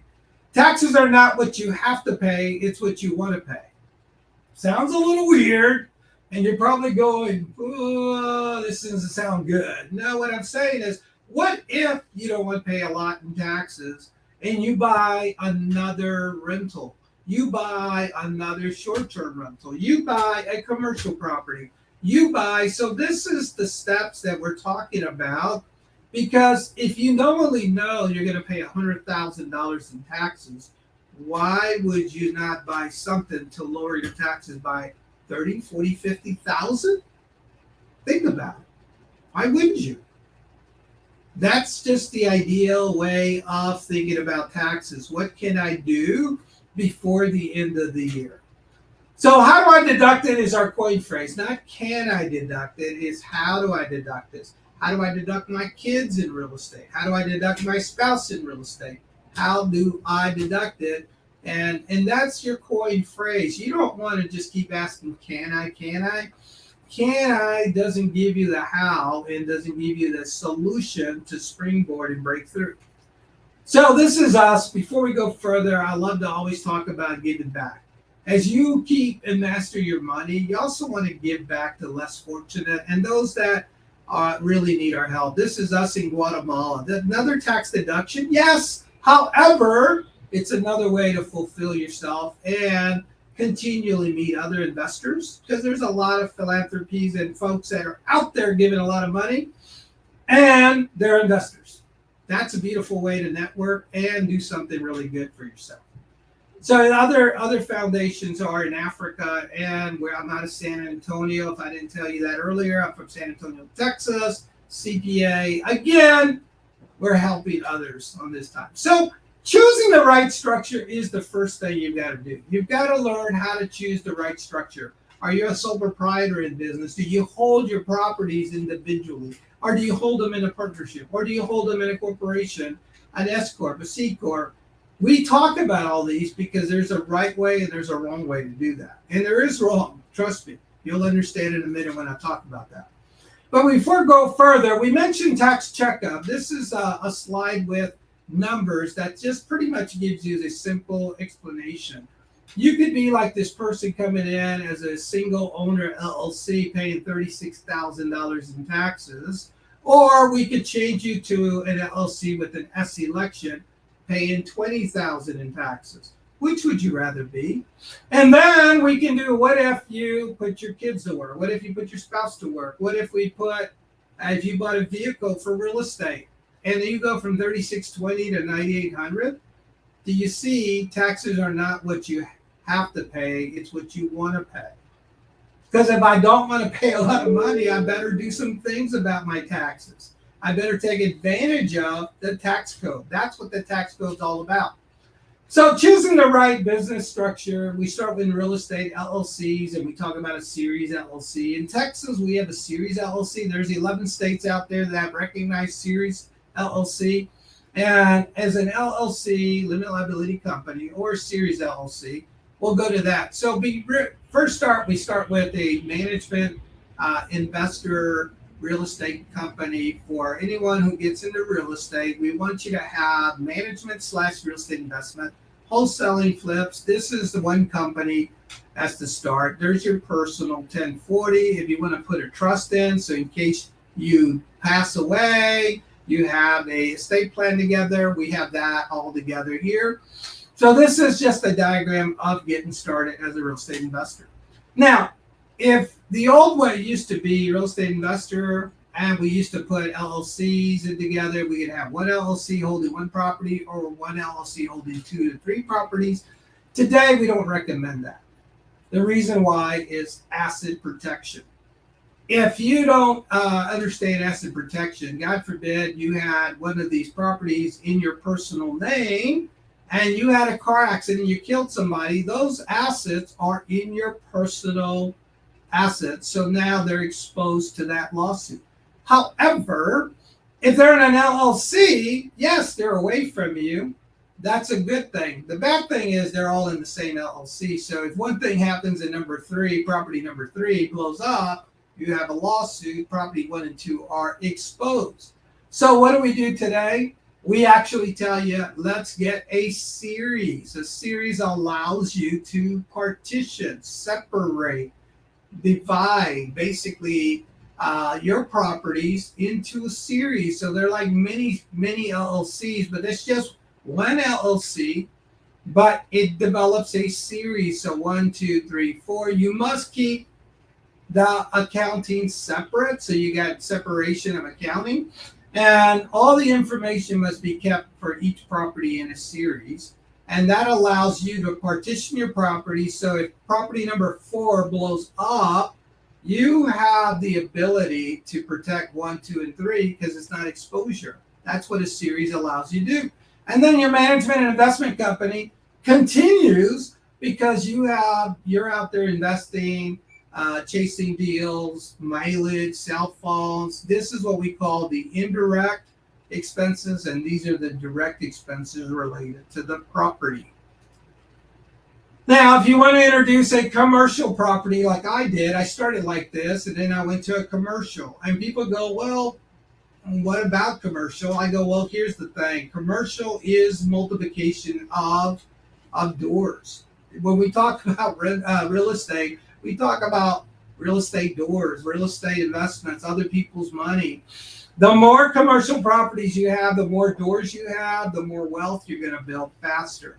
Just think about that. The more doors you have, the more real estate doors you have, the more wealth you're going to build faster. Because think about this. Every month, someone is putting into your real estate what I call annuity, building your equity into your real estate, not only just giving you rental income, not only just giving you note income, not only just giving you some other type of income in real estate, but ultimately they're building your real estate portfolio. And over 5, 10, 15 years, if you do a projection, that's what I did. I went, I'm going to be rich if I do this. Never did I think, what if it doesn't work? What if it doesn't work? What if it doesn't do this? I just said, let's go do it and let's make it happen. And once you have that mindset, you will do it. Here's a little more complex. It's starting to get a little crazy here. Now we've introduced the series. You've got the management company, the commercial. Now we introduced the multifamily investing on and or the note owner finance. This is just structuring. I'm just keeping them all separated. And ultimately, I'm keeping them away from my personal holdings. Why? God forbid, I had a car accident, I killed somebody. I know in San Antonio, there's an attorney called 444-4444. They come after you and they want all your assets. And if I say, well, I have very little other than my homestead, which is protected in Texas, beautiful game. And again, why don't we do this is because some of us don't do this at the beginning to start. If you want, and you just want to, dive into multifamily, if you're not familiar with that, that's investing together with other group of investors and put your money in and also pulling and getting some returns. It's called dividends and appreciation along the way. Syndications on short-term rentals. Have you heard of that? Short-term rentals, right? Airbnbs, VRBO, all these others that are out there. They're daily rentals. Do you participate together with a group of people, or do you buy them individually? These are all things you can do and still get a tax deduction because you might have a partnership that gives you a K1. A K1 is just a form, just like a W-2. A K1 is the result of your company. So what we're talking about today is real estate, the different types of investments. Again, this is me in the real estate game. And again, what is your tax system going to look like? And where are you going to end up? This is my tax system today. Does it grow every year? Absolutely. Because again, if you don't pay Uncle you first, who are you paying? Uncle Sam. And if you're paying Uncle Sam over and over and over, well, how much real estate do you own? Very little. Again, we'll give you the handouts. We'll give you the checklist. Make sure you understand what deductions you get. This one, we're just talking about the different real estate investors. So I showed you the diagrams on how to set some of this up, whether it's an LLC with an S election, whether it's LLC partnership. For the most part, if you're going to hold properties in a company, make sure it's either a single owner or a partnership.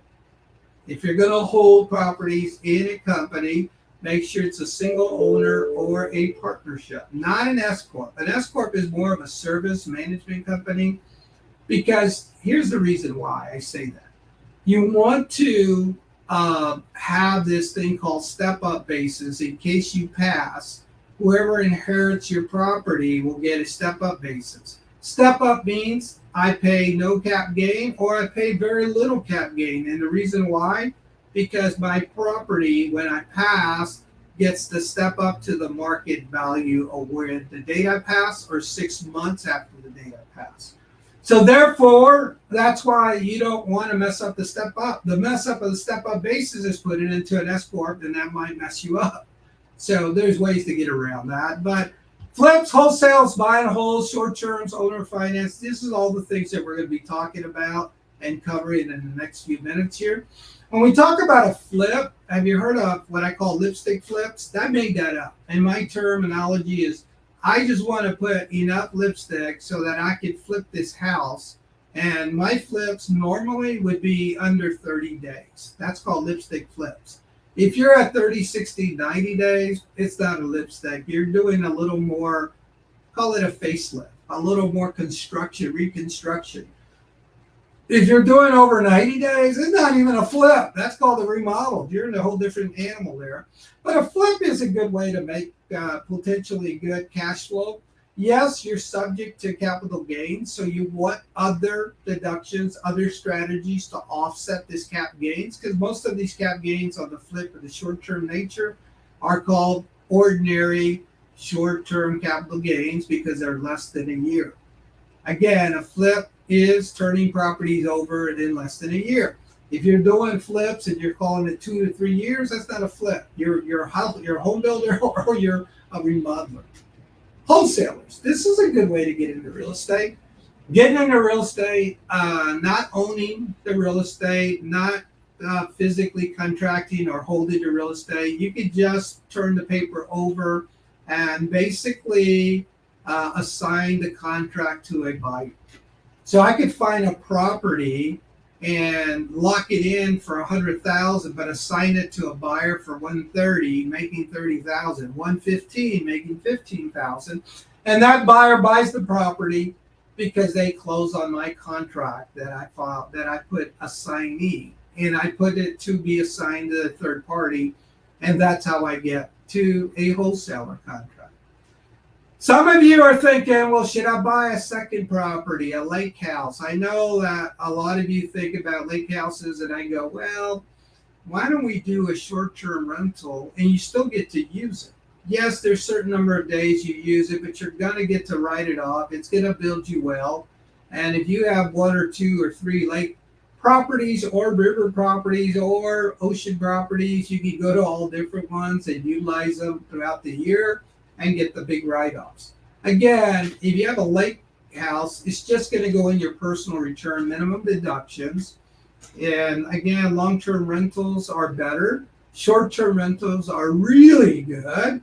And then again, they give you more deductions. And we'll be talking about short-term rentals in a minute, but short-term rentals, again, those are what the Airbnbs and BBROs, and does not, let me just say this point, that it does not require you to become a real estate professional. And we're going to talk about real estate professional in a minute. But again, that's a big deal. If you want to write that down, please write it down. It does not require you to become a real estate professional to get the deduction. Whereas some of these others do require a real estate professional to get the deduction. And there's a requirement. We'll chat about that in a minute. Medium rentals, I call mid rentals are 30-day, 60 or 60, 90-day rentals. Those are for the traveling business person, traveling nurse, traveling consultant. These are great deductions as well, great opportunities. And again, this is a great way to take advantage. Short-term rentals, I already just talked about that, but other people's money, desired locations. I love desired locations. In Texas, we've got South Padre, Rockport, Port Aransas. These are desired locations. So in your place, in your locations, we got Galveston and Houston. All these are beautiful locations that you can lock in your real estate where people want to go. And they're great deductions and no real estate professional requirement, great startup costs. Sometimes, like I walked into my South Padre condominium, less than $2,000 to $3,000 improvements, bought a new couch, that was it. Bingo, started it, ran it, and 95% of my condo today from the May through August is being rented at a significant price point. That is beautiful. And I get this massive deduction because I'm doing a cost seg on the property. So think about it. The beauty of getting deduction plus the beauty about also other people's money and long-term appreciation. That's what we're talking about, guys. This is a good one for folks that are looking for, that are W-2 employees that need this major deduction but don't qualify for real estate professional. This is the game that you want. Commercial, again, do you know anything about commercial? The big thing that I will tell you is get to know commercial. Don't be afraid of it. It will change your life because it will have more things to do. Get a property manager to help you. It's a great way to multiply your money. Again, other people's money, great deduction, cost segregation, a great way to reduce your taxes. And in commercial property, great way to have property appreciation. Another great opportunity for tax deduction. Multifamilies, there's 2 parts of multifamily. There's the general partner and the limited partner. Most of the folks out there become limited partners, and those are typically considered passive investors. Now, if you're a limited partner, but you're involved in this multifamily and you're working in the multifamily, you could become a participant or an active investor. So it depends on where you do and what you do inside this multifamily. You might be able to take more than a passive deduction. A passive deduction doesn't impact active income. However, active deduction does impact active income. So that's what you want to make all your real estate become active. Now, I mentioned real estate professional. 750 hours required, 50% of your work must be in real estate. If you look up the link, real estate professional, you'll understand you must be documenting all the time. And again, real estate professional is a key way, but you got to meet those requirements. It's hard to meet those requirements when you work 50, 60, 70 hours a week and when you have time to do that, right? But do people do that? Yeah, they can. Now, today with COVID, you've got the ability to work from home and have flex life and flexible time and a lot more time to work on real estate while you work on your job. This can still be met. You just must document over and over. And we can send you a link on that. So I talked about active versus passive real estate professional. If you're not a real estate professional, you are deemed to be a passive investor. If you're a real estate professional meeting the 750 hours, that's approximately 15 hours a week, you pass the income test, you pass the activity test, then you will all have the real estate professional, then all your write-offs and losses can be taken against your active income. When you take your active income, then you'll have nice deduction against your active income. These are just things you need to know how to do, what to do. A non-real estate professional, we just mentioned that, it becomes passive. They're limited to, their losses are suspended until the sale of the asset. Or if the asset or any other passive investments have active income or have income, then these losses can be taken against, these passive losses can be taken against passive income or when the property sells. Business deductions for realtor investors. These are some of the highlights that I like to highlight: depreciation, interest, taxes, insurance, repairs, office deduction, business deduction, mileage, travel. Again, if you belong to a real estate organization or coming to a conference like this, any of the fees or any of the things that you're investing in for your business in real estate is deductible. As long as it's business necessary is deductible. Now, I've got to point something out. Going to Cancun with your family, okay? Going to Cancun with your family, that is a vacation. Even if you go look at a few properties. Now, if you go to Cancun for the primary purpose of looking for investment properties, and you go 2 days looking for properties out of 4 days, then you would allocate 2 days of deductions, not the entire 4 days. And only you, or if your spouse is part of that company, both of you would be able to deduct. If your kids are part of that company, then you might be able to deduct several. Now, it just depends on what they do and how they do it, okay? So let's not go crazy about that, but understand there's ways to do deductions with implementing your kids to the business. Buying a vehicle for the business. I get asked all the time, hey, should I buy a vehicle? What should I do? And should I do mileage versus depreciation? I always say mileage is your best friend as a real estate investor. However, should your taxes need a big shot of deduction because you've got a high income, we'll look at Section 179 and see if you meet the qualifications for 100% depreciation, if your vehicle's over 6,000 pounds, and it can be taken as 100%, or does it meet the other ones that we take a fraction, but we still get a nice depreciation on your vehicle. So these are just some things to look at. Hiring your kids. So I've got to tell you a story. My son, when he was 11 years old, he actually started working for me. And the only reason at 11 was because I told my wife he should have started working for me at the age of 6, the West Side way, where I'm from, West Side of San Antonio. They put you to work at the age of 6. However, my wife is from the North Side. She said it was 16, so we compromised at the age of 11. My son started working for me at the age of 11, showing the properties around that we had. So when we had a tenant or a to-be tenant, he would then show them, let me show you the properties. And we would say, go for it. That's what he does. He loves showing the property. You just got to be careful what you tell the kids when you go look at the property. One time I was like walking around, looking at the property, and I was muddling along saying, man, it's so dirty in here. The paint's peeling, the door's falling apart. He's 11. What did he do? Let me show you where the paint's peeling. Let me show you where the door's falling apart. Let me show you. You get it. So I was shocked, but apparently she took it and she just said, will you fix everything? And I go, yes. And that's cool. And ever since then, he's 11. He was showing property. Now he's 25 years old. He actually runs 5 of my companies, and he's a real estate investor. And he does a lot of my taxes and a lot of bookkeeping, a lot of everything. Don't call him an accountant. He's a real estate professional, real estate investor, and he loves doing real estate. So get your kids involved early, and we can show you how do you pay them contractually or employ them.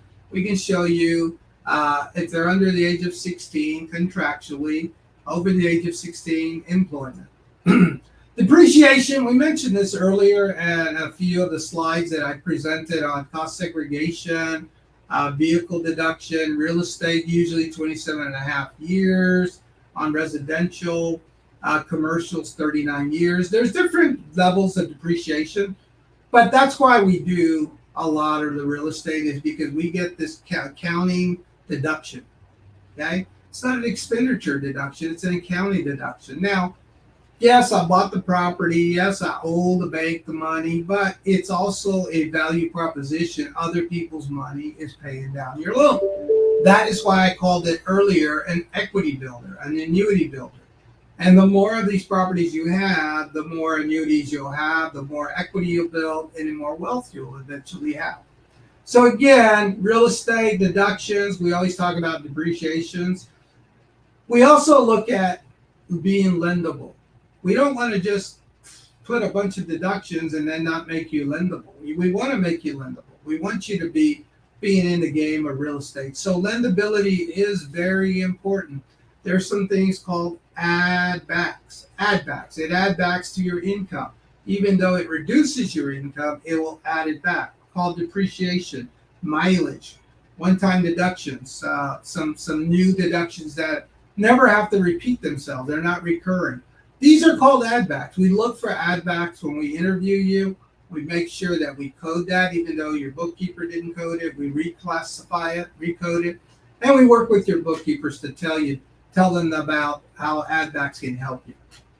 If you never have been introduced to the 4 slides of savings for taxes and tax breaks, we have bucket number 1, tax deferred growth, tax-free bucket. Real estate bucket number 3. We love that real estate number 3. And then having your own companies, real estate bucket number 4. You've got to have multiplication of companies, build your tax systems over and over. If you haven't seen our shows, we're on Zoom all the time. We have what we call the Edflix, not the Netflix, Edflix channel. This is our channel. Take a picture of that. We teach Monday through Friday. Yes, we do. We have shows lunchtime and at noon. Once you become a client, you become in the Facebook page. If you want to make an appointment with us, please give us a call, 210-490-7100. We'll be happy to help you. And we do have a free complimentary analysis of your taxes because we're doing the show and we want to be a great partner for you. So if you call us, we'll be happy to do a complimentary analysis of your taxes and give you some key tax strategies of what things you could be doing. Now, I hope you found this informative, and we always say, go see Ed. That is me. Thank you, and have fun with the rest of the show. Thank you so much, Ed. Did y'all learn anything new? Let me know in the comments. Keep it going. Next up, we've got Yona Weiss. Yona is a powerhouse in assisting property owners to save on taxes. As a business director at Madison Specs, a national leader in cost segregation, he has helped clients save hundreds of millions of dollars on taxes through cost segregation. With a background in teaching and a passion for real estate and helping others, he is also a real estate investor and the host of the top podcast, Weiss Advice. Please welcome to the stage, Yona Weiss. Hey everybody, this is Yona Weiss. Very grateful to be here and presenting today about one of my favorite topics, cost segregation. You may have heard of it. If you haven't, I'd love to hear from you guys. Put your, put it in the chat or give me your questions along the way, because this is going to be a really exciting presentation all about what I like to call the truth about depreciation and cost segregation. I am a cost segregation expert. I've been doing this for 6 years with Madison Specs, the biggest national cost segregation company. I'm a real estate investor myself and a proud father of 6 children, host of the Weiss Advice podcast, and most importantly, just out here to add value to you guys. So without further ado, I'd love to bring up some slides I have here called, like I said, the truth about depreciation and cost segregation. We're going to jump right in here. And again, if you do have any questions along the way, please feel free to put them in the comments in the chat, and we will make sure to answer them either live or after the presentation. So let's jump in and see what we're going to be talking about today. What is cost segregation? We're going to talk about what are the benefits? Who should be doing it, right? What is this bonus depreciation thing? There's been a lot of talk about that in the news lately, and when's the best time? So many topics to cover, but most importantly, what's a real estate professional? The reason I say this is most important, as you'll see shortly, this is going to be one of the most important things when it comes to doing a cost segregation study. We're going to do a short case study, so you'll see the actual numbers and what it looks like of doing a cost segregation study, but let's just jump right in and understand what is depreciation. So depreciation sounds like a negative word, right? And the word cost segregation, the term is very strange to begin with, but depreciation is actually not negative. It's not the opposite of appreciation. It doesn't mean that your property is actually going down in value. What it is the name of a tax deduction that the IRS gave that allows you as a property owner to take an income tax deduction from because you own a property. So essentially, anytime you buy a business or investment property besides for your primary residence, you're allowed to literally write off the entire value of that property over a long period of time. So for commercial properties, it's over a 39-year period. And for residential properties, including multifamily, it's over a 27.5-year period. That means that you can take the value of that property and take a little bit of a deduction, about 2 to 3% of that every single year, which reduces your tax liability. But there is a tax planning technique. This is a strategy called cost segregation that allows you to segregate that cost, right, the value of that property, into different components. Certain things in the property, and we'll see shortly what those things are, depreciate on a 5, a 7, or 15-year schedule. And once you understand and allocate what those costs are to those specific categories, you're able to take a bigger tax deduction in the earlier years of ownership. So simply put, cost segregation is a cash flow mechanism. It's a tax strategy that allows you to have more cash and pay less taxes. So sounds good so far, right? I mean, we're going to get into the long and short of it, but that's essentially what it is. So before we get any further, I'd love to just break down what depreciation looks like. Most accountants understand that when you buy a property, you're able to take what's called a depreciation deduction, as we mentioned before. So let's give a short example. Let's say you bought a property for $1 million. You always have to allocate a certain amount for land. Now, I'm using 15% because that's the national average. However, it is very specific to the place and the type of property that you own. And so this is something you're going to need to look into your tax records, property tax records, or appraisal to see what the actual land value is.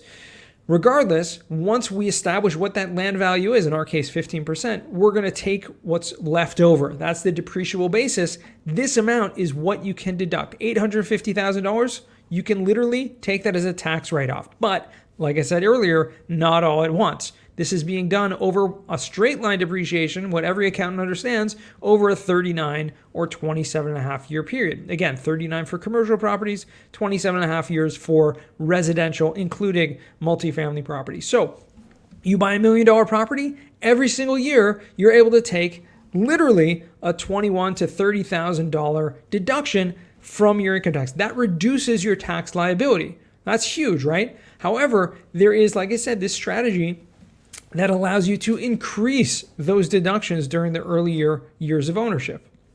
So let's take a look at what that looks like. Our straight line depreciation method would have been $30,000. Okay, $30,909, close to $31,000. But in doing a cost segregation, we're going to see you can potentially, and this is a pretty average amount for multifamily, could be more, could be less, but we're going to use this example in our case study. So let's just look at it now. 5-year property, which we're going to see shortly, what that includes: furniture, fixtures, appliances, all that good stuff that's non-structural. You can literally get 20% of that. Again, 20% of our tax basis, that $850,000. And the 15-year property, this is landscaping, land improvements, etc., 8%, about $68,000. So what we're looking at is, instead of a $30,000 deduction every single year, in the first few years, you can literally take a $238,000 deduction by simply doing this process called cost segregation. Okay, so just to give you an upfront idea of what we're talking about, $30,000 versus $238,000 tax deduction, it's a huge difference. And we're going to see shortly what that actually looks like on a breakdown of that scale.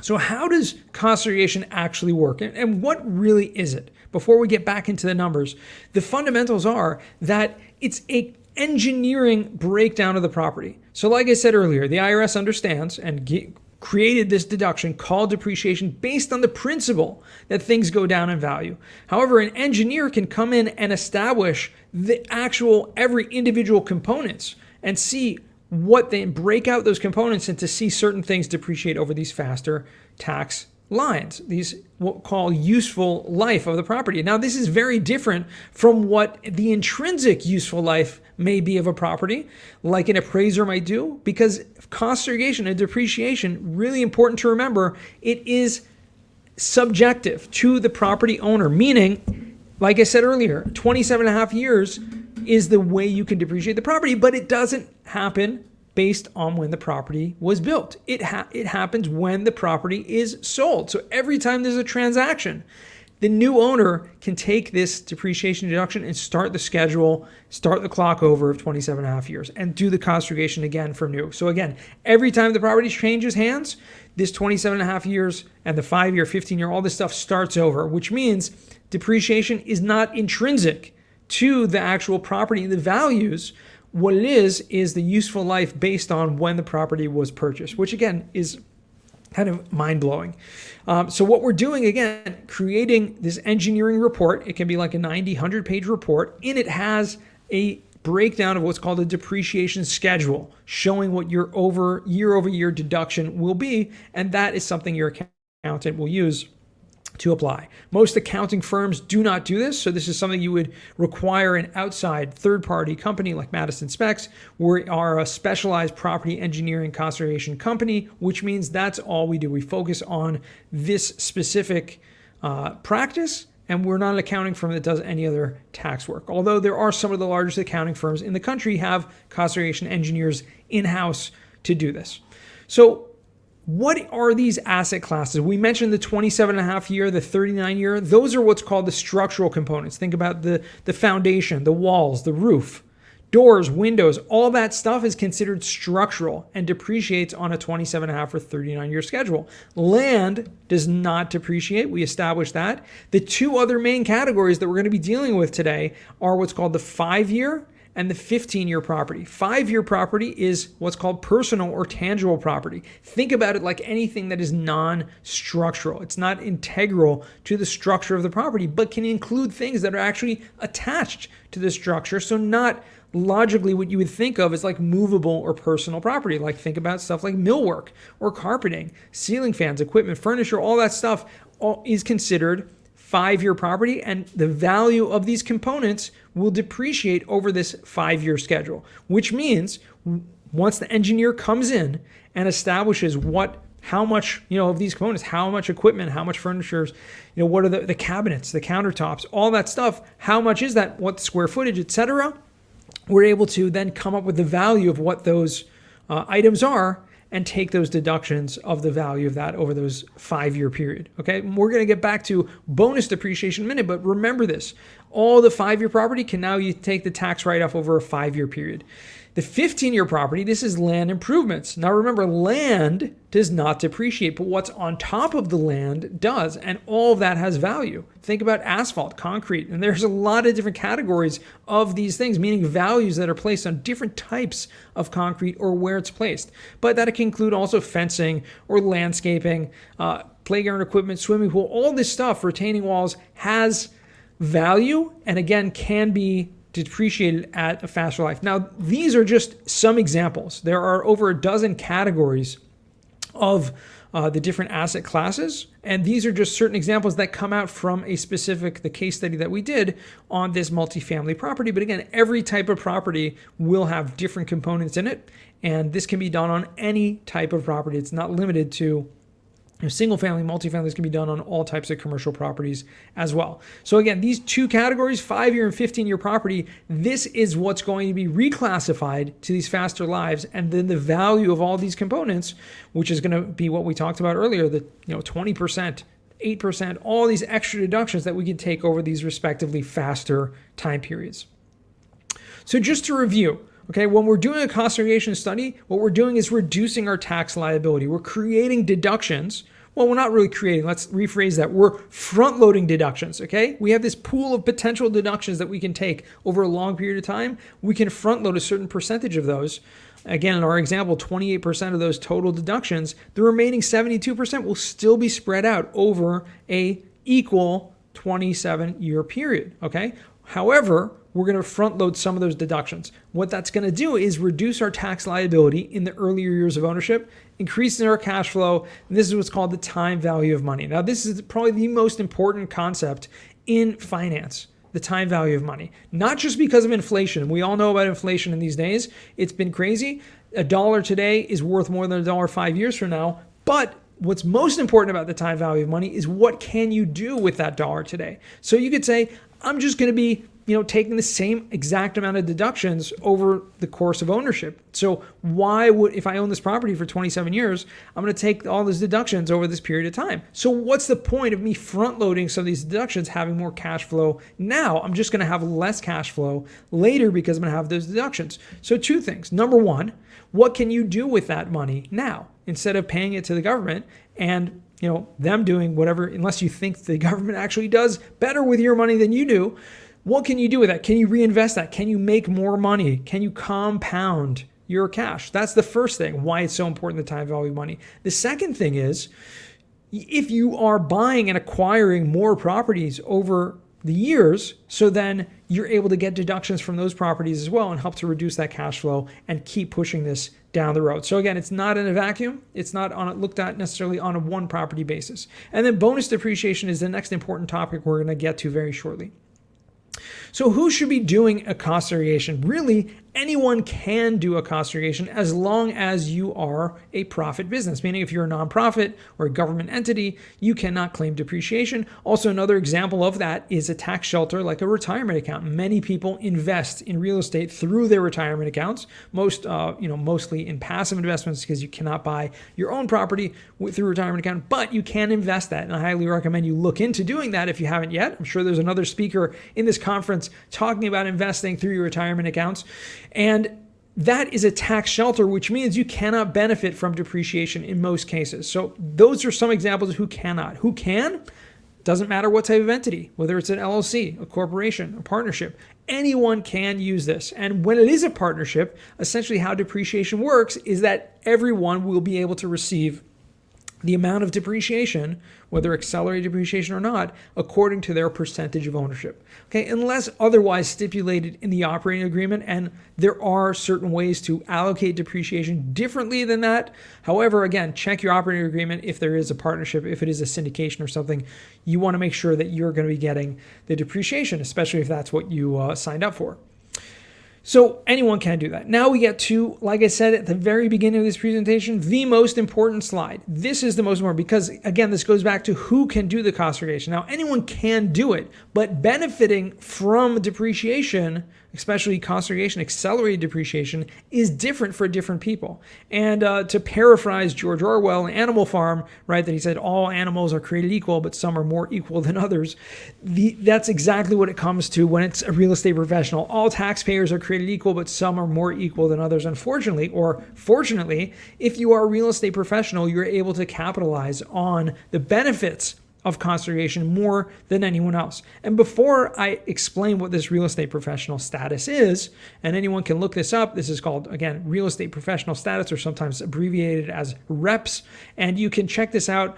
This before we get to that, we have to understand why this is going to be so important to us. Because there's something called passive activity rules, which means rental property, rental real estate is considered passive income. Now, you may not think of it as passive income, especially if you're self-managing it. However, the IRS treats it as what's called passive income.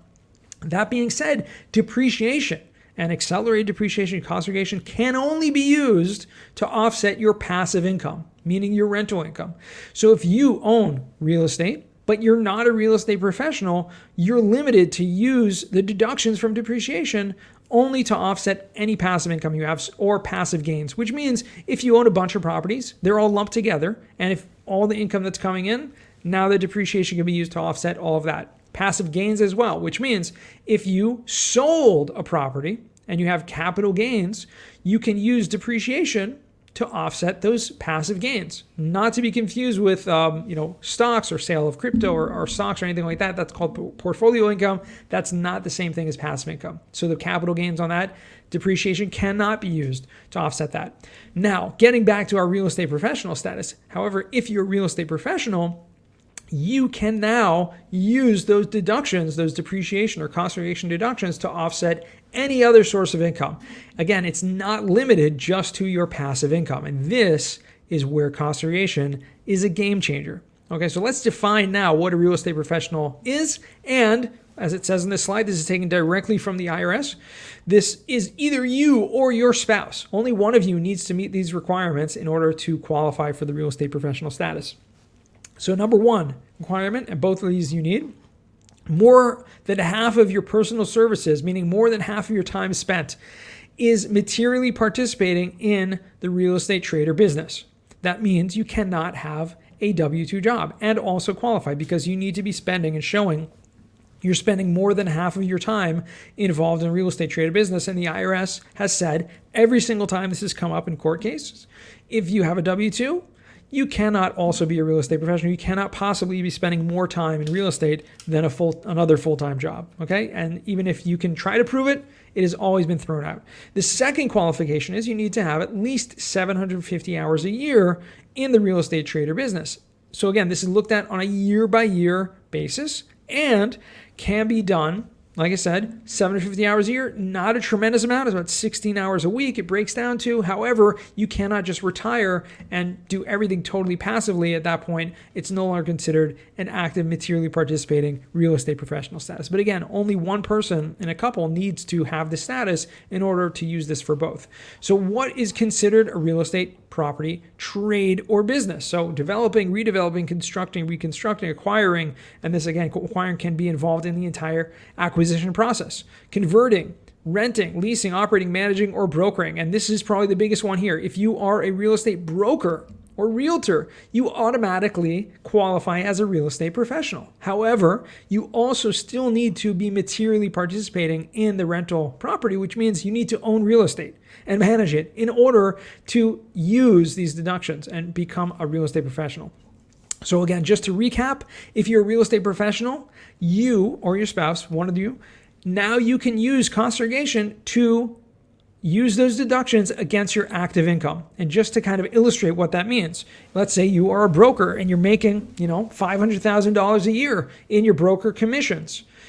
If you own property, let's say you own a property, real estate professional, rental property, you do a cost segregation on it, you can use those extra deductions to offset that realtor commission income. However, if you are just a W-2 earner, you cannot use the cost segregation to offset your W-2 income.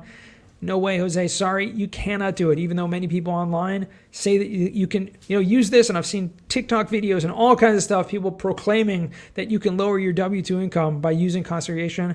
Unfortunately, in most cases, that's not the case. There are a couple exceptions we'll get to shortly, but most of the time you need to be a real estate professional in order to use this. So I told you this was going to be the most important slide. That's why I spent so much time on it, and I hope clarified this issue.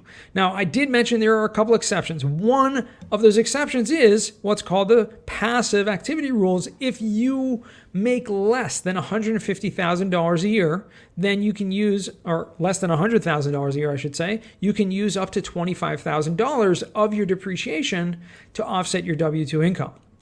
Okay, and it phases out. I think I spelled phases wrong, but that's okay. Phases out up to $150,000 of income. So if you make above $150,000 of adjusted gross income and you are not a real estate professional, you cannot use any deductions from depreciation against your W-2. The second example, which I don't have on these slides here, unfortunately, is what's called the short-term rental loophole. It's called a loophole. It's not really a loophole, but what it means is that if you own and operate and self-manage a short-term rental, an Airbnb, and you materially participate, there are certain rules there that allow you, even if you have a W-2 and even if you're not a real estate professional, you can then use the deductions from conservation against your active income. I should probably put a slide in here, but I didn't think about it until afterwards. So, what's the Tax Cuts and Jobs Act? This was really, really huge deal back in 2017. They created this thing called bonus depreciation, which means that if you bought a property between 2017, September 28th specifically, and the end of 2022, you can claim 100% of those depreciation deductions in the first year. That's called 100% bonus depreciation. So this year, 2023, it's phased down to 80%, which means you can take 80% of those accelerated deductions in the first year. The remaining 20% can still be spread over that 5 and 15-year schedule, respectively.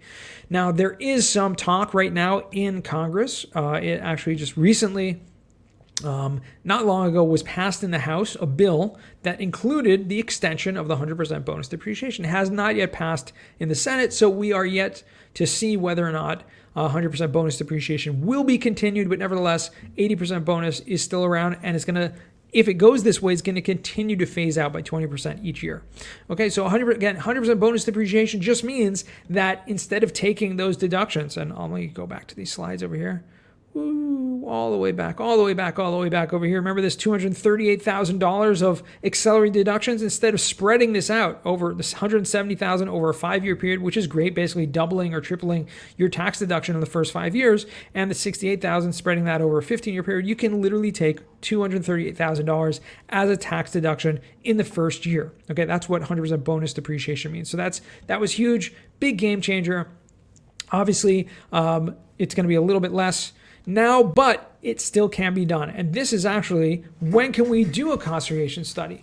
Now, most people like to get it done when you buy a property. The first time you buy it, put it in service, you want to make sure that your depreciation is set up the right way from the beginning. So that's why many people do this. And in fact, we offer a free feasibility analysis, meaning if you have a property under contract or you bought a property and you'd like to see what the potential tax savings are, you don't need to spend a dime. All you do is reach out and we can run the numbers and show you what those potential tax savings would look like. So a lot of people like to get this done in the due diligence stage or once they're under contract on the property, especially if they have investors, to show them what the potential tax savings will be. Now, you can also do a conservation after a major renovation. I mentioned earlier that when you buy a property, let's say that $1 million property, that is set in stone. The depreciation is based on the purchase price, and that changes every time the property is sold. Every time it changes hands, the depreciation starts over. However, the value of that tax basis does not change based on the value of the property. Meaning if it goes up and you get it reappraised and you get a refinance or something and it says, the property's worth twice as much as it was when I bought it, that does not change the depreciation. Unfortunately, that's set in stone. The only time the depreciation basis, the amount you can depreciate, changes is if you add more money into the property, meaning you do a renovation. Okay, so now you can actually depreciate the new funds or the new money, the new assets that were placed into the property.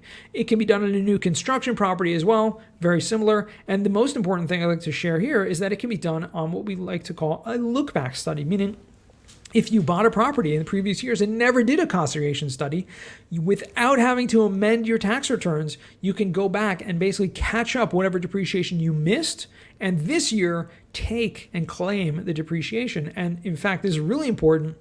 If you bought a property between 2017 and 2022, didn't yet do a conservation study, as long as you did not opt out of bonus depreciation, you can still take 100% bonus depreciation even on your 2023 taxes, as long as the property was bought and placed in service in 2022 or before. So again, this look back study is something that we like to do, a lot of people. And the reason why I mention this is because, yes, you can do a cost segregation at any time. However, it's usually most beneficial when you can use those deductions the most. So for example, if a person has a property and they really cannot benefit from the cost segregation, they have enough deductions, or they're not a real estate professional, you can wait and get the cost segregation study done in a later year when it is going to be more beneficial at that time, when you're going to have a higher tax liability, you're going to have a capital event, or you're going to qualify as a real estate professional in the future. That would be the best time to get the cost segregation study done. So again, it does not need to be done in the first year of ownership.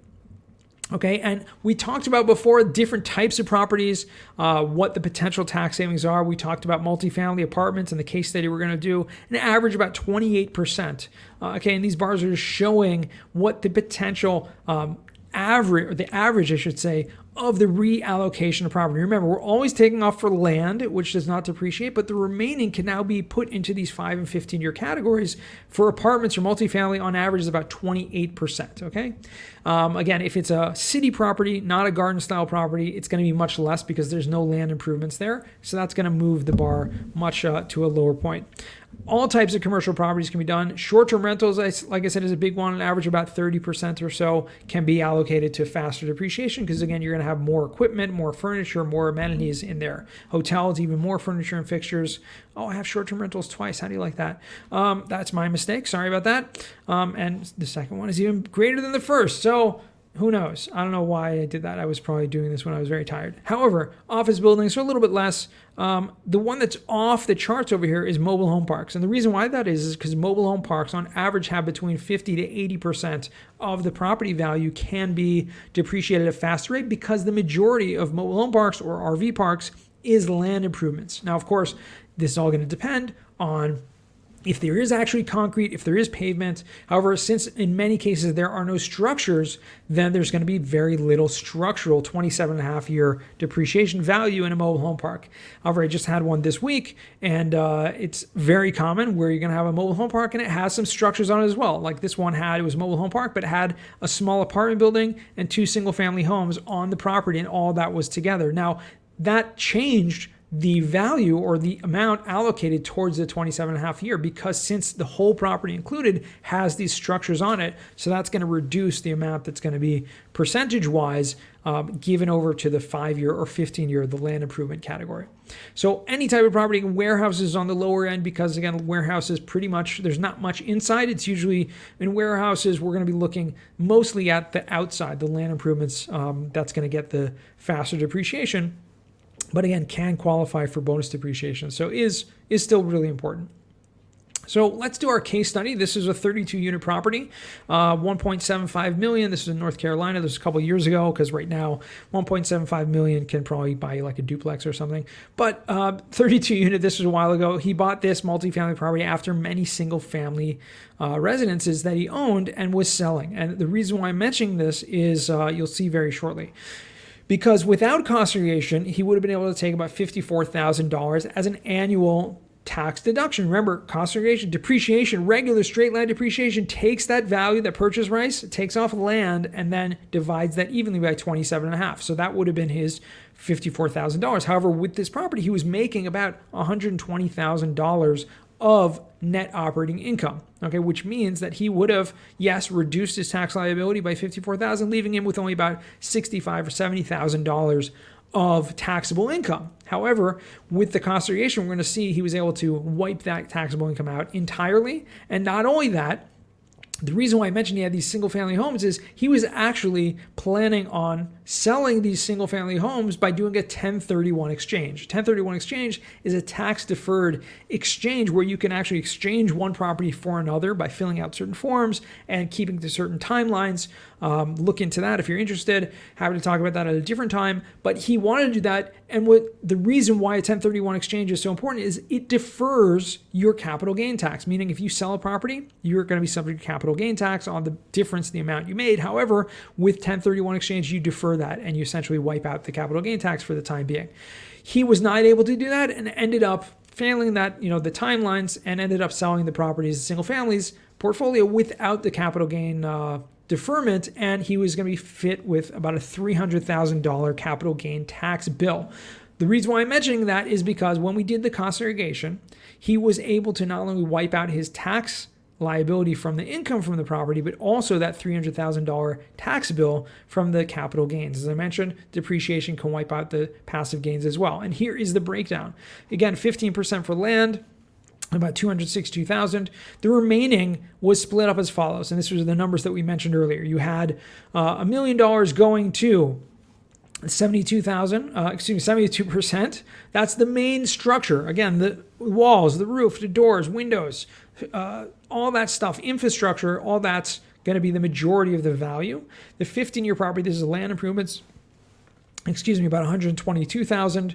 The $298,000 was the 5-year, the personal property. We talked about these different things before, and he was able to get over $420,000 of the total depreciation amount. Now, remember, the cost segregation not only wiped out his taxable income, paid zero income tax that year, but also was able to wipe out the capital gain tax they had. So that's why this was so special, so important on this case study. That pretty much wraps up the case study. One thing I do want to talk about is what's called depreciation recapture. Now, this is something a lot of people don't talk about. Depreciation recapture is what happens when you sell a property. Anytime you sell a property, you're going to be subject to what's called a recapture tax. There are 3 different rates that this is taxed at, so I'm not going to get into the details too much here, but one calculation is based on your ordinary income tax rate, one is based on a capital gain rate, and one is actually a combination of the two. And so very kind of complicated, this recapture rate. However, there are ways to defer or offset that tax. So you may hear people say on the internet, especially like Bigger Pockets and all those places where people talk about cost segregation, it's not worth it because you're just going to have to pay back all that depreciation. That's false. You are never going to be paying back any depreciation, okay? You never pay back the depreciation deduction you took. What is going to happen, this is a tax that you're going to be taxed on the amount of depreciation taken, which is entirely different than paying back the amount. So if you took, $100,000 of depreciation, does not mean that you pay back that $100,000. It means you can be taxed, a 25% rate or whatever on that $100,000. Now, there are ways, like I said, to offset or defer that tax. So again, you're never going to really pay it back because if using these other strategies, you're able to do that. The most common one, as I mentioned before, the 1031 exchange. Not only does that defer your capital gain tax, that also defers your recapture tax. Opportunity zones is another incredible tax strategy that allows you to take capital gains not only from real estate, but capital gains from stocks or from anything, really any sold business or any sold asset, and roll that into what's called an opportunity zone fund, and invest in real estate, which specifically areas in the country which need revitalization. And we're able to now defer, if you stay in that, and there are timelines in that 7 years or 10 years, and you stay in that, you're able to completely wipe out not only your capital gain tax, but also your recapture tax. So opportunity zones are awesome. And partial asset disposition is another way to reduce your tax liability once you've done a cost segregation by showing the value of certain components that depreciate on a 5-year schedule that they no longer have value, and so you're not going to be taxed on the recapture on those items. And as I mentioned earlier, other passive losses, like I mentioned, like the guy who sold his property and did not do a 1031 exchange, he had those extra losses from the bonus depreciation, was able to reduce his capital gain, also reduce your depreciation recapture tax. So that kind of sums up depreciation recapture. I know it's a very complicated topic, trying to just get through these slides. And again, if you do have questions, please put them in the comments. Please reach out to me after if we don't get to these all these comments, and we'll make sure to answer all of those questions. What should be looking for? Okay, cost segregation is very complicated. It's not something you can just kind of do on your own. It's not something you can just figure out, oh, Yona said 20% can go to 5-year property, so I'm just going to put on my tax return, right, 20% bonus depreciation, and that's it. No, there's a whole, you can look at the cost segregation audit techniques guide from the IRS that shows there's a whole numbering system, there's a whole methodology, the whole nomenclature. You have to show your work. You have to show the identification in the tax code to all those different, it's very, very complicated. In the end of the day, it's about a 100-page report that we're going to complete.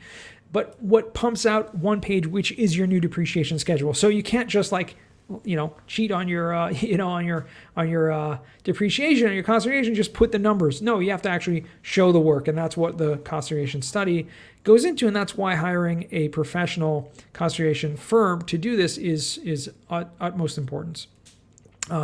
It's our company, not too much, 25,000 studies we've done nationwide, over $4 billion in tax savings. Not too much more about us, but I'd love to take questions. And if you do have any questions, make sure either to put them in the chat or feel free to reach out to me directly. You can find me on all the social media platforms, except for TikTok, that is. Yona Weiss, happy to answer any questions. And it's really been a pleasure. And thank you for listening. Thank you so much, Yona. Who wants to take advantage of cost segregation now to start reducing their taxes? I know my investors love it. I love it. It's absolutely great. Okay, our next speaker is an expert at financial strategies. His name is Ethan Gao. Ethan is a seasoned corporate attorney with 16 years of experience, and he's also been a successful real estate investor for the past 9 years. He's invested in hundreds of real estate deals as a private money lender and equity partner. Ethan specializes in providing funding solutions to multifamily investors. Please welcome to the stage, Ethan Gao. Hi, everybody. Thank you for attending this presentation about life insurance and specifically whole life insurance. My name is Ethan Gao. Thank you so much, Chris, for putting together such a great program and having us on. So here's my background. I grew up in small town America in Waco, Texas. We actually share that in common with Chris. I went to Cornell University when I was 16 years old. I met my wife the first day of class. We've been together 23 years. We got 5 kids. I graduated from Cornell when I was 19, and I went to Columbia Law School, mostly because my wife wanted to be an investment banker in New York City. So I graduated into a great economy in 2006 when I was 22, and I got a job doing legal work at a law firm doing mergers and acquisitions. So as soon as I got put on the law firm website, financial advisors and life insurance salesmen called me right away. They wanted to get us while we were young and didn't have any advisors. So usually they would take us out to lunch and dinner and present stuff in the office. I've been pitched this since I was 22 years old. And I've probably taken 30 or 40 meetings with different financial advisors. Generally, I always liked the concept of life insurance because it's a safe asset with, low risk and basically no volatility. But I never ended up buying a policy until I had my first kid, because without having a first child, my parents didn't really need me to give them any money if I died. And my wife, had a great job and everything. So it wasn't super necessary to replace my income. So I ended up buying my first life insurance policy in 2013. That's when my oldest kid, had turned 1, and my wife had stopped working outside the house at that time. So it became very important to be able to replace my income if I were to, unfortunately die before the actuarial time that I should have. So now I own a ton of life insurance policies. I own the oldest one for about 10 years, and I own I bought them in sets every couple of years or so. I became a licensed life insurance salesman in 2016. So I've been doing this for clients for the past 7 years. And I got my wife got licensed last year. So here's my real estate background. Some of this may resonate with you guys. So I started lending my own money to people fixing and flipping houses in Houston. Chris was actually someone I met during that time. I've known him for about 8 years. I probably made more than 500, possibly 600 loans. Kind of lost count after 500. I made a concerted effort to move into multifamily and commercial in 2020 in order to be able to scale a little faster and better. So right now I'm a general partner on over 1,500 multifamily units across the country. I have stuff in Houston, Dallas, Phoenix. I'm also on non-multifamily commercial deals as well. So I have several industrial deals, as well as a drug rehab center in North Carolina. The way that I got myself on those GP teams are basically one of two reasons. One is I sign on loans as a loan guarantor or key principal so that the loan can get approved. And then sometimes I make a very short-term loan to a deal team that is short on their fundraising. So a lot of times what happens is, let's just say you had the syndicator needed to raise $10 million of limited partnership capital, and one of their big investors backs out 1 week before closing. Now the syndicator can't replace that $3 million very quickly or easily. The seller isn't gonna extend the contract, or the lender says, hey, I'm this loan commitment is only good till Friday. If you don't close on Friday, we got to go re-underwrite it and probably give you a higher interest rate, or because it's 2023 right now. Or they might say, oh, well, we just can't even approve the loan. We don't even know what's going to happen. Or we're going to lower the loan proceeds. So in that situation, people will come to me and I would be able to lend them $3 million on the gap that they have to close. And then they can celebrate that day of closing. And then right after that, they're going to need to bust their butt and raise a bunch of money to pay me back post-closing. So I've gotten GP positions for doing that for the team. So how do I use my life insurance policies? Well, I use them to show liquidity to lenders and brokers so that I can sign on loans. Usually the way it works in commercial and multifamily is, let's say it's a $20 million loan. So the lead sponsors would have to show net worth that exceeds the loan amount. So in that case, 20 million. And then the lender will typically require that the lead sponsors show liquidity of at least 10% of the loan. So the lead sponsors in that example would have to show 2 million liquid. A lot of real estate investors in particular struggle with liquidity because they love reinvesting their money into projects. So that's kind of what I do. So I can bring the net worth, I can bring the liquidity, I can bring experience as well. The way that I access my life insurance policies is through a line of credit that I have from a bank.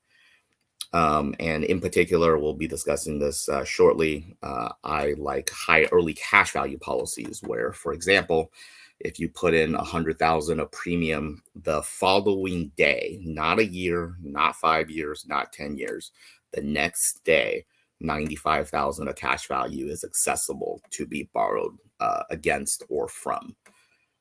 So let me go to the next slide. Here's some reasons why people buy life insurance. Replacing income, kind of like what I addressed earlier, where my wife for a period of time took care of our kids and did not work outside the home. So if I got hit by a bus, it would have been tough for her to pay bills, etc. Some people buy life insurance in order to pay for funerals, which are very expensive.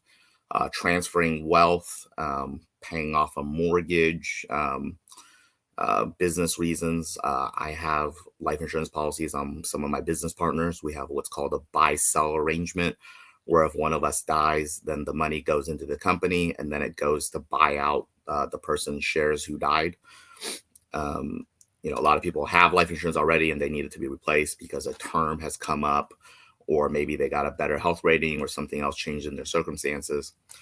There's also some tax savings and estate planning reasons for that too, which can be more complicated. So one of the reasons we really like whole life insurance is it builds cash value, and that is essentially a hedge against market-driven assets. What we mean by market-driven assets is typically stocks, S&P 500 or other stocks. But it actually also applies to real estate assets. The year right now is 2023. Interest rates have gone up dramatically. A lot of REITs and real estate publicly traded companies are down in value because of the imputed decrease in value of the properties relative, especially because interest rates went up. There's a correlation causation factor there. Many of you, I'm sure, are in private real estate assets, so there's no mark-to-market requirement, or you guys might have an interest rate cap. Hopefully, you guys bought that if you have deals from 2021 and 2022, so you're still good on the interest rates.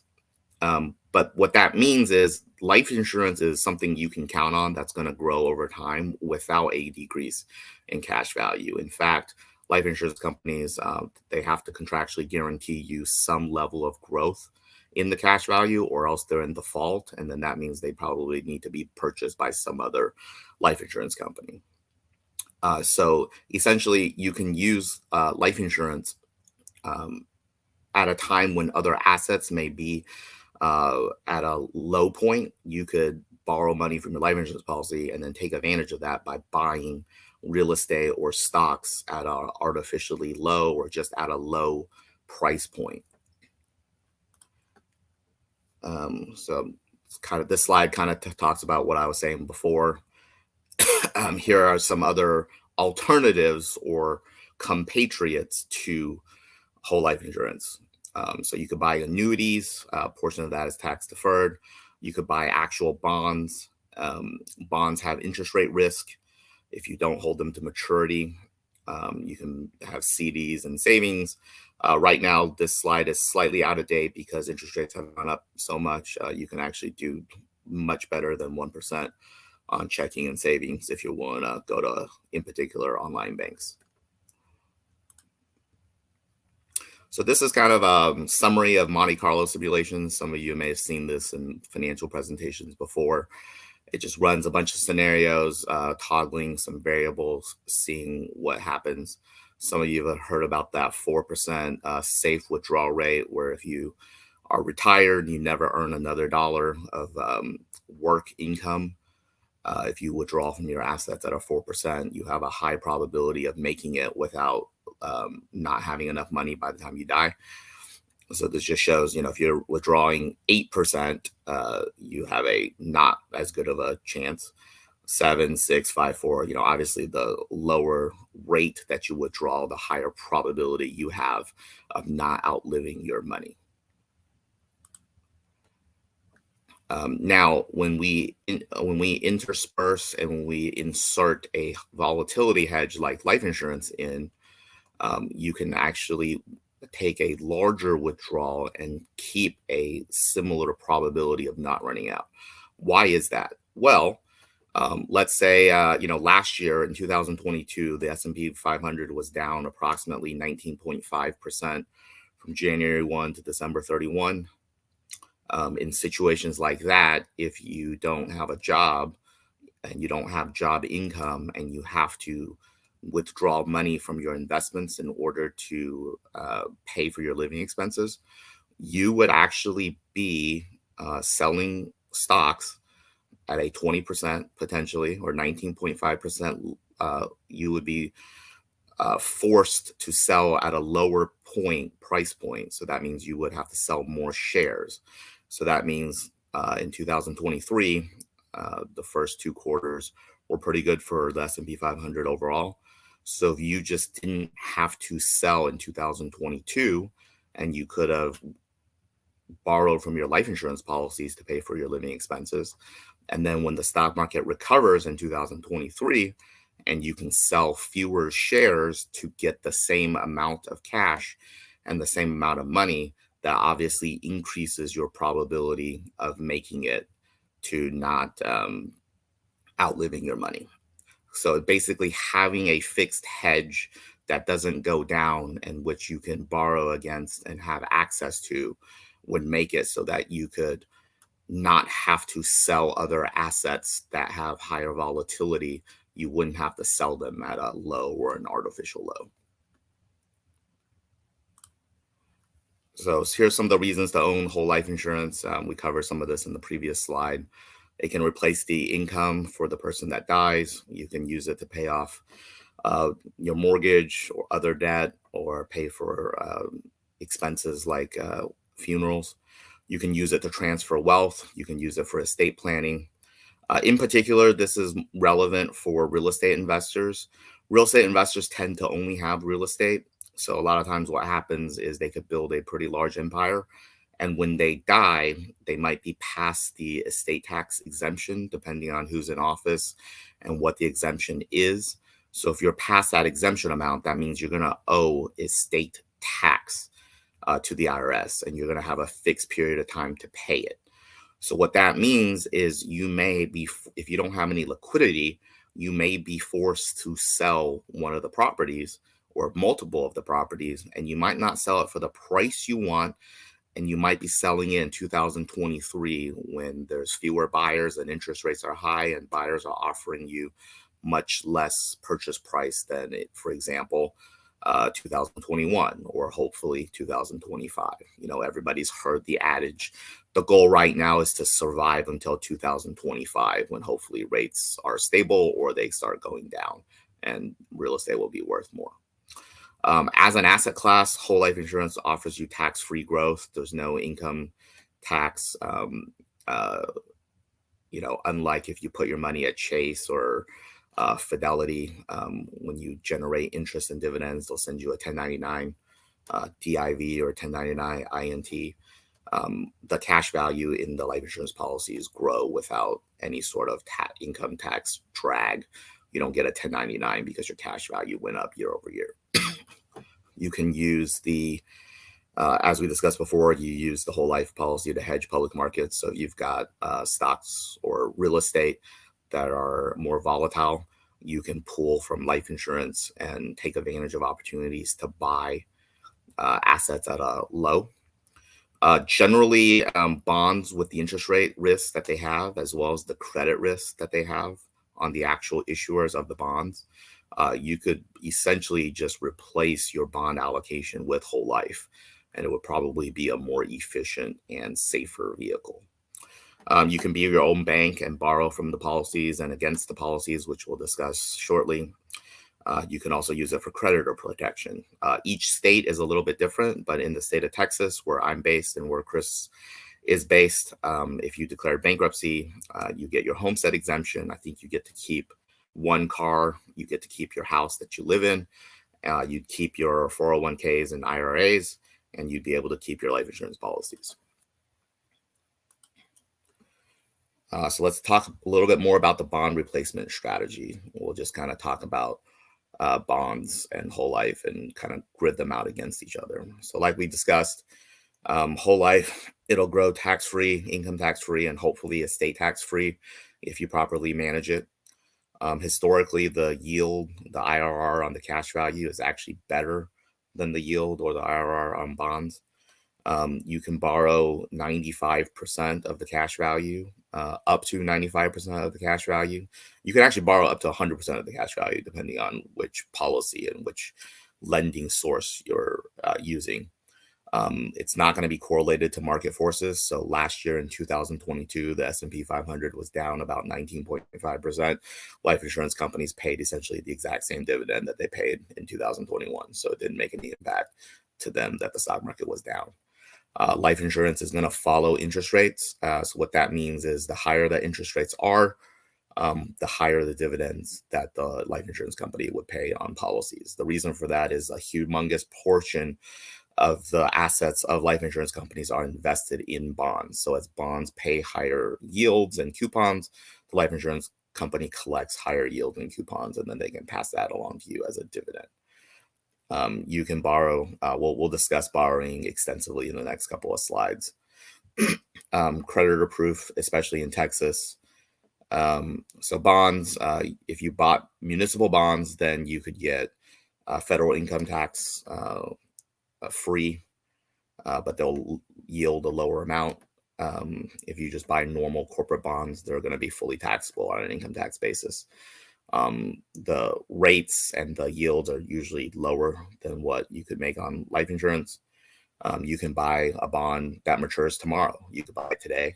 So it's you can also buy a bond that might be 5 years or 10 years. Bonds can be sold at any moment in the public market. So that could be good and bad. It's good in that you have access to liquidity. It's bad in that if rates go up, your bond is necessarily worth less. So you may be forced to hold it to maturity if you don't want to sell at a loss. Bonds, especially recently, are extremely correlated to stocks. They're not acting as the historical hedge that they have in the past. As we discussed, there's a ton of interest rate risk. So if interest rates go up, the bonds are worth less. If interest rates go down, then they're worth more. But then you'd have to be kind of your own interest rate trader. And if you're really good at that, you could probably make more money trading other stuff. You can borrow against your bonds if you Interactive Brokers or Schwab, Fidelity, Vanguard, they should offer you a margin loan against those. Generally, though, it's only available up to 80% of the par value of the bond. They're not going to let you borrow 100%. So let's say you bought a bond that's going to be 100K. They won't typically lend you 100K against a 100K bond. There's no creditor proof. This is just like stocks and stuff that you own in your normal account. So if you declare bankruptcy, the court would most likely make you do something, probably sell them and use that cash to pay off your creditors. So here's a discussion of other types of life insurance. These are permanent life insurance vehicles. So let's just step a little bit back, take a step back and talk about term insurance versus permanent insurance. That's the first kind of schism within life insurance. A term policy is what Dave Ramsey and Susie Orman talk about all the time. It's like a rental if we analogize it to real estate. So it is good for 10 years, 20 years, 30 years until you reach age 65. So it is a term. It will not carry through for your whole life unless you die before the term. So basically, let's say I bought a term insurance policy that covers me until I'm, for 20 years. So if I die 19 years, 11 months, and 29 days later, my wife and 5 kids will get no proceeds. So I would have paid 19 or 20 years of premiums into that, and we would have received nothing in return. That is very different from permanent life insurance, which are exactly what the nomenclature is. They are permanent. They are meant so that you die with them in place. So it guarantees that your spouse, kids, parents, siblings, business partners, they will receive that death benefit when you die. So if you know that, and that's one of your ways of passing on your wealth, then you kind of have permission to spend the rest of your non-life insurance money. Because if you already know that your kids and stuff would be taken care of with life insurance, then you can spend other parts of your portfolio instead.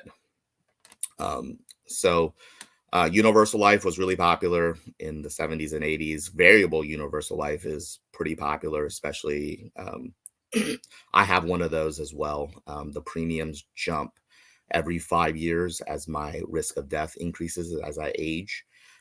Index universal life is also pretty popular these days. This is probably the most popular. The way it works is there's a cap and a floor. So, in 2022, when the stock market was down, you would have made a 0% return. That's your floor. Now, this year, if the stock market goes up 40%, they'll probably cap you maybe at 10, maybe at 8, maybe at 12. They're not going to give you the full benefit of the stock market going up 40. So that's kind of a trade you're making. So by not suffering the big losses or any loss on down years, are you willing to give the upside for when the market rips higher? There's a lot of competing literature around this. I find the literature around not capping and not having a floor to be more convincing, just because stocks can be so volatile where they're down 20% and they're up 50% the next year. Or, I myself personally lived through 2008, 2009, 2010 when I was working in corporate law. And that's when I first heard about the concept of a 201k, where my 401k basically dropped 50% in value in a few months. And then it became a 401k again a few years later when it basically doubled. So that's a lot of volatility. And if you capped those big upsides, I'm not really sure if you would make it back. Certainly it helps to not lose on the floor. And with universal life, variable universal life, and index universal life, your premiums go up as you hit certain age bands because your probability of death increases. And they can crash. If there's multiple down years in the stock markets, you may be forced to fork up more premium. Traditional whole life has been around longer. It basically can't crash. Last year in 2022, stock market went down, like I've been saying. These life insurance companies paid the exact same dividend, or approximately the same dividend as if it didn't really happen. It is also a fixed contract. So I pay every year the exact same price. Doesn't matter if I'm 64, doesn't matter if I'm 69, doesn't matter if I'm 46, doesn't matter if I got cancer, doesn't matter if, I lost 50 pounds and looked amazing. It's the same price. So some people ask, especially in light of 2023, when we see bank failures, Silicon Valley Bank, Signature Bank, Credit Suisse, etc., how does it work if a life insurance company goes bankrupt? what would typically happen is another life insurance company would essentially come in and buy them, just like the FDIC would arrange for a bank to buy a failing bank. And then life insurance companies pay into guarantee associations, so they basically have insurance on themselves. And that's how the FDIC works too. The banks pay fees to basically as insurance. So let's talk about, let's go back to the borrowing here. So let's talk about where sometimes people get a little too cute. I watch a lot of presentations from other financial advisors and life insurance folks, especially as they present to real estate investors. I just like to keep up to date and see what other people are saying and see if they're offering anything that's unique or interesting. What I see a lot of times is the salesman or the financial advisor doesn't really know how to effectively borrow from or against life insurance policies.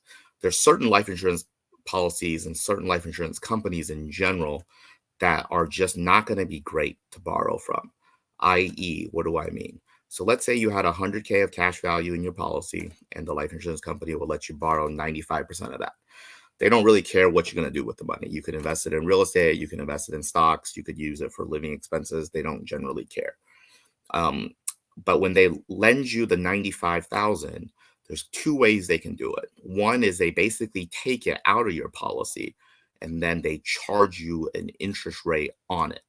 So what that means is you are no longer earning dividends on that 95K that has basically been taken out of your policy. And the bank is going to charge you interest on it. So that is essentially you paying interest to borrow your own money. I find that to be a very bad deal and a bad structure. I actually do have that on one of my own policies. It's a variable universal life. The way they do it is they try to make it a wash, where they basically it ends up being effectively a 0% or a 0.5% interest rate loan.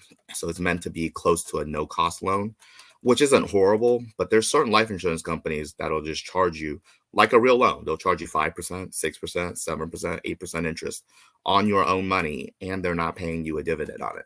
So that's a bad deal. For those type of life insurance companies and policies, I recommend pledging those to a bank, just like you would if you got a home equity line of credit.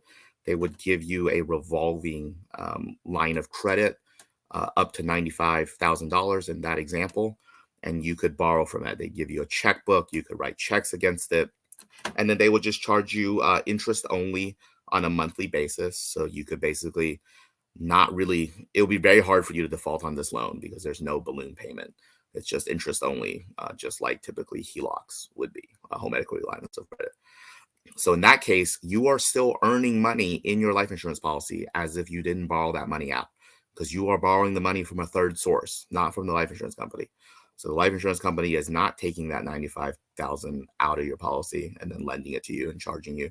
They are just, it is just secured by your life insurance policy, and you're borrowing from a third party source. So if you die in that scenario, what that means is the life insurance company would assign an assignment of the policy over to the bank, and the life insurance company would have to call the bank and say, hey, how much does Ethan owe you? We'll send that to you, and then we'll send the balance of the death benefit to Ethan's spouse and kids. Just like how it work on any loan when you die. In general, I have borrowed from my policies for about 8 years. Generally, only in 2022 and 2023 has it been cheaper to borrow from the life insurance company versus from a bank. Life insurance is a rich get richer scheme. So the larger cash value you have, the better deal you get from the bank. So a lot of people borrow at prime at the bank. I borrow at prime minus 1.25 or prime minus 1.5. So you heard me, prime minus, not prime plus, prime minus. The banks basically treat life insurance policies like cash. There's essentially no risk, so they can offer a cheaper interest rate. So back to the earlier point about, as we discussed, borrowing from certain life insurance policies and certain life insurance companies is not great. You are basically forced to go to the bank, and I'm happy to make introductions to the banks that are relevant. There are certain other life insurance companies and life insurance policies where it's totally fine to actually borrow from them. What they do is they do kind of a little bit of a trickeration, if you would. So what they do is they internally do what I just described with the bank, for example, on a home equity line of credit. So they will internally have their left hand lend you money, 95,000, against the right hand, the cash value in the policy that you own. So it does not take the money out of the right hand. So in the right hand, your policy is still earning money on the 95,000, dividends. And then they lend you against it at, 5%, 4%, 6%. So right now there's certain life insurance companies where it's actually cheaper to borrow from the life insurance company directly versus a bank. In the past 10 years that I myself have been active, it's only been true basically in late 2022 and 2023. Historically, in the 8 years before that, it has been cheaper for me to borrow from a bank versus from the life insurance company directly. So now I borrow from both. So where it's cheaper to borrow from the life insurance company, I do that. And then certain policies, it's cheaper for me to borrow from the bank, I do that. So that is an extensive discussion about life insurance. If I had to sum it up in just a couple of sentences so people will remember, is there's certain life insurance policies where if you put in $100,000 of premium or a smaller amount, let's just use 100 as an easy reference point, you could borrow up to $95,000 the next day from the cash value or against the cash value. That is the highest ratio of cash value to premium that I am aware of, and people on my team are aware of. If you're aware of something better than that, please let me know right away. And if you've got a bank that'll lend at cheaper than prime minus 1.25 or prime minus 1.5, please let me know. I would love to meet them and do business with them. That's the end of my presentation. Again, thank you, Chris, for putting together such a great program. Hope everybody enjoyed that. And please feel free to reach out to me. I'm very easily accessible on email. I return all my emails. You can also find me on LinkedIn if you search Ethan Gao Houston. Thank you so much, Ethan. Was that new information for anyone, or did you walk away with like a completely different understanding of what whole life insurance is? Let me know in the comments. We're going to take a short break. Take this time, share your feedback and thoughts, and we'll be back here in just a few minutes.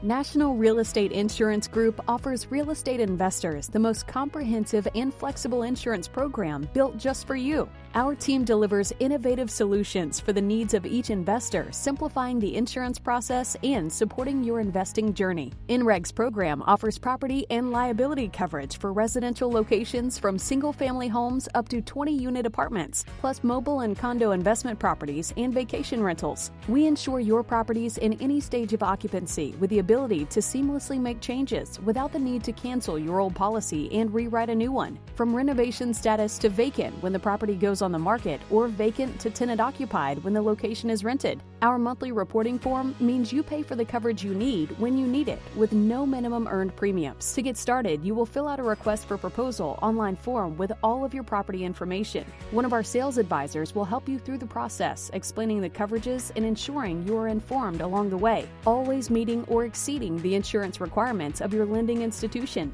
All of the carriers that underwrite our program are rated A or better by AM Best, giving you peace of mind. Once you are an INREG client, you will be assigned to a client service representative. You will also have access to our state-of-the-art client portal, where you can submit newly acquired properties or make changes to covered locations, download evidence of insurance documents, and manage payments with the click of a button. We look forward to serving your insurance needs through innovative and industry-leading offerings and unmatched service. Visit our website to request a proposal today.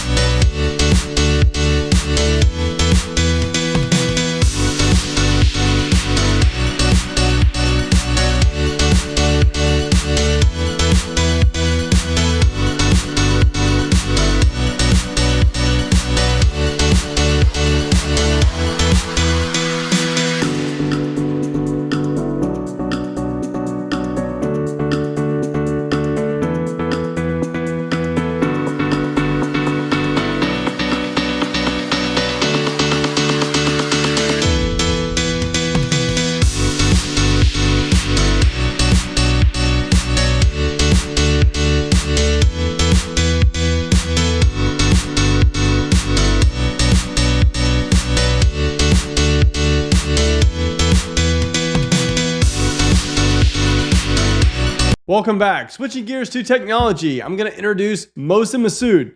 Mohsen is the CEO and founder of Accrue. He is an expert in real estate development and tokenomics, specifically utilizing blockchain architecture for the tokenization of real-world assets.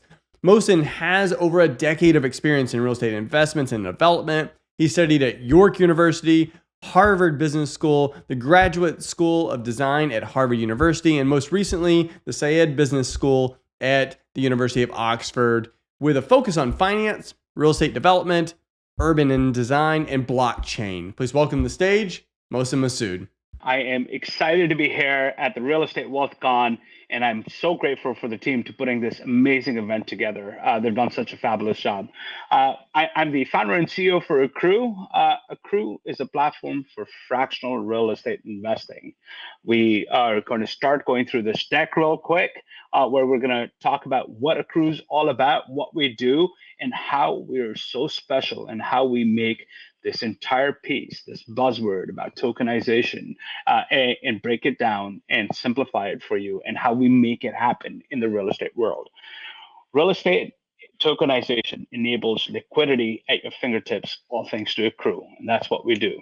My background, to give you a little bit insights, is all from real estate. I was born and brought up in Islamabad, Pakistan, and then I went to school at York University up in Toronto.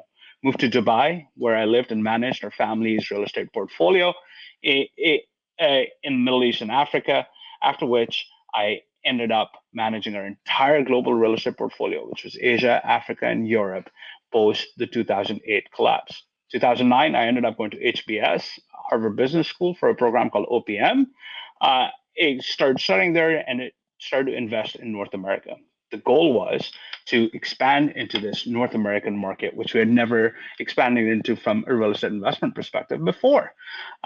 Moved to LA, started to invest across the West Coast. So LA, Reno, and Scottsdale were the key areas that I invested in, very focused on multifamily and mixed use assets. It wasn't until 2012 that we started to invest in the Midwest in an effort to expand into better cash yielding assets, into more regions, and into secondary and tertiary markets, looking for those better cash flows. We started to invest in Cincinnati. 2014, I ended up moving to Cincinnati, and it actually wasn't until 2018 that I founded Accrue. The idea of Accrue came up at a dining table when someone was trying to explain blockchain to me. The first thing the gentleman asked me is, hey, what do you know about blockchain? It's like, hey, I don't like crypto. I'm a real estate guy. I like to touch and feel what I'm investing in. The gentleman went on and said, no, I'm talking about Ethereum and how they've got smart contracts and how people are building applications on it, and everything that's happening. And so the one thing that I got out of that conversation was blockchain is not equal to crypto. Crypto is a subset of blockchain. What I learned from there, and what ended up being the basis of the idea for Accrue from that conversation, was, if we're able to fractionalize real estate, which already happens for thousands of years, it's been happening, but then we're able to add tradability to it. And that's where smart contracts, and that's where blockchain comes in, and the efficiency of the technology comes in. Then we can get to liquidity. And liquidity, as we all know, is the single most important piece when it comes to real estate. It's the most coveted aspect out there, and that is extremely, extremely hard to get. That's where blockchain can really come in, increase efficiencies within the entire ecosystem, and that's how it can make it happen, while still keeping all financial transactions in US dollars. Now, as I started off with, I'm a real estate guy. I like to touch and feel what I invest in. I don't like the volatility of crypto. I don't like the volatility associated with anything that could affect my real estate. So therefore, we wanted to ensure that all transactions on the Accrue platform happen in US dollars, and that is what we did. So to give you a little bit on what the underlying technology is, blockchain, as a basic explanation, is a distributed ledger. All that does is it records information in an immutable manner. It is super secure. It easily identifies bad actors, because everything on chain is absolutely traceable, as opposed to the myth that everything is anonymous. And Accrue is a centralized entity using blockchain, so investments or information on blockchain would never be lost. The second aspect of the technology, smart contracts. Smart contracts, when I like to simply explain it, are like perfectly functioning vending machines. Smart contracts allow for when you put in a buck and press B1, you will always end up with a can of Diet Coke, whatever that sort of your choice is. Now, what that means from a real estate transaction is if this happens, then Y will happen. If I do deposit the money, or if when I say I'm purchasing the membership interest units or I'm investing in asset A, I need to ensure that not only have I ensured that my identity is there, my accreditation is verified, the know your customer checks are all in place. I need to ensure that the money that I have is already in place before the transaction can actually consummate. The asset owner or the sponsor doesn't need to send me the docs, go through this entire piece, put in a request, please send the funds over into escrow, and they will eventually get to the final deal being done. Once I have the funds, all of my information there, once the minimum investment threshold on the deal is done, my funds automatically get transferred from my account. The membership interest units automatically get transferred into my account. And so the transaction is automated at a very fast pace in an immutable manner. Now, how does this happen? This happens using security tokens. What are security tokens? Security tokens are just digital representations of the underlying securities. Now, all that accrue does is, and I'm oversimplifying this by saying this, but all that we do is we take the Schedule A of an operating agreement for an LLC, and the Schedule A has the list of names and the membership interest units for each investor. So how much ownership do they have, and we digitize that. We digitize that in the form of $1,000 tokens representing one membership interest unit in each asset, and then we're able to maintain the ledger using blockchain on how much interest does every user have. Now, by using security tokens and our unique proprietary multi-token architecture, we're able to ensure that we're able to record capital accounts, membership interest units, we're able to do all the entire treasury management and so on and so forth. And because of all of that, we're able to enable liquidity, which traditionally is not possible. So some of the biggest challenges within the real estate world is the investment sourcing and onboarding, long hold periods, and the lack of liquidity. And I keep on saying the liquidity word, but bear with me and you'll learn more about it. Maintaining quality data, that is a big piece which has a major impact on how real estate gets transacted. And most importantly, investor management.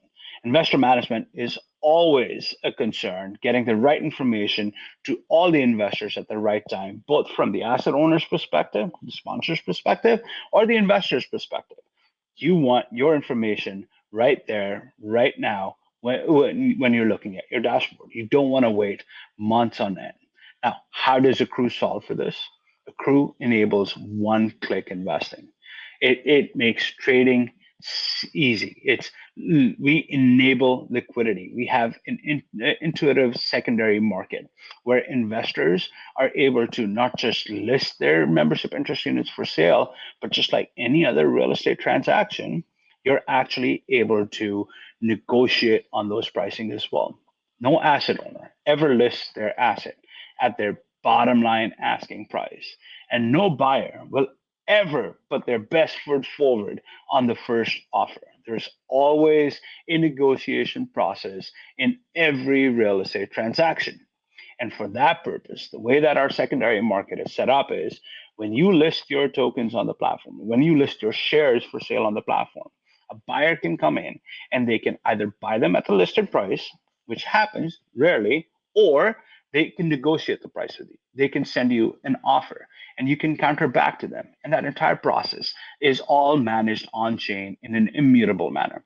And the minute both of you agree on a price, the minute someone says accept to that counter, the buyer or the seller, the transaction consummates. The shares get transferred from the seller's account into the buyer's account, and the funds get transferred from the buyer's account to the seller's account. Now, before someone can even hit accept, before they can even place a counter, the platform ensures that they actually have those funds available for transfer in their account when they're placing that transaction. So that's where the smart contracts come in. That's where the Accrue platform uses blockchain to make the information available to everyone. The next piece is streamlined data. What Accrue does is we take data at rest and we turn it into truly actionable data. Streamlined data equals better valuations. We pull real-time data from every asset through APIs, through webhooks, and we're able to pull data from property management software where we help asset owners streamline that data and then put it out for information for investors. So you have access to real-time data on how an asset is performing, which is so important when making your real estate investment decisions. Now, more importantly, what Accrue does is Accrue also enables or also provides quarterly valuations on every asset. We mark to market the value of those assets every quarter. What that happens is by doing so, we also set out a market price guidance. So when you want to go and sell your shares on the secondary market, attain that liquidity piece, you have a guiding principle on where the value of your shares is, whether it's gone up or it's gone down. And based on that, you can decide if you want to list it at the market price guidance number, higher than that or lower than that. That's still completely your decision. And the market comes into play. Lastly, but most importantly, reporting, compliance, distributions, K1s going out, tax forms, all of that happens through a single dashboard. Asset owners are able to say this asset had $1 million worth of distributions for Q1. Click distribute, and what happens next? The system automatically runs that distribution through the capitalization table, figures out the waterfall calculations, if there's a pref, if it's pari passu, whichever way the distribution is supposed to go out, who owns what, and how that's going to go out. All of that automatically gets managed through the Accrue platform. Now, at the end of the year, when it's tax season, that is crunch time. That is what the real difficult part is. And that's where the platform really comes in and helps to streamline that entire process. The asset owner uploads a 1065 Schedule K, L, and M, and the Accrue platform automatically generates the K1s for each individual investor. Imagine $10 million of equity in an asset, each represented to a $1,000 token. Talking about $10,000 tokens. And a world where these tokens are traded twice a day, to say the least, or once a day. That means you're going to have two owners per token or per share every day. You're talking about 730 different K1s to be issued per single share. And when you have 10,000 shares in an asset, you can do the math. Over 7 million K1s to be issued at the end of the year, and that is humanly not possible. These are the kind of efficiencies that the Accrue platform really enables and brings into these transactions. And this is why we have enabled this concept of liquidity, which did not exist before. Now, we're not the only ones who are doing real estate tokenization, right? There's other services out there. A lot of people are doing tokenization as a service. You can go pay a monthly fee, and you can get a white label solution. But you have to realize those might be low cost solutions, but all that they do is they're a technology provider for you. They don't provide legal structuring. They don't provide the investor management. They don't provide the compliance, the reporting. None of that stuff comes within it. There's other folks which work through. None of them would even provide the deal and legal structuring around it. And then most importantly, the liquidity dilemma. When you're looking at real estate tokenization as a service versus a platform, you're missing out on the deal and the legal structuring. You're missing out on the entire marketplace. You're missing out on how do you achieve that liquidity. And that's where Accrue really comes in. Accrue enables and ensures that we're a full lifecycle solution. Again, my background is real estate. I can't code to save my life today. Someone puts a gun to my head and asks me to put a single line of code. I can't do that. However, one thing that I can do even in my sleep is run numbers on a real estate deal and know if I want to go ahead with that deal or not. And so we're very proud of the fact that we're a product from the industry for the industry. Because of that, we not only tackle the technology piece, we also tackle the entire life cycle piece of it, the due diligence, the legalese, the liquidity piece, the marketplace, the structuring, the reporting, the compliance, waterfall management, the whole distributions, whole 9 yards. And that's the big benefit of real estate tokenization platforms as opposed to just a technology service. Here's a quick video on what and how Accrue functions. Accrue is an innovative blockchain-based platform that makes real estate investing more secure and efficient using a process called tokenization. We use blockchain as an underlying technology within the platform. The immutable ledger that tracks investments and transfers of ownership cannot be changed or altered and makes investing a lot more secure. By using blockchain, smart contracts, and our digital wallet, we are able to divide real estate assets into equal shares and offer them for sale as digital securities called tokens. Tokenizing assets not only improves security of the investment and future transfers of ownership, it enables near-instant liquidity through our marketplace. Our AI engine will be used for due diligence and risk allocation. Asset performance is monitored in near real time, and any unforeseen or upcoming issues with the property, including tenancy, maintenance, utility usages, or expense trends, can be identified. Our proprietary technology provides reliable, monitored information and enhanced liquidity at your fingertips.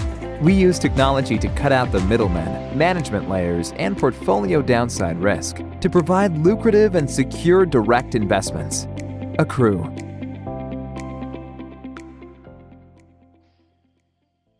Quick disclaimer, Accrue offers Reg D offerings on the Accrue platform. These are unregistered securities offered by issuers directly to the investors. These are super secure. Now, what are the advantages of Accrue versus stocks, crypto, or traditionally investing in real estate? Big things, correlation to capital markets. Stocks and crypto directly correlated to capital markets. Real estate is always that hedge for you, and that's a big benefit that Accrue provides for the investors as well. Rapid volatility. Stocks go up and down. Crypto is even more volatile. Real estate provides that stable income, and that's exactly what Accrue provides. Those are the two key benefits that why people invest in real estate as private market real estate as an alternative to reduce liquidity and to invest in non-correlated assets, and that's where the benefits really lie in. The big downers for real estate opposed to capital markets and cryptocurrencies is obviously liquidity. They're not flexible amounts. They're usually very large investment thresholds, and it's not easily accessible to everyone. Most importantly, these are long-term investments. However, Accrue solves for each and every one of those issues, as you can see on the screen right now. Now let's talk about tokenization. Who is tokenization really for? And I'm going to talk about asset owners, investors, wealth managers, all the different kind of clients that we have. Now, while Accrue is open to U.S. investors only, and we're only listing U.S. assets, I'll talk through what those folks are. Now, sponsors and developers are the peak clients where tokenization works for perfectly. There's always a need for liquidity. There's always a need for transactions. Sponsors make money on the carry. Sponsors need to turn money around so that they can invest in the next deal. Their investors are also looking for those returns as quickly as possible. As you go down on the y-axis, you still have the need for liquidity, but you also have a need to access for capital. Now, mid-sized institutions and multifamily offices a lot of times need that access to capital and access that need for liquidity when they need to resize their portfolios, when markets move very rapidly, when they need to get in and out of certain positions. And that's how Accrue really, really makes it simpler for folks to get, for institutions and multifamilies to use the platform. Individuals in single family offices always have a need for transactions, less need for liquidity if you look at the larger single family office world. The reason for that is there's always your planning, estate planning that comes into place. There's always that move of assets from one generation to the next generation. And a lot of times, a lot of good real estate changes hands against the will of a large number of the owners. And those new owners, the next generation owners, sometimes are forced to liquidate some of those assets in order to gain liquidity or in order to pay the share for part of the family members. And lastly, but not the least important, are the institutions where there's not a need for transactions or there's not a need for liquidity or a need for access to capital, but purely the data piece comes in, the efficiencies from the transactions come in, the speed of the transactions come in. Imagine if you're a self-insuring institution, the fact that we can get you better data, faster data, we can take your data at rest and we can turn it into truly actionable data. That's where things really become interesting. We are able to help institutions reduce their insurance reserves by over 50%. Moving an asset from level 3 to level 2 means a 50% reduction in reserve requirements. Now, what are some of the key benefits? Asset owners have the benefit of getting a better price for their value. Investors are usually charging a premium because these are illiquid investors. So when you start reducing that premium, or in an appraisal, there's this concept of a discount on marketability of an asset. When that marketability starts to increase and that discount starts to reduce, you get a liquidated premium on that asset. You have to retain full control of the asset while cashing out or selling part of the equity stack in there. Compliance, investor management is super simplified. You get easy access to capital for future investments, and your LPs can get in and out as and when they want without getting hit with any sort of redemption fees. Investors get to invest in single direct assets of their choice. Very rarely do you get to do that across institutional grade real estate across the US. Those opportunities are usually open to invest in a fund, or if you know a developer who's a friend, is where you're going to be able to do that. These investments are traditionally extremely illiquid. Having the peace of mind that you have the ability to buy, sell, and trade these, it makes it super simple. We have very low investment thresholds. Accrue brings it down to $1,000. Now imagine if you had $50K that you were going to invest in a single asset on, let's say, Crowd Street.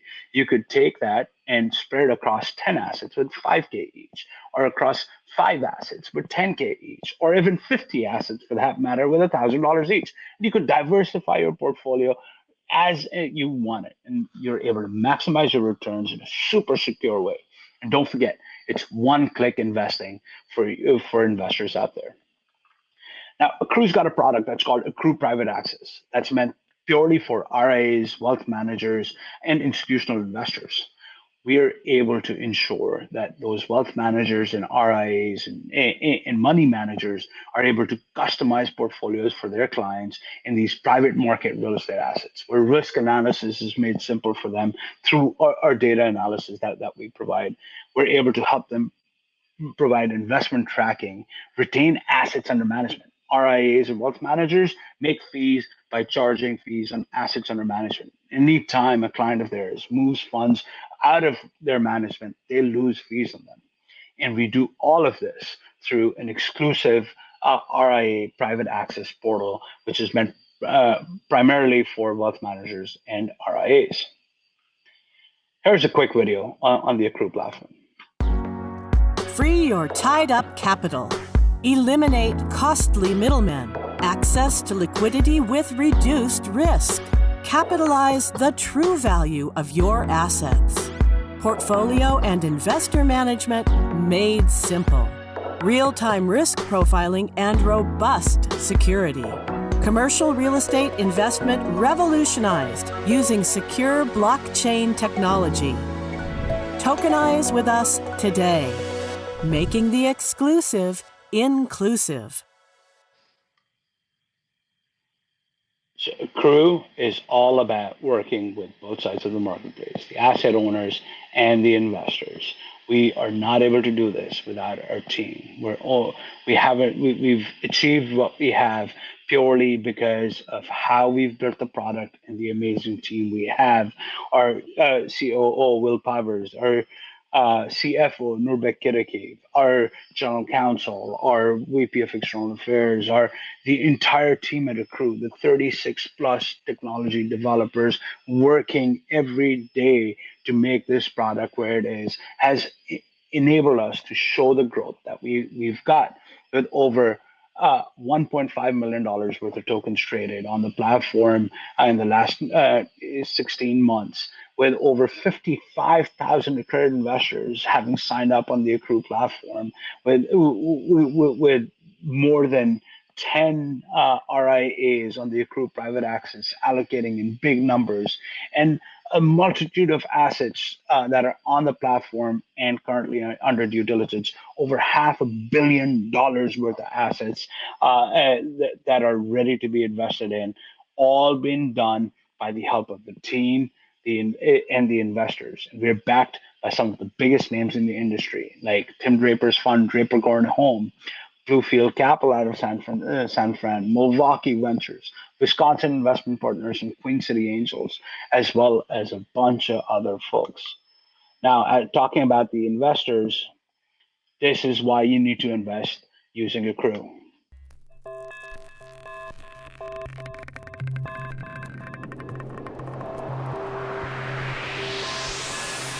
Complicated?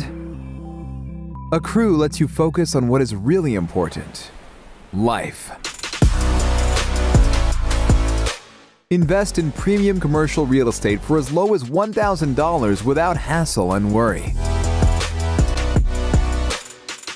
Accrue, making the exclusive inclusive. Accrue's all about making the exclusive inclusive. We're all about you, the asset owner, the investor, the wealth manager.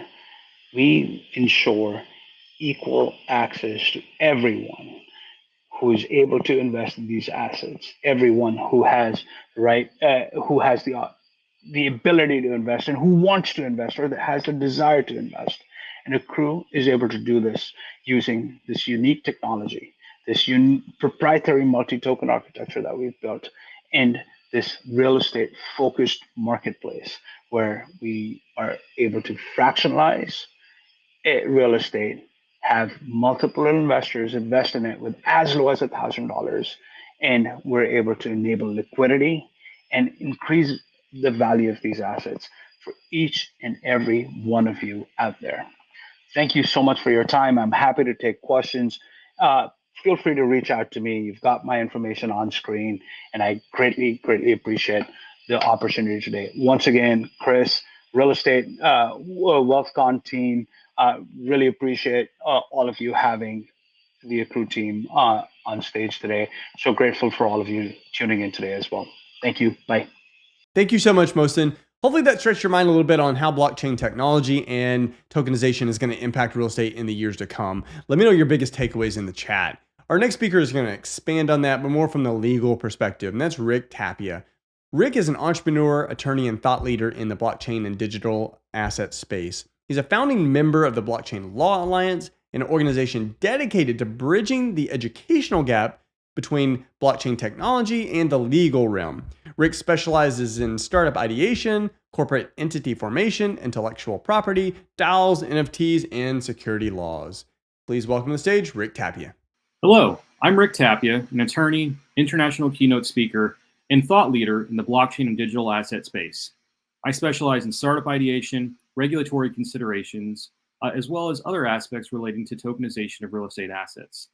I also sit on the New York State Bar Association's Task Force for Digital Assets, and I assist with providing consultation, legislative feedback to better provide regulatory clarity to the greater blockchain and Web 3.0 space. And of course, if you have any questions throughout the presentation, feel free to chime in throughout the chat.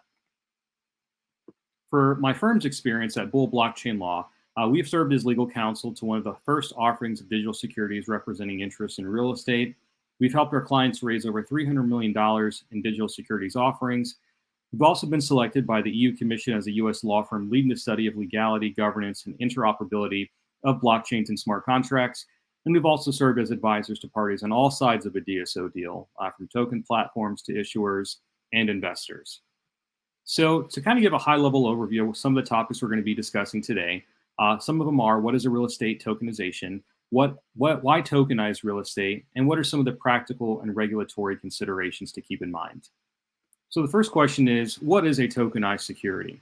Well, digital securities, also known as security tokens, are essentially digital representations of traditional securities like equities or bonds. They are subject to the same regulatory considerations as traditional securities, but they leverage the power of blockchain technology to streamline the processes, increase efficiency, and potentially unlock liquidity as well. They can also represent ownership interests in tangible assets such as real estate or in shares of an operating company or a fund. One of the most exciting aspects of digital securities, in my opinion, is their ability to represent ownership interests in a wide variety of assets.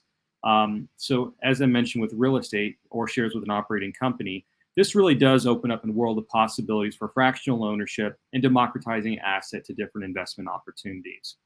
So let's take real estate, for example. Traditionally, investing in real estate requires significant capital, and the process can really be complex and time-consuming. However, by tokenizing real estate assets, we can break down these barriers and really help investors increase, investors' opportunities for liquidity events as well, and also makes real estate investment more accessible to a broader range of people as well. So staying along some of the similar lines here regarding what is a tokenized security. So when we look at some of the regulatory requirements that you want to kind of keep in mind, the first thing to understand about digital securities is that they are not a way to bypass traditional regulatory requirements. In fact, they're issued in strict compliance with these regulations, which means the same investor protections that apply to traditional securities, such as equity or bonds, also apply to digital securities. This also includes really regulations related to anti-money laundering, know your customer protections or KYC, and security disclosures as well. There's also a layer of investor protections that also need to be accounted for. Investor protections are a critical aspect of any really securities offering. With digital assets, with digital securities in particular, however, these protections are not only maintained, but really in some cases they're enhanced. And we'll get into more on that in just a bit. But the use of blockchain technology really allows for the creation of immutable records and the automation of a lot of compliance procedures that traditionally have not been automated and thus have been significantly inefficient. And we also reduce potential errors for fraud by going about this process as well. So going down the line here, so why would you want to tokenize real estate, and what are some of the benefits of it? So one of the first areas that we definitely want to look at is certainly cost. Digital securities can lead to significant cost reductions, and a number of our clients have definitely reflected this in our workings with them. The creation of a digital secondary market can be much more cost effective than traditional methods, really as issuers do not really have to address resales on kind of a piecemeal basis, right? So this can also lead to significant savings over time, while also making digital securities an attractive option for issuers as well.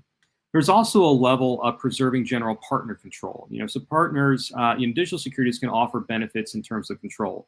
So principals can manage the lifespan of their assets without need to account for providing liquidity to investors. This really means that they can provide a centered focus on the long-term performance of the asset rather than being distracted by the need to provide short-term liquidity. Staying on the lines of liquidity, liquidity is also a critical factor in the attractiveness of an asset. Traditional assets sometimes can be less attractive if investors cannot easily exit their positions, and it's leading to discounts or haircuts on potential gains.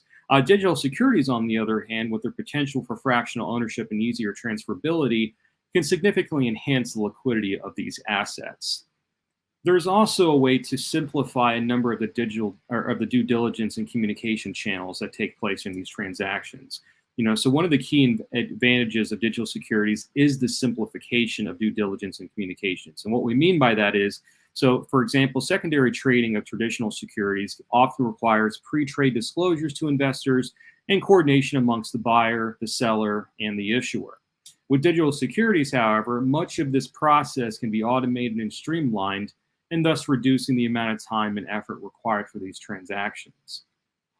So as we kind of alluded to previously, one of the aspects we really want to keep in mind that kind of helps streamline this process and why you'd want to consider tokenization of real estate is, for one, you can automate KYC and AML procedures.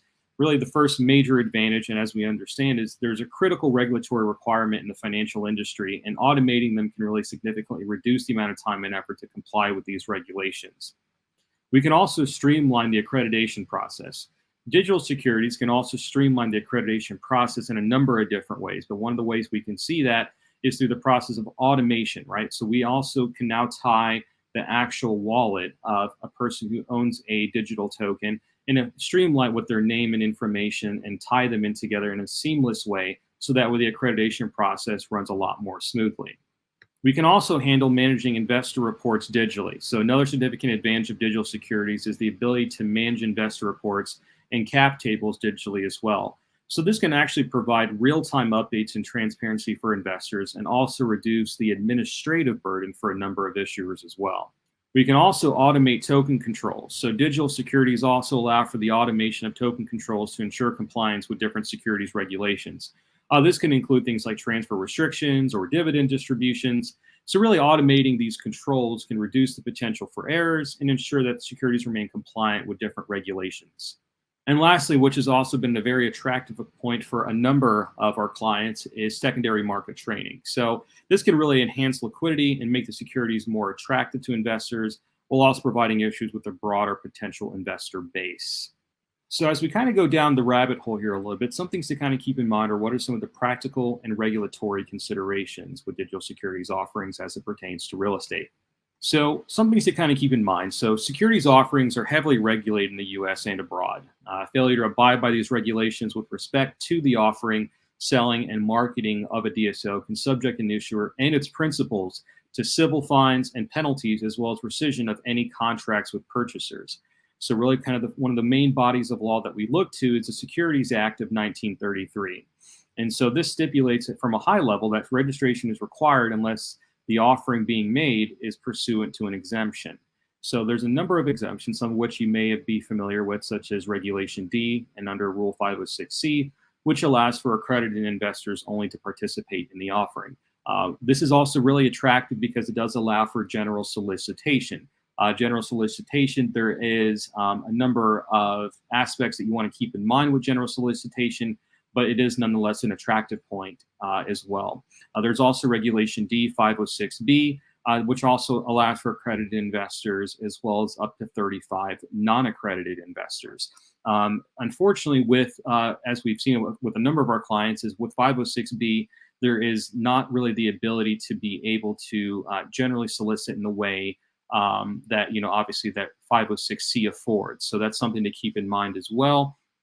For Regulation A, which is kind of considered the mini IPO, this does require SEC approval, and a number of the steps and processes to kind of mimic that of going through the IPO process. But of course, it does, upon approval, allow you to solicit retail investment for the organization and for the fund.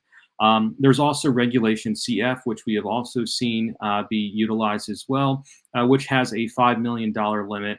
And it's really ideal for smaller raises, but it does kind of limit the use case for tokenization. There's also some investor limitations to really prevent public reporting requirements that we'd want to keep in mind as well. So for instance, a private company may be subject to SEC reporting obligations inadvertently if it has total assets exceeding $10 million as of the last day of its fiscal year, and a class of equity securities held of record by either 2,000 persons or 500 persons who are not accredited investors. There's also some anti-fraud provisions to keep in mind as well, which prohibits fraud and material misstatements and omissions, and as well as it's addressed the really disclosures in the private placement memorandum, and as well as a review of different marketing materials. So for the initial offering, one aspect we also want to take a look at in terms of regulatory bodies is the Investment Company Act of 1940. So this body really regulates investment funds, including real estate investment funds. The private fund exemption generally limits the number or nature of purchasers. So for instance, one of the exemptions is under 3C1, which permits no more than 100 beneficial owners. There's also the 3C7 exemption, which permits qualified purchasers only, which it's similar in nature to accredited investors, but it's definitely a higher threshold to clear. Investments in real estate interests and LP or LLC interests directly owning real estate generally are not considered securities under this. And issuers, conducting activities that do not fall within the exemption will be subject to reporting requirements and may be required to register as an investment company unless they are exempt. There's also another exemption as well under Section 3C5C of the Investment Company Act, which provides an exemption for companies that are primarily engaged in the business of purchasing or otherwise acquiring mortgages or liens or under other interests in real estate. So, staying on the topic of tokenization of real estate, this is an attractive exemption for a number of our clients to take a look at and something to keep in mind as well. So overall, this really means that if a company's primary business is buying mortgages or other real estate related assets, it may not be considered an investment company under the Act and therefore would not be subject to the Act. Complex and really depends on the specific assets and operations of the company. For example, the SEC has issued guidance suggesting that at least 55% of a company's assets must be qualifying interests, which generally means actual mortgages and similar interests. So this is something to definitely keep in mind when you're looking at different exemptions and you're speaking with different legal counsel on what avenue might be the best path for you to go forward. There's also the Investment Advisors Act of 1940. And this really requires firms and individuals compensated for advising others about securities investments to register with the SEC and conform to regulations designed to protect investors. Generally, only advisors who have at least 100 million of assets under management or advise a registered investment company must register. Other investment advisors typically register with the state in which the investment advisor maintains its principal place of business. So some of the kind of key considerations and questions to keep in mind is, will the manager be managing real estate property directly or through an SPV? Also something to keep in mind is, will the issuer be acquiring assets other than real estate? And then this also circles the point I just made about the Investment Company Act of 1940 as well. There's also some aspects concerning publicly traded partnership rules. A publicly traded partnership is a partnership whose interests are traded on an established securities. Partnerships are taxed as C corporations, and as a result, publicly traded partnerships are subject to two levels of tax on their income, at the entity level when it's earned, and at the partner or member level when distributed. There's also the qualifying income exemption. Partnerships with certain passive type income or that are engaged in certain businesses historically conducted in partnership form, in which are generally natural resource industries, are not classified as publicly traded partnerships under the qualifying income exemption. The qualifying income exemption is available for a taxable year only if both 90% or more of the partnership's gross income for that year consists of specified types of qualifying income. The partnership met with a 90% test for all preceding taxable years during which the partnership or predecessor was in existence.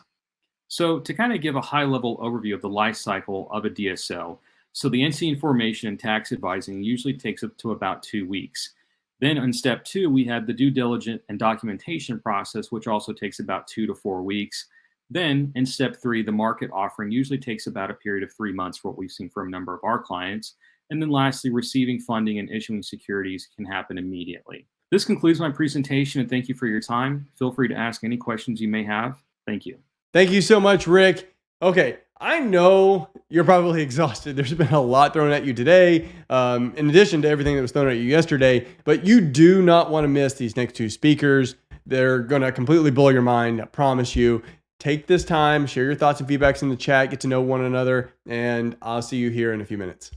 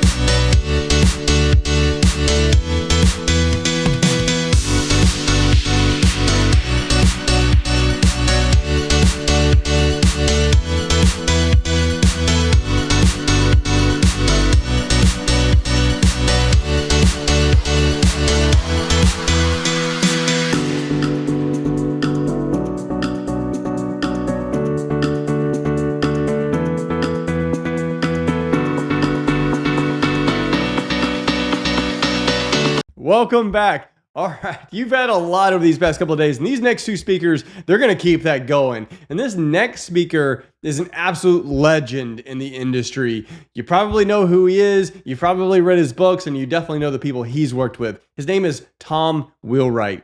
Tom is a CPA, tax and wealth expert, CEO of Wealthability, Rich Dad advisor, entrepreneur, and international speaker. He's also a best-selling author of Tax-Free Wealth and The Win-Win Wealth Strategy. Tom serves as the CPA for Robert Kiyosaki and has delivered speeches on stages on every continent to over 100,000 entrepreneurs, business owners, and investors, helping them in achieving their financial dreams faster through permanent and legal tax reduction strategies. Welcome to the stage, Tom Wheelwright. I want to start by just giving you a little bit more of my background. I appreciate the great introduction. I grew up in Salt Lake City, Utah, and as a good Mormon boy, I spent 2 years learning how to get rejected in French, serving a mission in Paris. Then I spent another couple of years at the University of Utah to do my undergraduate in accounting, and another year to two at the University of Texas in Austin to do my graduate degree with a master's of professional accounting and tax. I then spent 7 years with Ernst & Young, including 3 years in their national tax office in Washington, D.C. I spent 4 years as the in-house tax advisor for a Fortune 1000 company in Phoenix, Arizona. And I then started my first CPA firm. And I ran that CPA firm for about 25 years. And while I was doing that, a couple of great things happened to me. One, I was able to be an adjunct professor in the Masters of Tax program at Arizona State University for about 14 of those years while I was building my practice. And I met Robert Kiyosaki of Rich Dad Poor Dad fame. How many of you have read Rich Dad Poor Dad? Anybody not read Rich Dad Poor Dad? I'd just like to know if there's any more people that have not read Rich Dad Poor Dad out there in the world. And Robert and I got to know each other. We found that we had a common mission in the elevating the financial well-being of humanity. And we started teaching together. And I was one of his advisors, and we have been all over the world in 30 countries, 6 continents. And I still teach with him. He's still a client of mine. And I'm very happy to say that he is alive and well and kicking strongly right now. But as we were traveling around the world, one of the things that became clear is that I would get the same question every time we traveled. And that question was, it was almost more of a comment. It was, Tom, this is really great information. You understand that you can't do that here, right? So it's great where you are, but you can't do it here. And it wouldn't matter if I was in Finland, I was in the Ukraine, I was in South America, it wouldn't matter. Where I was in Dallas, Texas, I would get the same thing. Tom, this is great, only you can't do that here. And so what I'd like to do is talk to you about, okay, so what does that mean? And can you actually do that? In other words, can you build tax-free wealth? My best-selling book is Tax-Free Wealth, that is sold hundreds and hundreds of thousands of copies around the world. And the question is, can you really build tax-free wealth that is permanent tax savings, not just a 401k or an IRA or something like that? Can you actually get to permanent tax-free wealth? And just for a minute, if you would, I'd ask you to suspend your disbelief, because we've actually done this with thousands of entrepreneurs and investors. We have over 60 member CPA firms in our Wealthability network, and we're doing this day in and day out. So it may be hard to understand, but I'm going to make it as simple as possible. And that's why I'm sharing my screen here, because I find that pictures actually are the easiest way. But let me start with telling you the story of the very first time that I heard you can't do that here. I was in Santiago, Chile with Robert and a couple of the other Rich Dad advisors. And the very first day, we got on stage and we noticed that on one side of the stage was a Bentley and on the other side of the stage was a Lamborghini. Well, it turned out that the sponsor of the event, we had about 600 people in the audience, was the Bentley Lamborghini dealer in Santiago, Chile. And Robert said, Tom, tell them how to deduct a Bentley. So I went through the normal rules of how to deduct a car and went really well. And then at lunchtime, an attorney came up to me and he says, I'm a tax attorney in Santiago. He says, did a great job. Just want to let you know that you can't deduct cars in Chile. It's considered a luxury item and it's not deductible. So later that evening, I'm with Robert and the other advisors, and I'm telling the story. And Robert looks at me and says, and doesn't say anything else, just, And the next morning, sure enough, we're about to go on stage. And he says, Tom, today I'd like you to explain how to legally deduct a Bentley in Chile. And I have been with Robert long enough to trust the process. And I said, okay, we'll figure that out. And sure enough, later that day, Robert and I got on stage and we taught how to deduct the cost of a Bentley in Chile.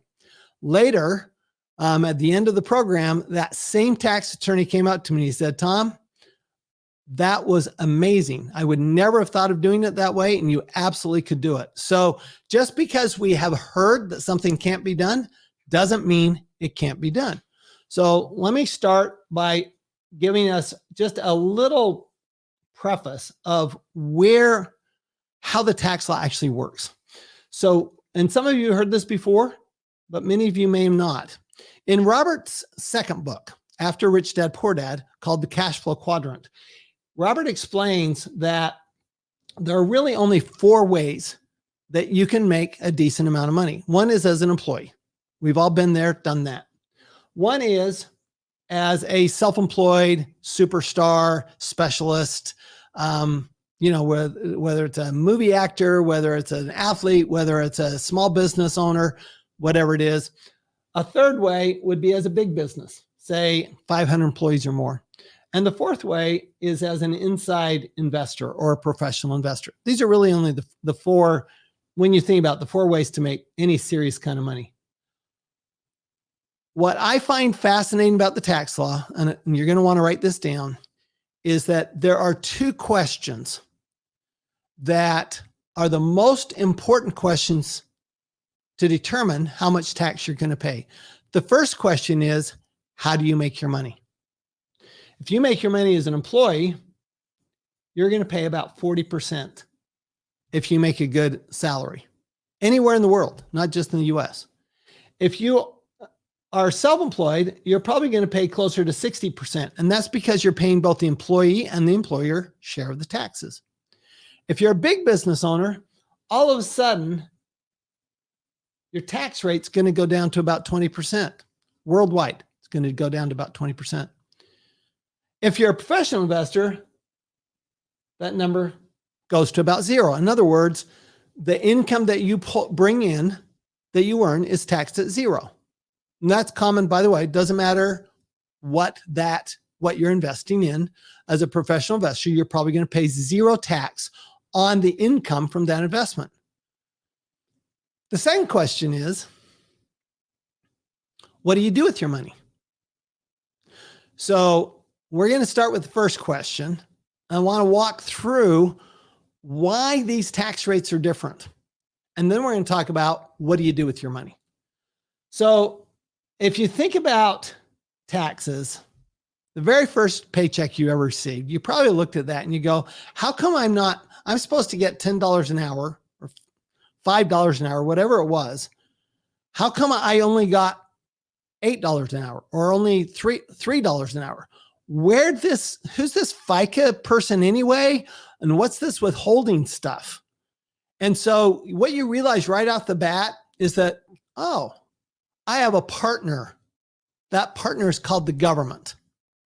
Well, that is a fact. We are all partners with the government. The question is, what type of partner are we with the government? See, if we earn their money as an employee or an S, small business, typically we're what we would call a silent partner. So all we do is we go about our business, we do what we're supposed to do, we make our money, and then we pay whatever tax that we're supposed to pay. We don't even think about taxes. We're just a silent partner with the government. Now, on the other side of the quadrant, the big businesses and the owners and the investors, they're what we would call an active partner. So an active partner pays attention to their taxes and they go, well, wait a minute. And they're not trying to cheat on their taxes. All they're saying is, what can I do that the government would like me to do? And is there an incentive for me to do that? For example, jobs. The government wants me to create jobs. If I create jobs, will that reduce my taxes? The answer is yes. What about technology? If I spend money on research and development, will the government actually take that research and development and give me a tax benefit for it? And the answer is yes. Or what about housing? The government would like housing created. What if I go out and build housing or renovate housing? Then will I get a tax benefit? Well, yeah, in fact, it's even more than if you create jobs. You actually can end up with a zero tax rate. What if it's energy? And in this country anyway, that includes both renewable energy and fossil fuel energy. What about food? Yep.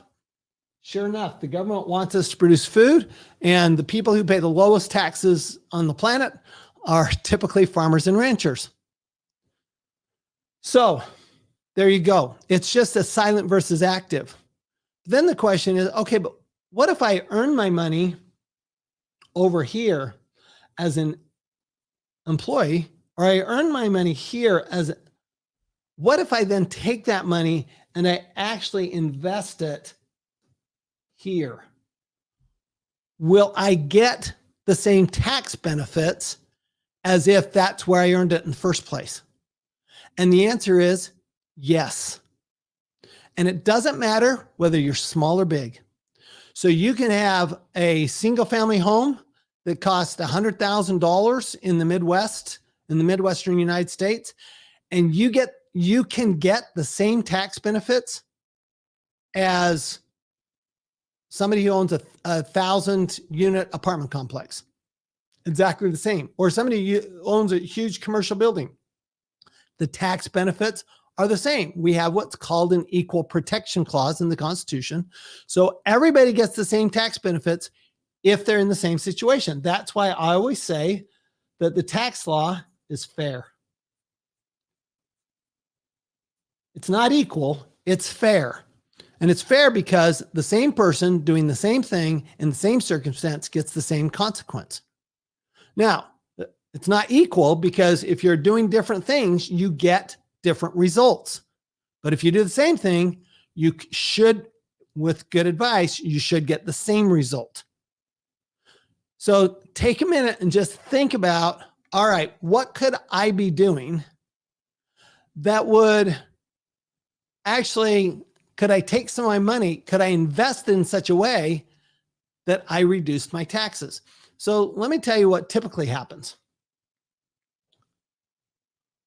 What typically happens is we take this and we say, this is my income statement. And over here, here's my balance sheet, right? So this is income and expense. And these are my assets and my liabilities. So what typically happens? Well, typically what happens is we make money and then we spend it, or we save it. And the result is we pay tax on it. That's typically what happens. That's what most people do, particularly in the E and the S quadrants. They either spend it or they save it and they're taxed on it. So that's how come you end up paying such high taxes. Again, that's a silent partner. The government, they'll give you some tax benefit for savings as long as you do it in a government provided plan, like a 401k or an IRA.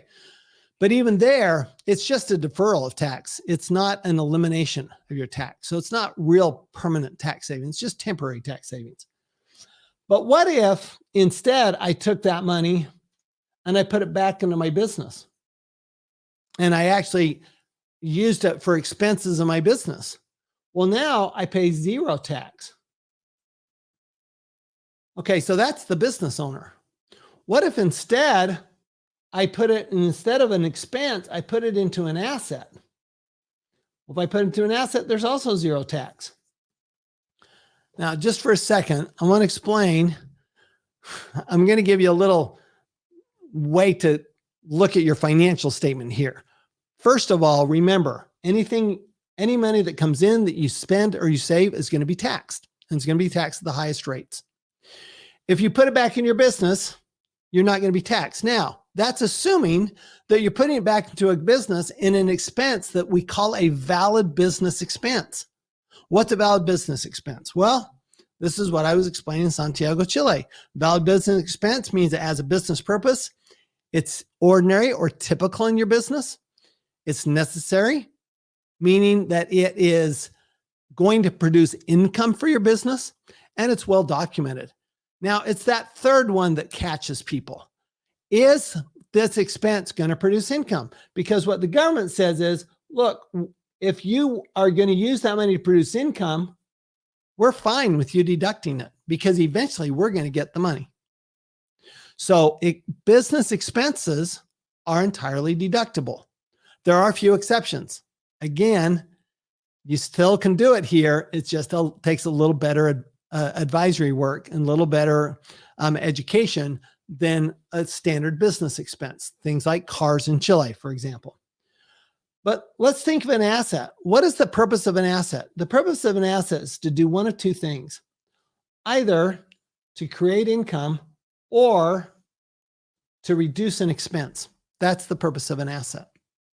Well, think about the government. They go, well, wait a minute. If you buy an asset, and this is either a business asset, real estate, energy, agriculture, right? Remember, they have to, technology, they have to be in these categories.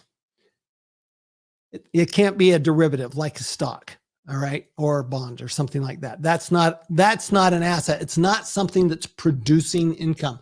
It is all about production, right?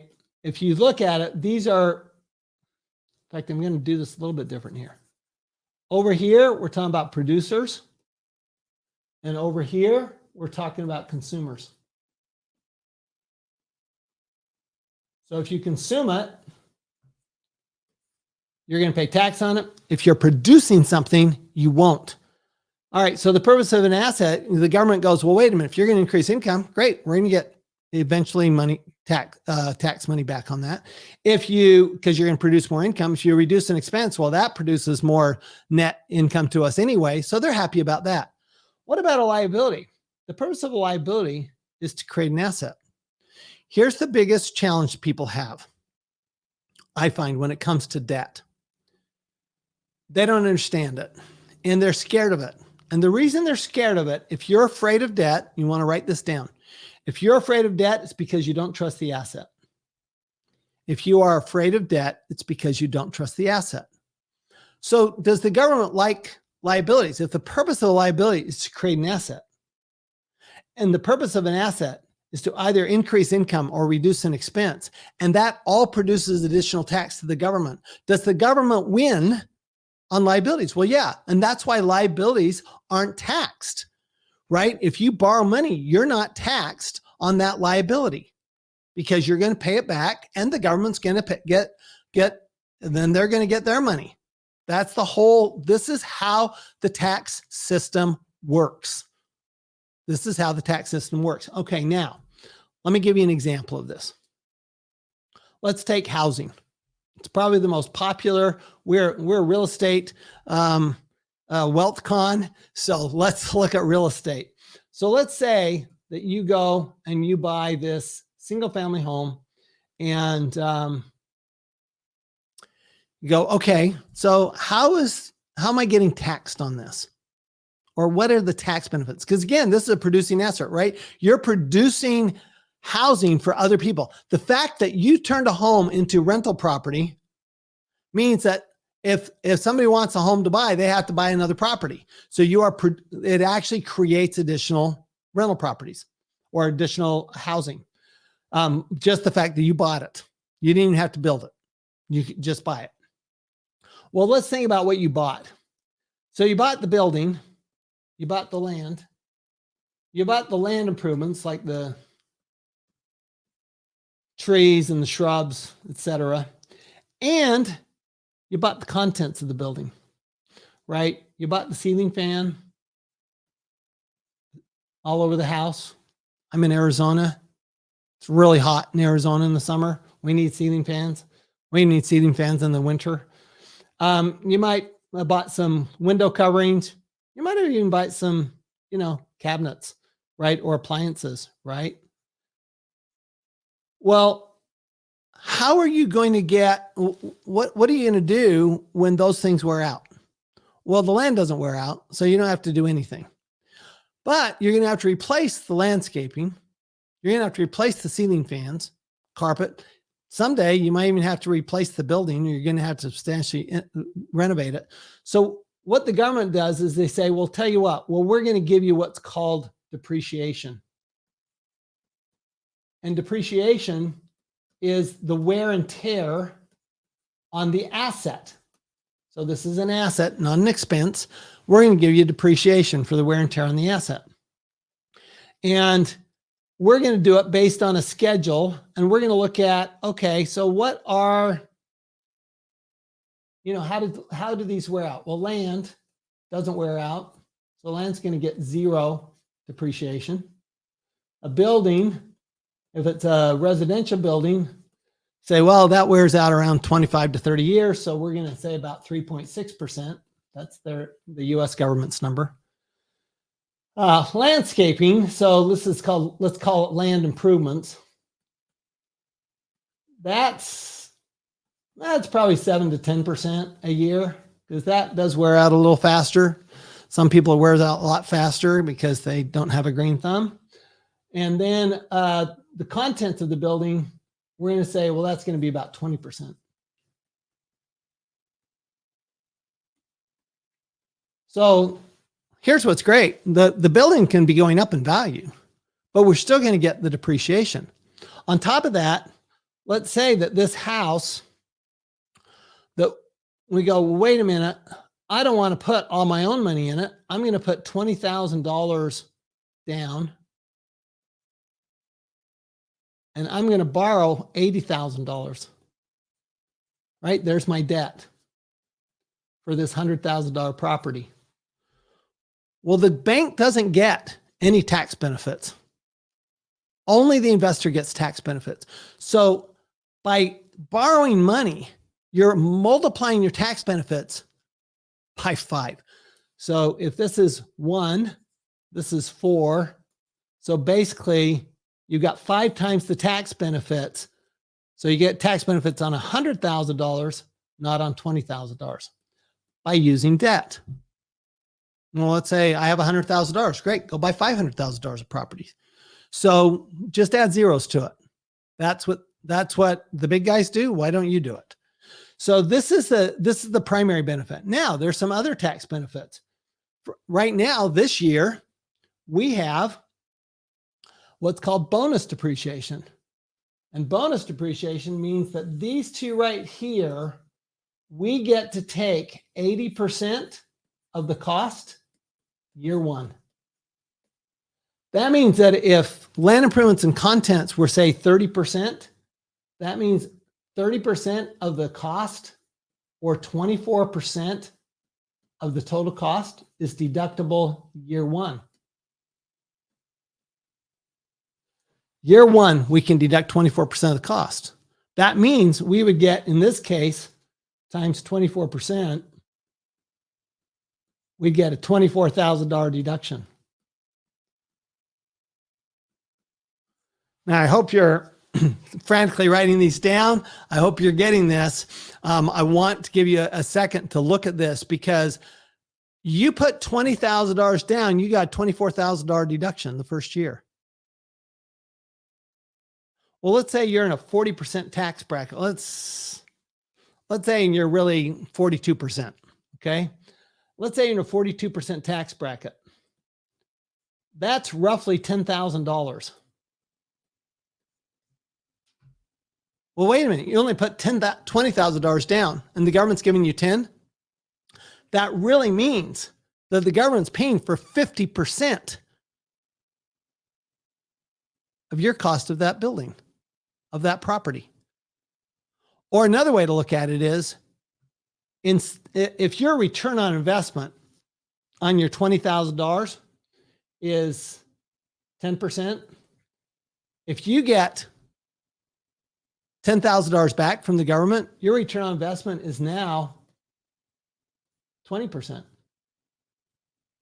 The government, the incentive with bonus depreciation is so big that the government's going to pay half of your cost. As long as you go borrow, because the government wants you to borrow. Remember, there's a big incentive for borrowing. Now, you only do that when it makes sense to borrow. Don't get me wrong, from a financial standpoint, don't borrow and lose money. But I'll tell you what, this is pretty sweet.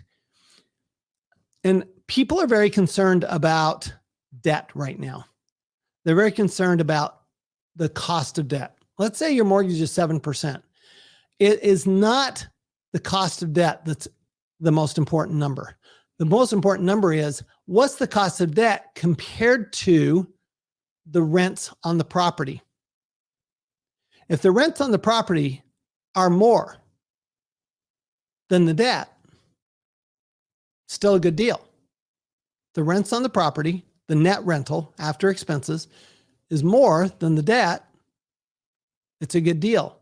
We call that the spread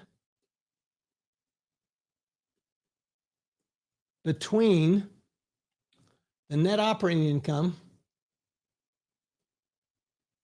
and the debt service.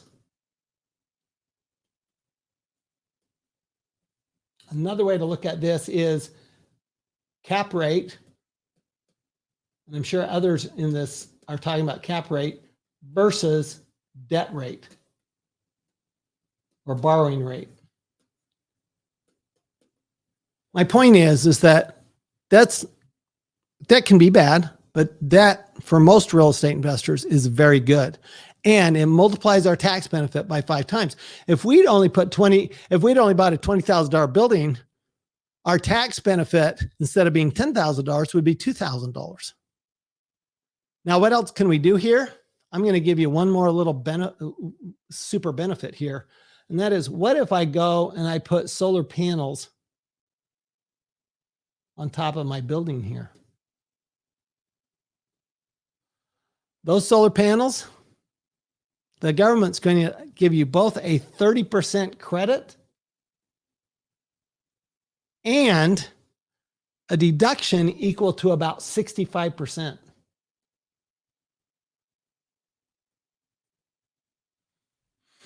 What's the end result of that? The end result is that you only pay about 1/3 of the cost. So the government, so 2/3 is paid by the government. 1/3 is paid by the investor. That's a pretty sweet deal. Again, this means that you're just an active partner with the government. So I want to finish with, I'm giving you some real basics here, and I'd encourage you to read my 2 books, Tax-Free Wealth, which is basically how to build massive wealth by permanently reducing your taxes, and the new one, which is the Win-Win Wealth Strategy, which is 7 investments the government will pay you to make. I've been through one of those, which is real estate. Energy is another one. These are investments. They're such highly productive investments that the government wants. They will literally pay you to make the investment. All right. So, but how do you do that? The challenge is that most of us we go, well, I don't want to understand this. What I'm going to do is I'm going to go hire a CPA. And I hope that CPA is smart. And the number one question I get is how do I find a good CPA? And I'm going to give you some just rules. Okay. Number one, what questions do they ask?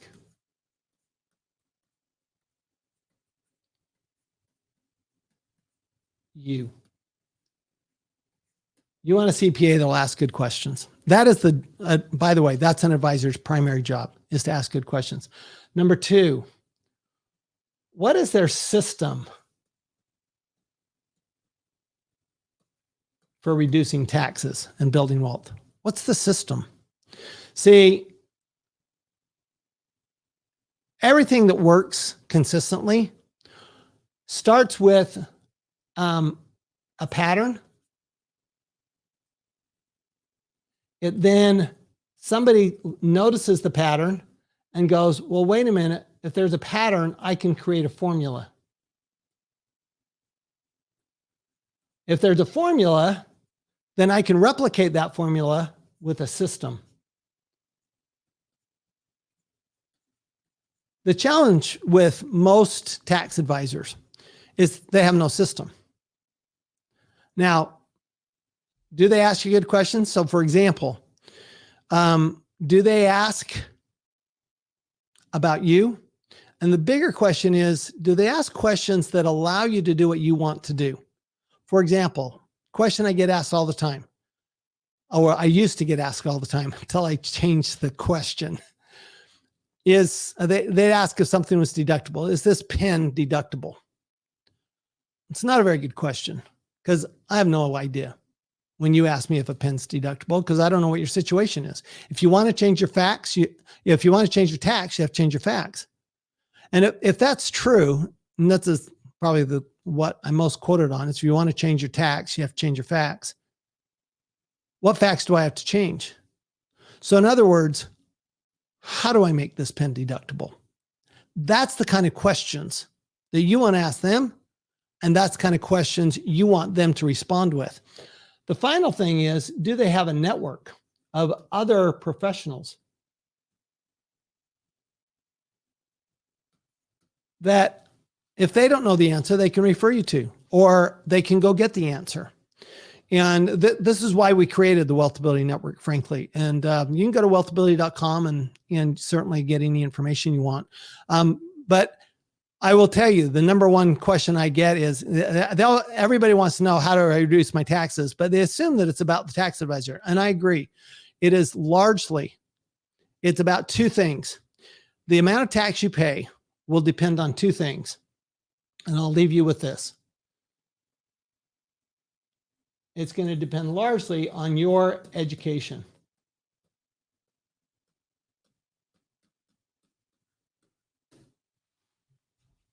If you have high education, your taxes will come down. The other thing it depends on is your advisor, your tax advisor.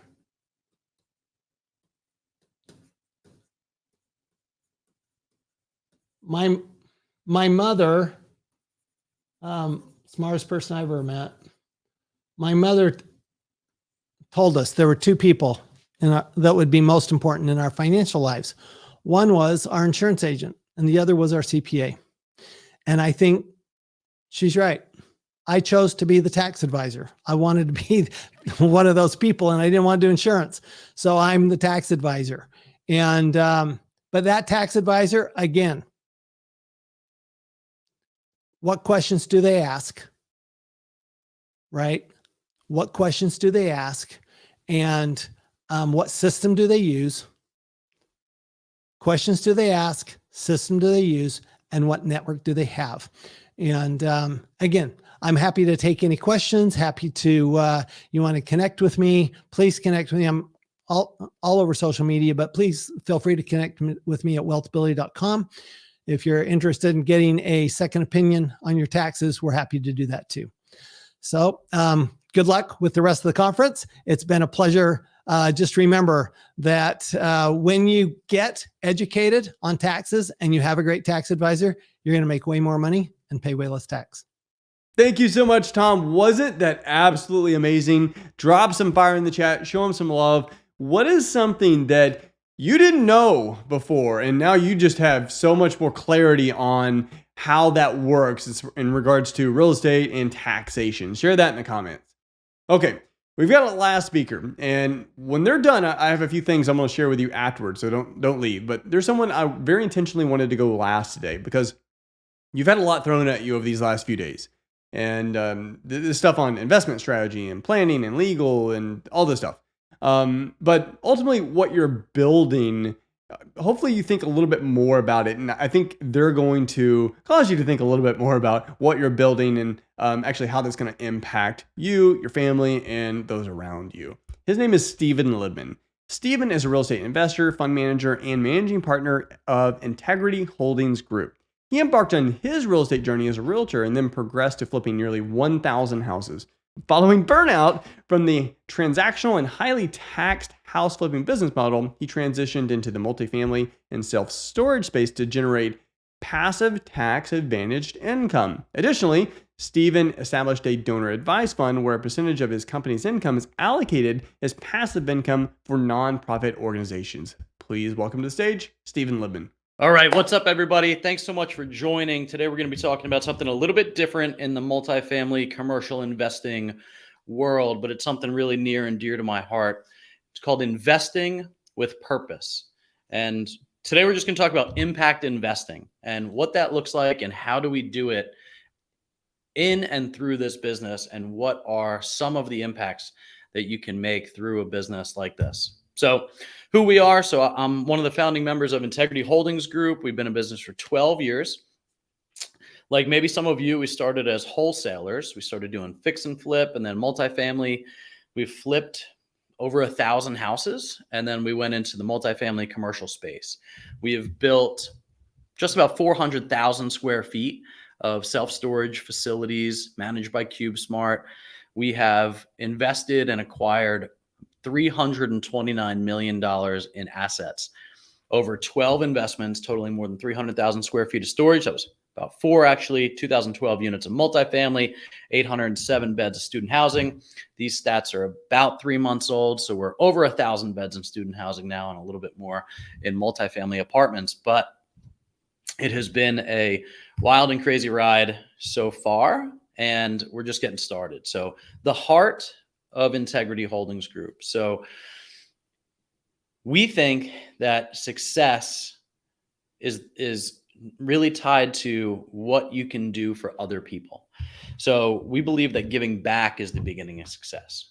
And we really want our business to reflect our core values and to be purposeful about our why. I think you'll see a lot of other presentations maybe today and maybe at other events and masterminds, and people talk about, here's a picture of my family and that's my why. And that's amazing. Of course, we want to make sure that we're being purposeful and intentional about taking care of our family. For us, we really want to give back over and above that. And we want to embody those core values, not just in the business, but for the family, so that the kids are seeing us reflective of our core values in terms of philanthropy and giving and helping other people as well. And that kind of ties into how they get to see this business do that.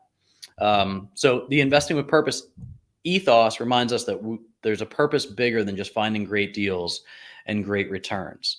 From saving sex trafficking victims in the Ukraine to rescuing Afghani refugees, IHG has partnered with over 28 different nonprofits and has affected over 230,000 lives through its donor advised fund.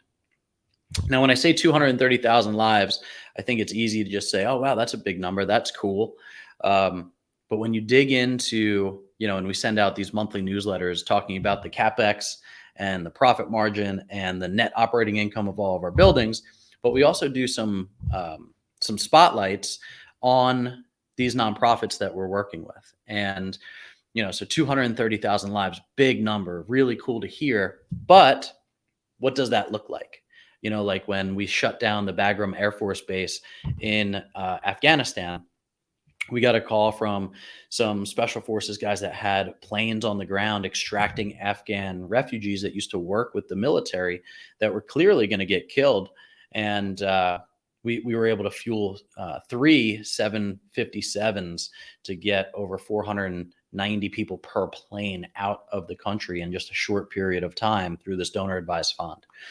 When the war in Ukraine started, we were able to take 15 girls that were running out of food and water in a basement in the Ukraine that were aged 12 to 18 at a really large risk of being trafficked, because there's coyotes all along the border of Ukraine during this war looking for girls to traffic.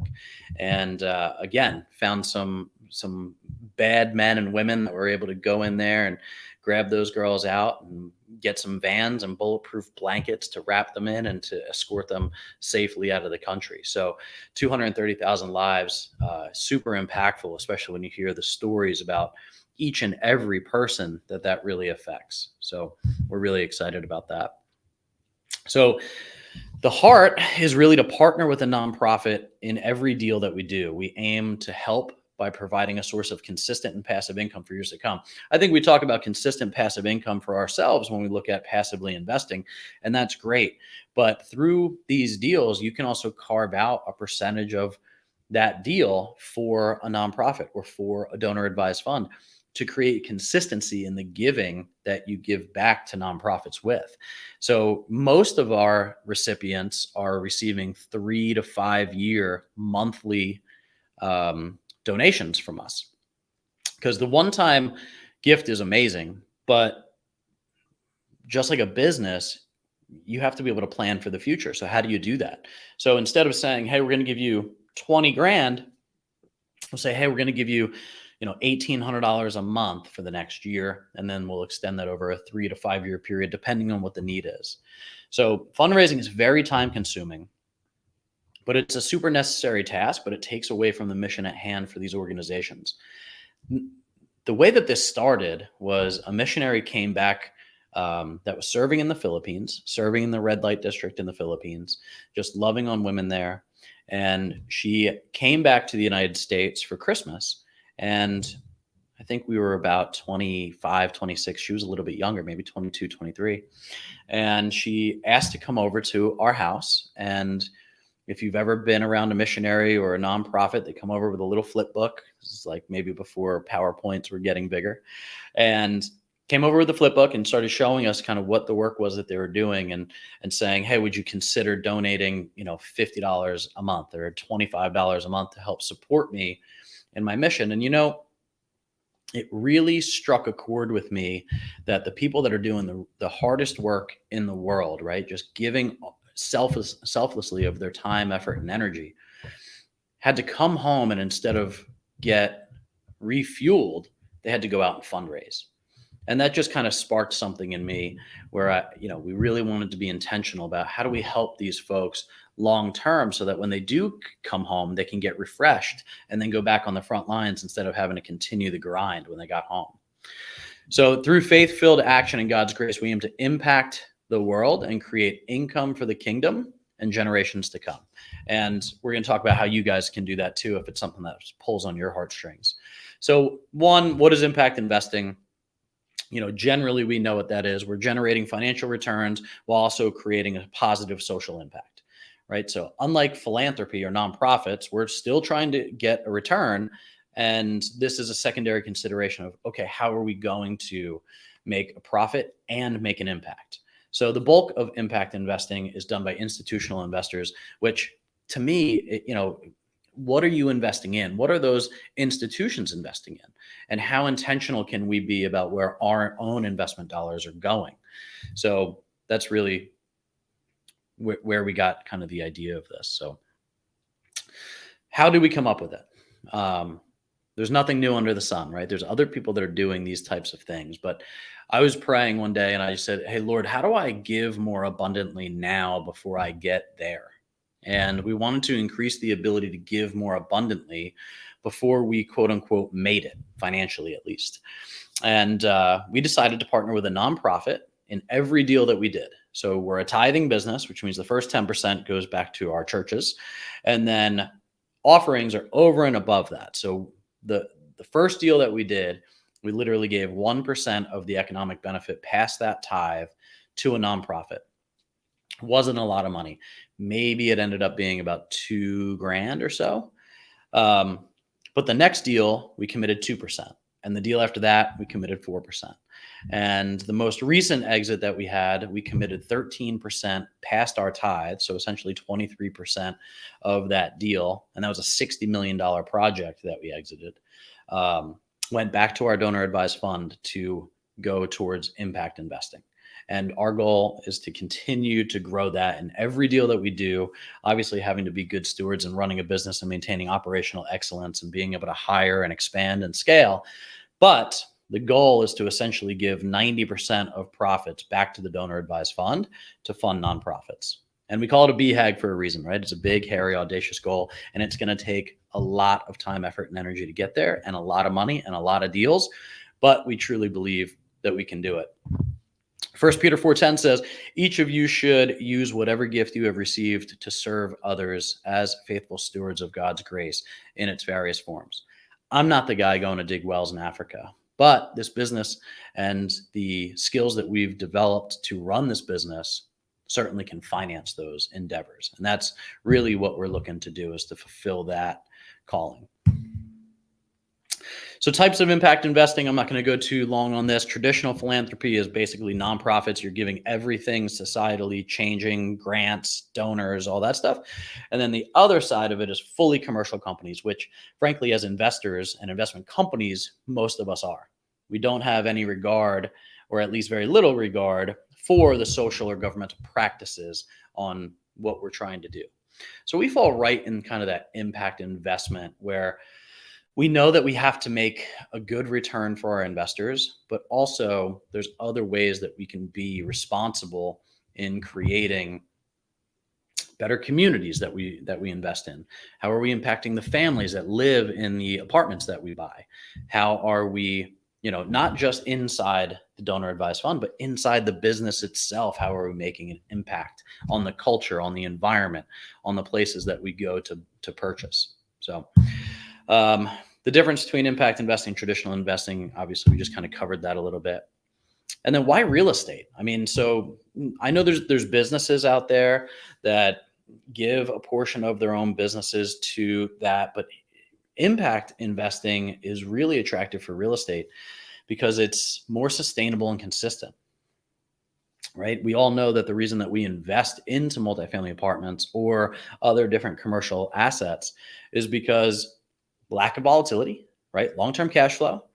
We can make a difference in the lives of the tenants itself, and it has more consistency than most other asset classes. So it makes for a really good tool for impact investing.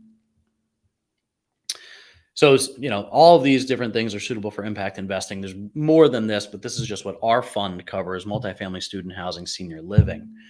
And here's some of the benefits. So if you don't have a donor advised fund, one, I would advise you to go and look into it. A donor advised fund is simply a vehicle managed by a custodian that costs very little money to set up and to run, but it gives you those tax benefits as if you were donating to a nonprofit right away. So if you were to donate $1 million on December 31st, you could give it to the donor advised fund, but not have to distribute it to all of the nonprofits. You have time to do that. Like I mentioned before, some of our nonprofits are getting monthly payments for the next 3 to 5 years, but we got 100% of that tax write-off that year, the moment that it got into the donor advised fund. So there's significant tax benefits to it. The other thing is it's easy to manage because you have all of your tax receipts in one place versus waiting for them to come in the mail at the end of the year saying, oh, you gave to this and you gave to this. I lose all those things at the end of the year, and I know I miss out on tax returns because of it. The donor advised fund alleviates that. In fact, I have one for my family and I have one for my business so that we can manage the family's giving and the business's giving, and now we just have one login. And then most of the people that have joined our tribe are interesting mindset with the same values that you can partner with. So this is just a screenshot from Waterstone. So waterstone.org is the donor advised fund that we use. There's a couple other ones out there, but we really love what they do. So take a screenshot of this or just go back and check out this slide to get all of their contact information. But there's multiple ways to give. There's a really cool aspect of being able to give non-cash gifts, like appreciated stocks, appreciated real estate, and it impacts the giving significantly. So if you were to just sell that asset and then give, there's a tax burden that is lost if you were to just give that appreciated asset to your donor advised fund. So they have a great team of people over there that can walk you through how some of that works logistically. So this is just a little bit of a conversation about what is success, what is significance. And I feel like almost every entrepreneur that I know during their journey gets to a place where they're head down grinding because they want to financially make it. And then at some point, unless that's their purpose when they start out, at some point they start to feel like, okay, so we've made money. Now what? Who cares? Like, a new car isn't going to change my life that significantly, right? A new house isn't going to change my life that significantly. They have a void that they can't fill. And that's when we start talking about significance.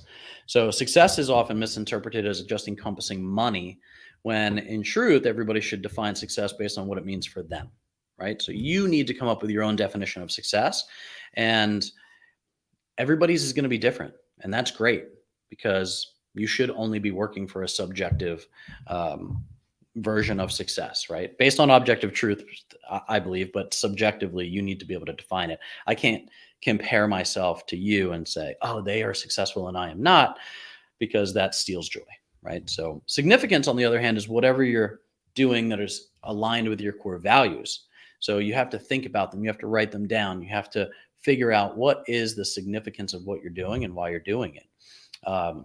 Core values, super important if you haven't done it for your business or for your family. Just 3 to 5 words that are your core values, and how you can easily figure out what those core values are is think about 2 or 3 people that you really respect, value, honor, hold up on a pedestal a little bit, and think about what makes that person desirable for you, right? Maybe it's that they act with such humility. Maybe it's that they're selfless. Maybe it's that they're bold. And the reason that that's important is because as you start to see these different people with overlapping traits that are significant to you, those are likely your core values that are standing out, because that resonates with you. So cool little exercise. If you do that with people that you know, write down all those things and then write them a letter afterwards to thank them for being that person that you value. So success, I think, is when you add value to yourself. Significance is when you start to add value to other people. And you may have heard that your direction determines your destination, but what matters is that what you're doing to intentionally give to others, it creates significance, right? So one way to help achieve significance is what we talked about before, which is finding your tribe. You might do this by being yourself, genuinely interacting with others, looking for people who share your values, networking with people. I mean, there's probably 1 million people on this call that have very similar values and at least a shared business acumen that they want. When you start finding investing and giving goals that are aligned, you really start to find your tribe. And to move from a place of success, remember that money only solves money problems. Love that quote. There's only a limit to what money can achieve. Impact investing is a way to really give back by working close to your heart and making the move from success to significance. So as an entrepreneur, you want to have a vision, a mission, and a why. When you started your business, you probably thought about these things like, hey, I just need to get a deal done so I could survive, to get a paycheck. But then it all goes back to your why. Having a purpose that's bigger than yourself will really help you persevere.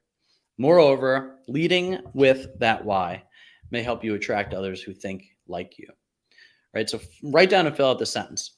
I want to blank so that blank. Simplifying your why into a simple statement like this will help you be more aware of your vision and your mission. Also, the 7 layers of why is a great asset when doing this. It's, I want to create passive income. Why? So I can spend more time with my family. Why? Because I want to see my kids grow up. Why? Because my dad left me when I was 3. Why? Right? You start going down the rabbit hole and really starting to figure out why your why is your why. So, impact investing in 2022. This is just a quick snapshot of what our business was able to accomplish, and yours can too. We invested in 27 different nonprofit partners, over 100,000 lives impacted. This is 2022. Now it's August, so that number has grown by more than 2.3 times, right? 230,000 lives impacted so far. We purchased cargo vans that were rescuing over 100 Ukrainian refugees a day. 946 unborn babies were saved through one of the nonprofits that we support. 1,400 families received access to a special needs playground up in New Jersey. 15,200 children received a meal every single day in Nicaragua for the entire year. 28 New Jersey teens found hope through Christian mentorship. These were kids that were depressed, suicidal, etc. 4 women left prostitution in the Philippines through a motorcycle that we were able to purchase for a minister that literally just drove around during COVID, women that were in the red light district, and now they're at home doing Bible studies with them and loving on them and feeding them. 150 people receiving meals in the Philippines every single day, and then 2,300 people gave their lives to Christ in Thailand. And that isn't everything that was done, but some really impactful things that were done. So that QR code will send you to our website, investingwithpurpose.org, so you can learn more about us and some of the nonprofits that we're supporting. And we really encourage you to think through how, when, and if you want to integrate your faith with your finance, your work with your worship, or your business with impact. I hope you do. See ya. Thank you so much, Stephen. Wasn't that great? Wasn't that great? Okay, so this is what we're going to do tomorrow. We're all going to be together on the same stage tomorrow, stage 1. First couple speakers are going to absolutely inspire you, so don't be late. You don't want to miss them. We also have Jay Parsons coming up with Real Page. He's going to be doing a deep dive on the market, data and analytics of the market right now, like what's going on right now, so you can make better business decisions going forward. And then I'm going to have a Q&A session with Eddie Gant. Eddie has been a part of thousands of deals throughout his career, which has spanned a couple market cycles. So you're going to get a lot of tactical advice. And those questions, I'm going to pull from the chat. So if you've had questions, drop them in the chat. That's what I'm going to ask. And that's how you're going to be able to get a lot of tactical advice on how you can position your business to win going forward. We got a couple other surprises tomorrow. I look forward to seeing you.